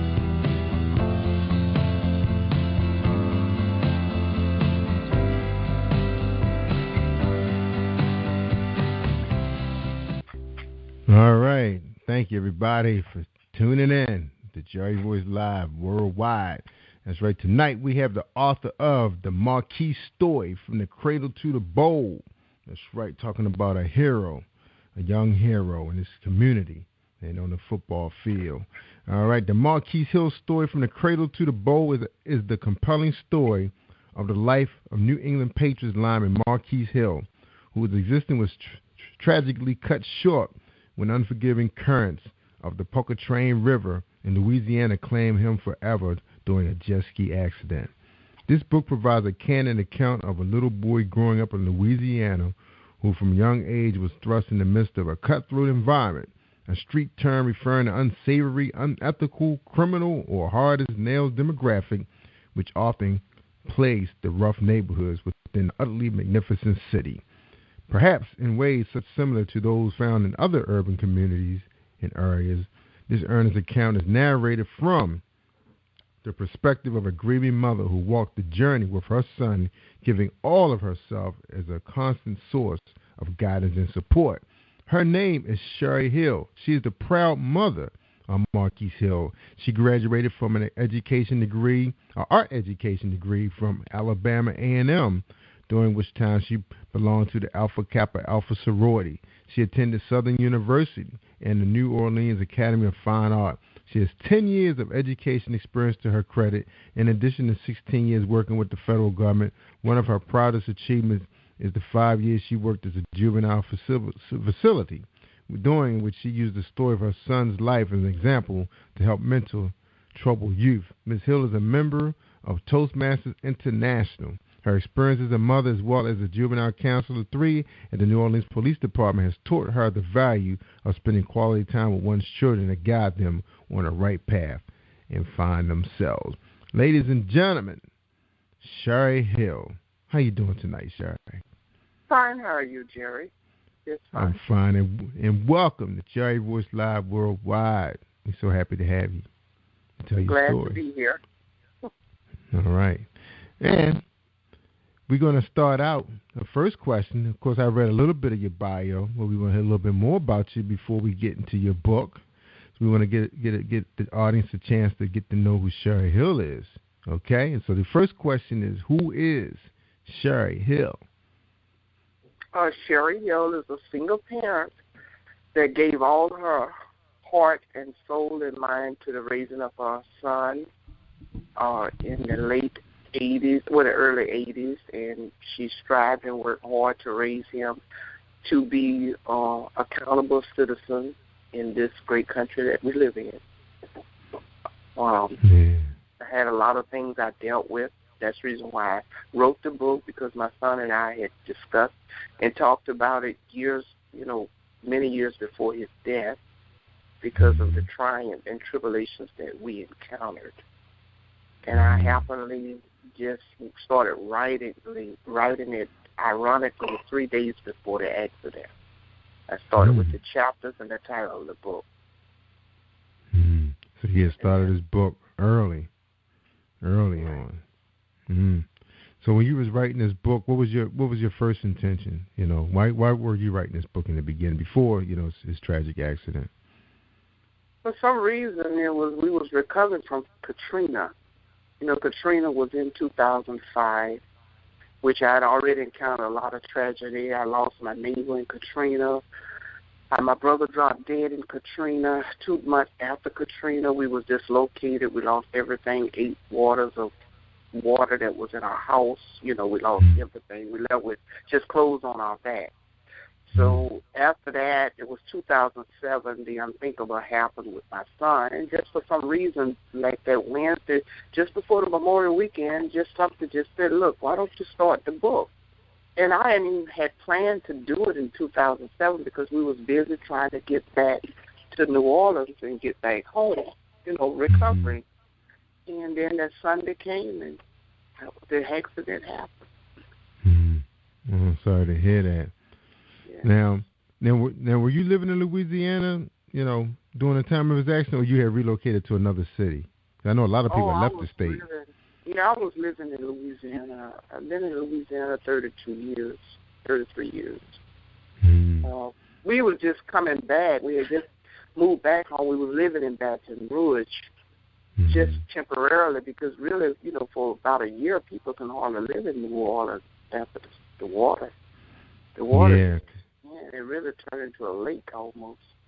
Yeah, because you guys were dealing with mosquitoes and snakes and stuff, and all kinds of stuff was going on. So people had to be careful. Right.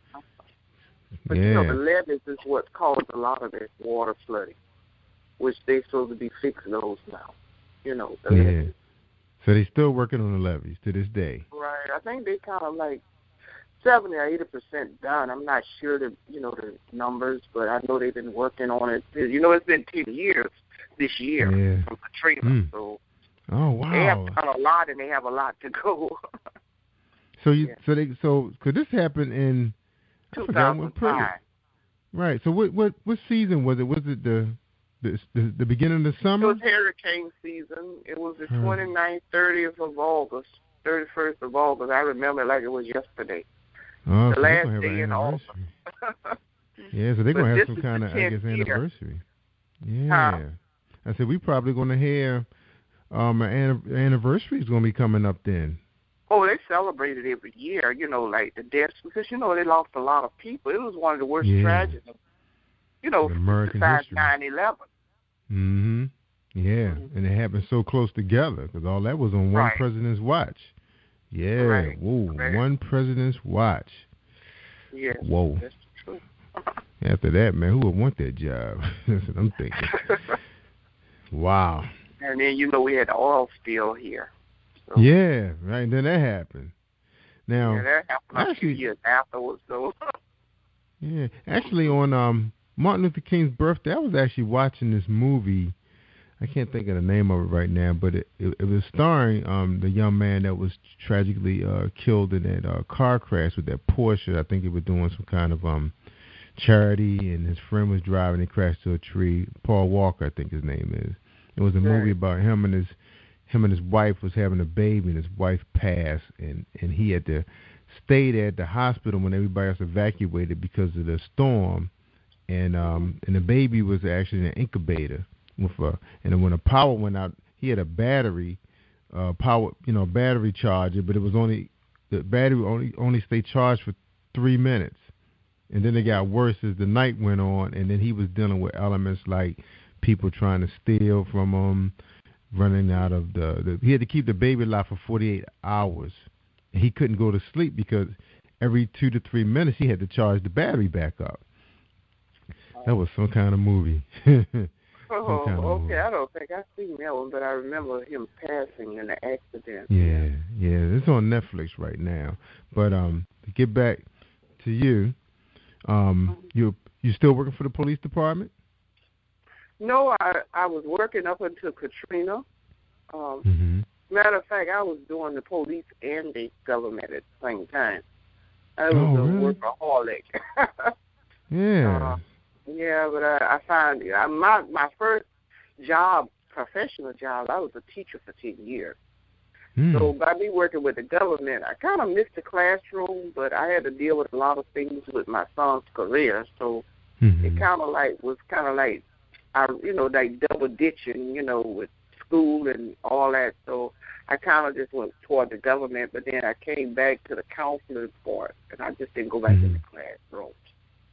But, so you were a teacher. So you were a teacher while your son was in high school. You were teaching. I taught when my son was young. I had 10 years of teaching, and I was matter of fact, I was a supervisor in one of the worst projects in New Orleans, Desire. But we had it was a positive light in that area. I was a director of a preschool there, and that was all the way up until my son's adolescence when he was like in the 7th, 8th grade. And I got on board with the government doing his, like 18 when he was in high school, up until he got through college. Because he got a government job, so that was either. So did he go to college on a scholarship?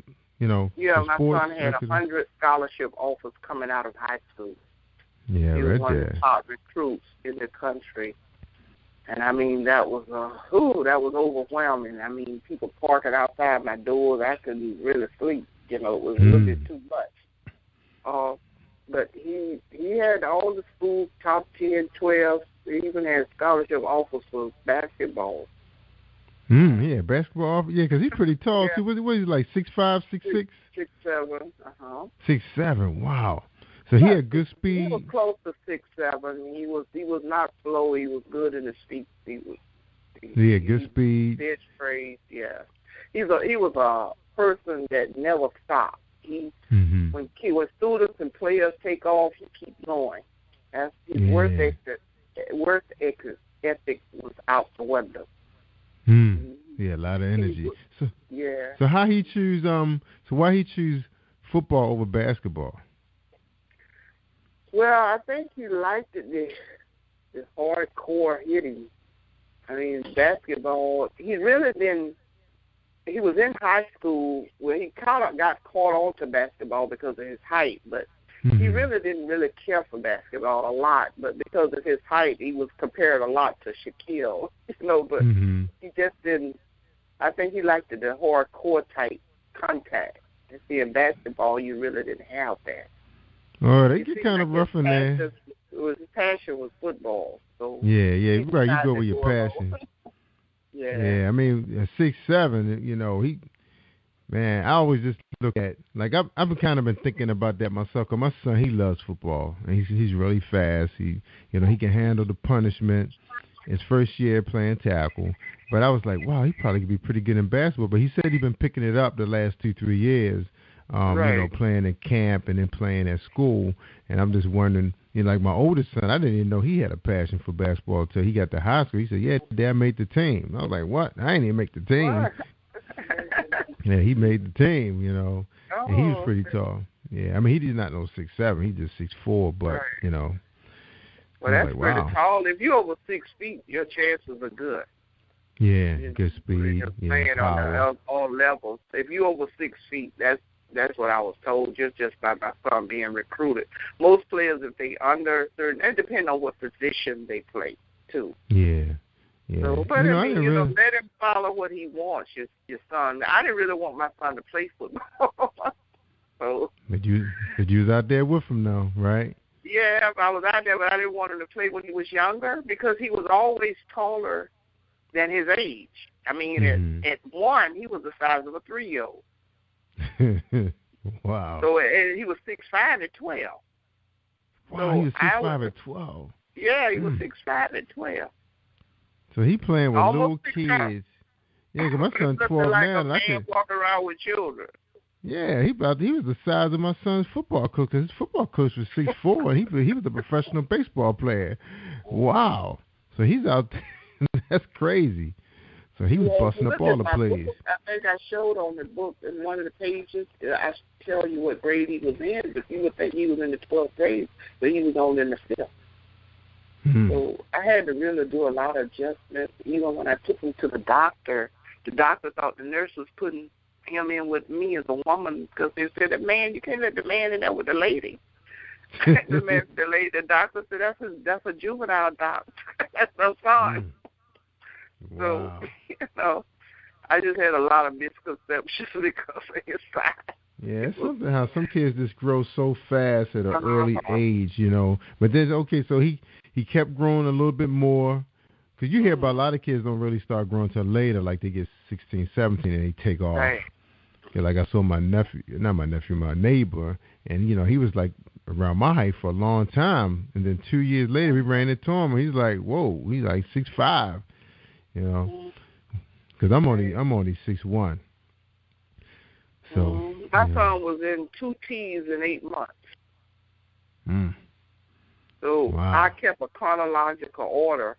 And it's just ironic I did all this, but I was just doing it, just how people write diaries.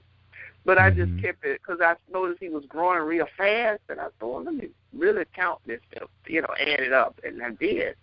And I happened to put it in the book too, but it just seemed like it just came in place, Yeah. Now you wrote in your bio that the streets was pretty tough in Louisiana, because we up here in Baltimore, Washington, hit New York sometime, and you kind of run into some real hardcore gangs and everything. You were protective of them. You had a professional job. You were able to afford to live in a community but sometimes you just can't protect your kid from some of them elements because they at the schools, they're on the playground, they're everywhere. So you did the best you could. What was the challenge trying to keep them away from trouble? Tell us about that. Well, I had to. You do what you're supposed to do at your home. A lot of parents do a lot for their kids. They tell them the right thing. They teach them. But see, when they get out from you don't know what kind of decisions they will make. And you always have to drill into their heads that, you can't be a follower. You always got to be a leader. And because JoJo go that way, that don't mean you go that way. So I had to kind of keep my son on a one-path road when I was raising him. Even when he was in school, I was getting reports from the teacher. They was getting out of line. So what I did, I made him a sheet that he had to take to school every day, just like he had a book bag. And the teacher had to tell me everything what he did in class that day, and she had to sign it. And I stayed on top of it. You have to be consistent with your children, and that's what I did. If you can't give them no slack, you got to stay on it. That's right. If you got 5 kids, you got to stay on all 5 of them. If you got 1, you got to do the same. You can't break the cycle. You got to be consistent, and that's the major thing that helped me when raising my son. I didn't give him a break. I put that Sherry Hill fear in. And you can't play with your kids. You can't be their friend. You got to let them know who you are. That's right. And they'll respect that when they get older. That's true. But, how about if some children just molded a little different? Because I have 3 kids, and my oldest son, he's 31. He helps us out a great deal. And he was just one of those kids. He was just so humble, so likable. My wife helped me raise him because, I had him in another relationship. And he was just one of those kids, he knew what he had to do. He did his homework because I was working 2 jobs. Like I said, my wife was helping me raise him, but she wasn't like putting a whole bunch of pressure on him. He just kept his room clean, kept his own bathroom clean. And he enjoyed life that we afforded him. We had 2 good incomes and nice neighborhood. And he had friends in the neighborhood. I said, why don't you go play with so-and-so? He said, no, he cusses a lot. And see, his upbringing was in the church. His grandmother kept him in the church when she raised him. I didn't get custody of him until he was in the 6th grade. So sometimes it's just the kids sometimes. Like some kids you do have to be harder on, So what you feel about that? Well, some kids kind of identify what they want and what they don't want. I mean, you got some kids that will just look like they're born and they just don't give you no problems. And then I've heard parents say, my first 2 children, I didn't have no problem. Then I had this last one and looked like I did a whole 90-degree turn, because it's just the way they come.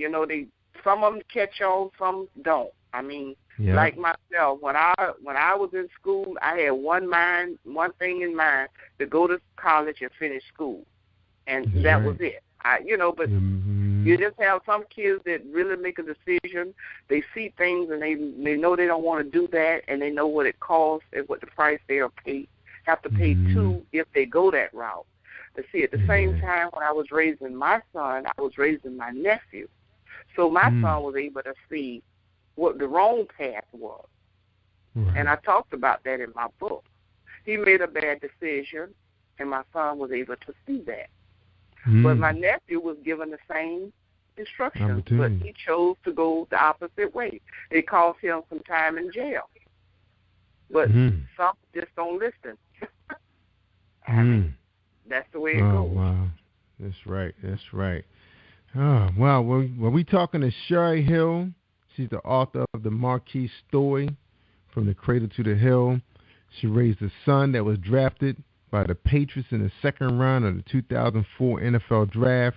He played in 1 game in 2004 and played in 8 games in 2005, making 3 tackles. All right, so that's what's written in the story. Got a nice picture of him showing him in practice, number 91. He was born on August 7th, 1982 in New Orleans. He attended De La Salle High and was rated by many publications the best defensive lineman in the nation as a high school senior. Was named first team All-American by numerous publications, including ESPN, USA Today, The Sporting News, Rivals.com, Super Prep, and Fox Sports. Selected as the National Lineman of the Year by Tom Lemming of ESPN. Named the Columbus Touchdown Club Player of the Year. Member of the New Orleans Times Top 16 Blue Chip List, Baton Rouge Advocate Super Dozen, and Shreveport Times Top 20 for the state of Louisiana. Rated as one of the top 100 school players by Dallas Morning News as the nation's number 7 prospect by Super Prep. Recorded 92 tackles with 8 sacks and 7 quarterback hurries as a senior. Also forced 5 fumbles, recovered 3 fumbles and blocked a punt, named first team 5A All-State, and he majored in general studies at LSU. So he was All-State, rated to the Patriots, one of the top teams in the world, world-class organization, the Patriots. The New on their England way Patriots. to the Super Bowl again. He went to the Super Bowl. Yeah. So you said Marquise went to the Super Bowl? First year in the NFL. First year in NFL. What luck. Wow. So, and this team holds what, like 5? That's right. Because they hold like 5 rings and been there, what, like 8 times or something like that? Or this would be the 8th trip. This is the 8th trip. I know they have 3 rings, and then they went the year after my son's death. They lost, and now they're going back this year. Oh, they got 3 rings. Okay, my bad. Your son holds 5 rings. They already have 3 Super Bowl rings. My son just had 1 because they had 2 when he was drafted. But he got a ring the first year. Right, but how about he got like 2? Didn't he get like 2 rings from LSU? He has 6 rings in all with the Super Bowl. Championship rings. Wow. He has the All-American High School. I think he played in one of the first All-American High School games. Mm-hmm. He's the West and the East, and they won. He got a ring from that, and then he had 4 rings from LSU. Yeah. And he didn't stay all 4 years. He would have had 6 rings from LSU, probably if he had stayed his last year, but he didn't stay his last year. Then he went on and got drafted and got the Super Bowl ring. So did he ever go back to finish his degree? No, he didn't have a chance. Or didn't have time. Well, like I say, he was at New England, and when the Katrina came, everything was chaotic. We weren't still straight at that time. Right. Okay. So thanks so much stuff for just going. Okay. All right. When we get back, we're going to talk about the book. We sent it. We know why you wrote it. Right after this commercial break, we're talking to Shari Hill. All right, everybody, hold tight. We'll book buzz for Tamika Kane. Are you looking for the next great read? A book filled with love, passion, betrayal, and intrigue. The award-winning novel, Season of Change, by Tamika Patrice Kane, is sure to satisfy your literary sweet tooth. Check out this must-read book reviewers are calling uplifting and emotional. And exceptionally great read, deeply intense and thought-provoking. Order your copy today, available in paperback and ebook on Amazon.com or at www.tamikapatrice.com. All right. That's an awesome book. You got to check it out, y'all. With Tamika Kane. All right. She's on Facebook. Tamika Patrice Kane. Check her out. All right. We talking to Shari Hill. She's the author of the Marquise Hill story, From the Cradle to the Bowl. Her son was from LSU, collected about 4 rings, got a Super Bowl ring with the New England Patriots, on to greatness until his tragic death, jet ski accident. Let's talk about that a little bit, Shari. I know, he's a grown man. He's on his own. He makes his own decision. He's not under your roof anymore. He's living his life. But if he was in high school, would he ever gotten on that jet ski, knowing where he's trying to go, what he's trying to accomplish? What'd you say about that if he was in high school, still under your roof? Oh, he would never have gone out there. I didn't want him to get this jet ski. But he had a passion for water. He loved to swim.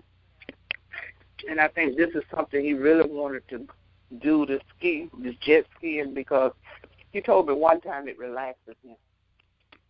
And because he always was raised around the water, how the kids, they don't think, they just think they can do it. But he was a swimmer. Yeah. But the biggest problem what hurt him is that he didn't have a jacket on.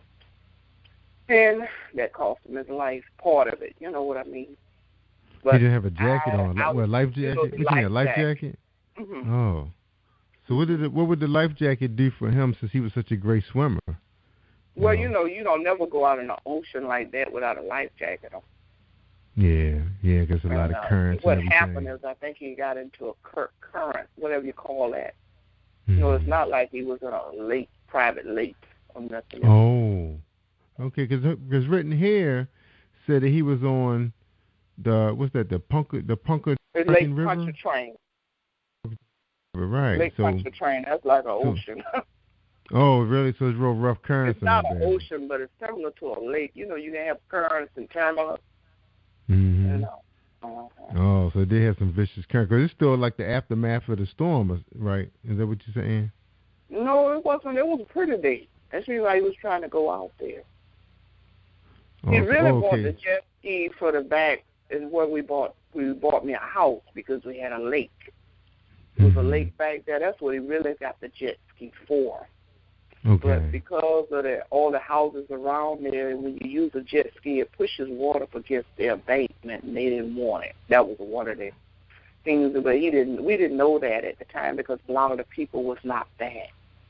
But that's what he bought the jet ski for. But I didn't want him to have a jet ski at all.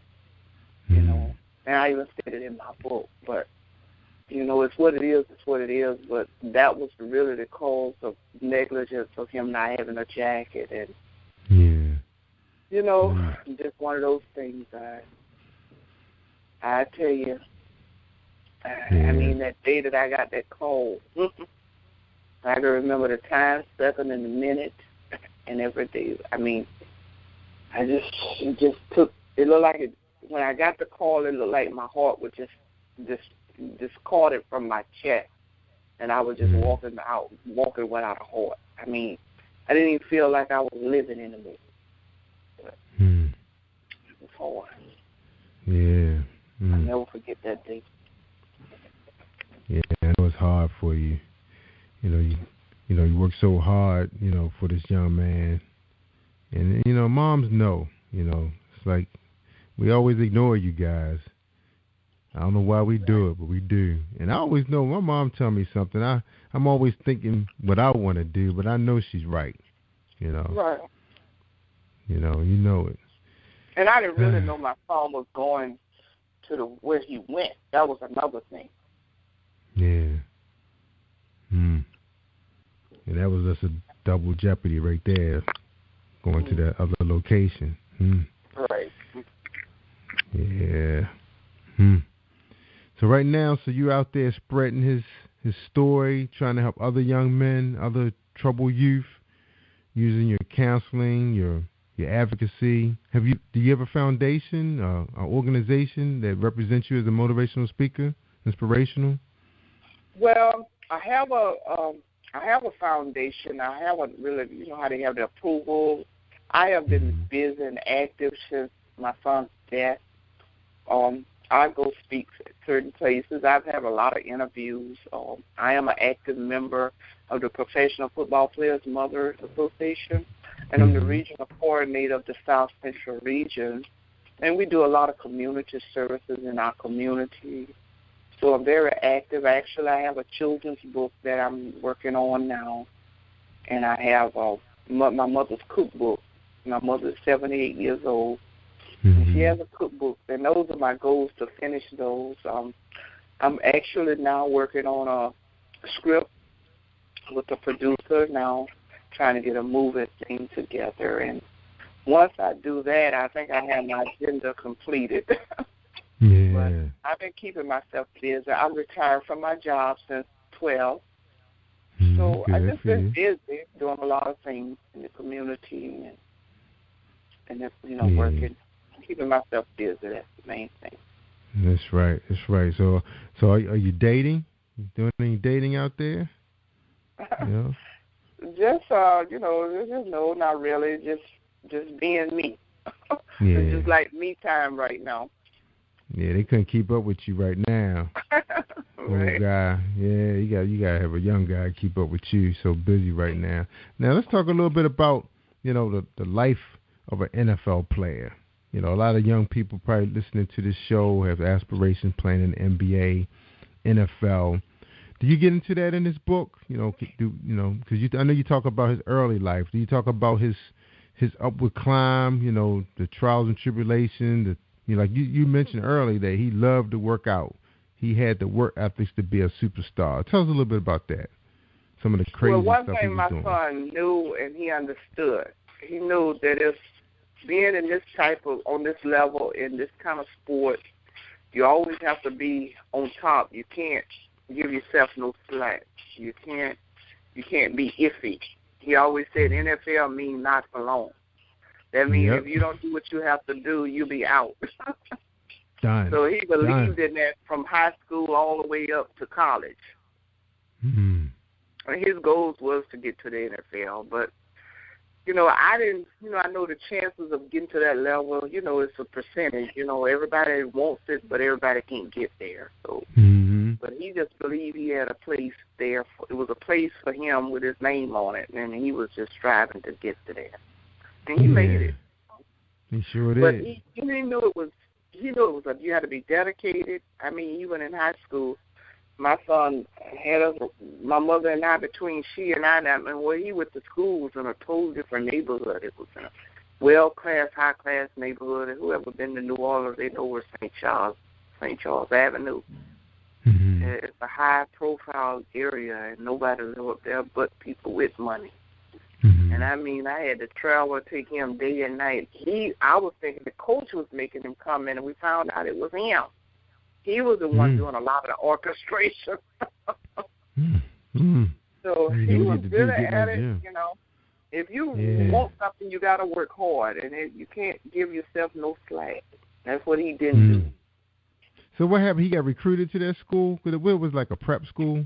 It was just a well-rounded educational, nice neighborhood school. It was a Catholic. It was a Catholic school. So they recruited him from elementary. So what happened? He got recruited from elementary school. He just selected to go there. You want to go to a school with a good program. And, you can't recruit for high school. You could, I don't think that you can do that. I mean, recruit them. You could tell them to come, but I mean, it's not like a college. Well, he do that around here in the Maryland area. They have prep schools that give kids scholarships to play for them. Those big money making the ones that cost $20,000 a year. Yeah, and they recruit kids from those little Pop Warner leagues, the little youth football. Yeah, they do that around here. I heard they do that in Dallas too. Well, that's what they call it, recruiting, because I was told that you can't recruit. You can give them financial assistance. Yeah, it's kind of they can't. Every city do different.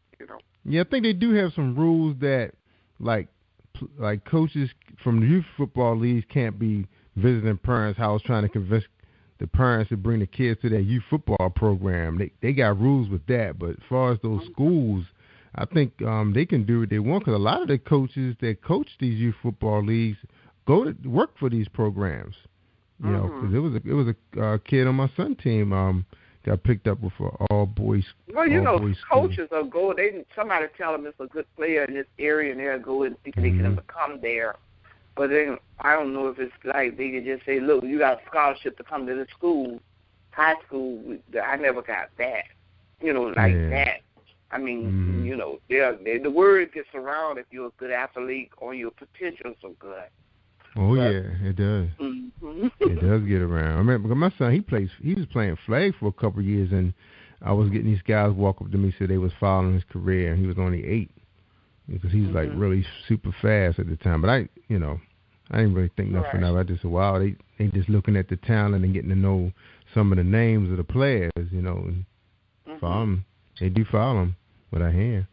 All right. So he went to this school. Everything was looking good. Graduated. He said it was 100 applications, or I guess acceptance letters, right? He had 6 boxes of them. The computer boxes? Yeah. He had 6 of those full of letters. And like I say, he got letters from everywhere. I mean, I know it had to be at least 100. Last time I counted was like 60 or 70. And I'm talking about big schools. I'm not talking about no colleges. We had about 80 of those. Big school, big program like University of Maryland, College Park. Big 10, Big 12, big SEC, all that. Wow. So what? He had a choice as to where he wanted to go. He decided and one to go time to I Alabama. thought he was going to Michigan. Mm-hmm. He was looking that way, but then LSU changed their coaches. That's Nick Saban came on with LSU a year before he came out. And he knew about him. Mm-hmm. Yeah. Wow. And my brother played at Alabama. Oh, really? Okay, so you're the brother that played college football, so he knew about it a lot from your brother. Well, my brother was the last team that played under Bear Bryant. Okay. Mm-hmm. Yeah. So right. So did your son like pick your brother's mind? His brain. What it took. The same people that recruited my brother turned around and tried to recruit him to Alabama, but he had his mind set on LSU. But he lives in Louisiana. Yeah. Awesome. All right. So where can people find you? To get your book. You got your website out. Let me give everybody the website is FromTheCradleToTheBowl.com. www.FromTheCradleToTheBowl.com. That's right. It's right out there. And if for you you to check Google out. my book, you should be able to pull it up. They have it on Exhiblers. Mm-hmm. They have it there where you can buy it from there. But the www from the Cradle to the Bowl is my website, and you can get it from there. And it'll come to me. The order will come to me. My website is safe. You can use your credit card, and you mail me a check, and I mail you the book, or you could do a credit card on there. Mm-hmm. And I'll sign it as well. Yeah, thank you for my autograph copy. I can't wait to show it to everybody when I do my promotional video. Thank you so much for this. Really appreciate it. We was really excited about having you out here, talking to, because, the NFL is like really something big around our household. We love, the Baltimore Ravens. My son, he actually was invited to their facility, got a tour, got a chance to hold a trophy, took pictures with it, hug it, you name it. And so it's a real big, time for us this time of the year. We really enjoy every bit of it. Yeah, awesome. And awesome organization. And I know, you guys had that same feeling when the Patriots call you guys and it's like family, They treat you like family at these places, And all the hard work paid off, and he got a chance to wear that brand on his back, Right. And Mr. Kraft and Mrs. Kraft, his wife, she passed away about 3 years ago or 2, I think. Yeah, I remember that. That was that's an awesome organization. Mr. Kraft was very, very supportive, and he flew his whole staff down to the funeral. And it was really lovely. They really gave my son a big honor, or as they say, a send off. Homecoming. Yeah. Right. So the Patriots is one of those kind of organizations that you play for, and it's like even if you go to another team, it's like you're well respected, because you play for the Kraft family, the Belichick, the genius, the Tom Brady. Right. So I know that was quite even after your son's career for playing with the Patriots. I guess you're always a Patriot. Always. Right. Even today, he's still labeled to be a New England Patriot. I'm sure the fans will never forget him as he wore that brand, that logo, the NFL badge. That's a big honor and a many rings. Number 91 forever and a day. That's right. Now are they going to hang his jersey or retire it, or is there any talk of that, or has it happened yet? No, I don't know if you have to play so many years, or I don't know how that works. But they made a showcase with all his stuff in it. I know they did that after his death. Okay, at the facility. I think I have a picture of that in the book. Yeah, because I know Derek Thomas was one of my favorite players for Kansas City Chiefs, and I know he had a tragic accident. I think they were going to some snow lounge, and he had a road accident in his vehicle. And I thought they had done something like that. That was one of my son's favorite players too. Yeah, he loves Derek Thomas. Real sweet guy too. Yeah, but he played a pretty many years for the Chiefs. So he could have probably had his jersey retired, his number. I think you have to go through so many years or something like that for them to retire a number. Because if you think about it, if everybody want to retire now, they won't have any numbers left for them to use. So I think it's, I don't know if it's so many years or it's a certain status. I don't know how that works. Yeah, it's something special about it because I know nobody's going to wear number 52 jersey in Baltimore for sure. And I don't even think nobody even put on number 20 right now. So those are two guys that are like, legendary in Baltimore, the 52 and 20. So nobody's worn those jerseys, Well, you believe it or not, my son actually saw, what is his name, Testaverde and Doug Flutie play as a child. When he was a child, I remember him looking at them playing, and he turned around and actually played with them. On the team. Now, how close can you dream come? I know. That is incredible. That is incredible. He actually played side by side with them, with the Patriots. Wow. And when I did an interview with the Boston Globe, it was the Boston Herald, one of them. It was the ESPN Boston. Mac Reese, and I told him, and he put it in the article. So it's in the article, but that was amazing. You see a person on TV as a child, and you turn around and play with them. As a teammate. That's really awesome. but they did mention you mentioned on your website that throughout that near perfect 2000 season, they said the Patriots wore number 91 insignia on their jersey, on the back of their helmets, right? In the back of their helmets. Right. Yeah. And I think they won 19 games in a straight, and that turned it to be 91 opposite. They had that in the article as well. But see, my son had talked about it. He said, Mom, we got this player, and he's really good, and I really think we're gonna go to the Super Bowl this year. And they went there next year after he left. After his accident. But they just didn't win. Right, yeah. They lost. That was the year they lost to the Giants. Yes. Yeah. Yep. Right. All right. And my son played around the corner from Eli Manning. He was in high school. Their schools wasn't that far apart. Oh, that's right. I forgot because the Mannings are from that area. That's right. Now, also you mentioned that Marquise is the cousin of former NFL linebacker Cornelius Bennett. He was one of my favorite players also, 5-time Pro Bowler. Right. Played for the Buffalo Bills, Atlanta Falcons, and the Colts. Good player. Right. That was my dad's favorite player, too. I remember my dad, when Cornelius Bennett came and he said, this guy's going to be nice. He's going to be awesome defensive player.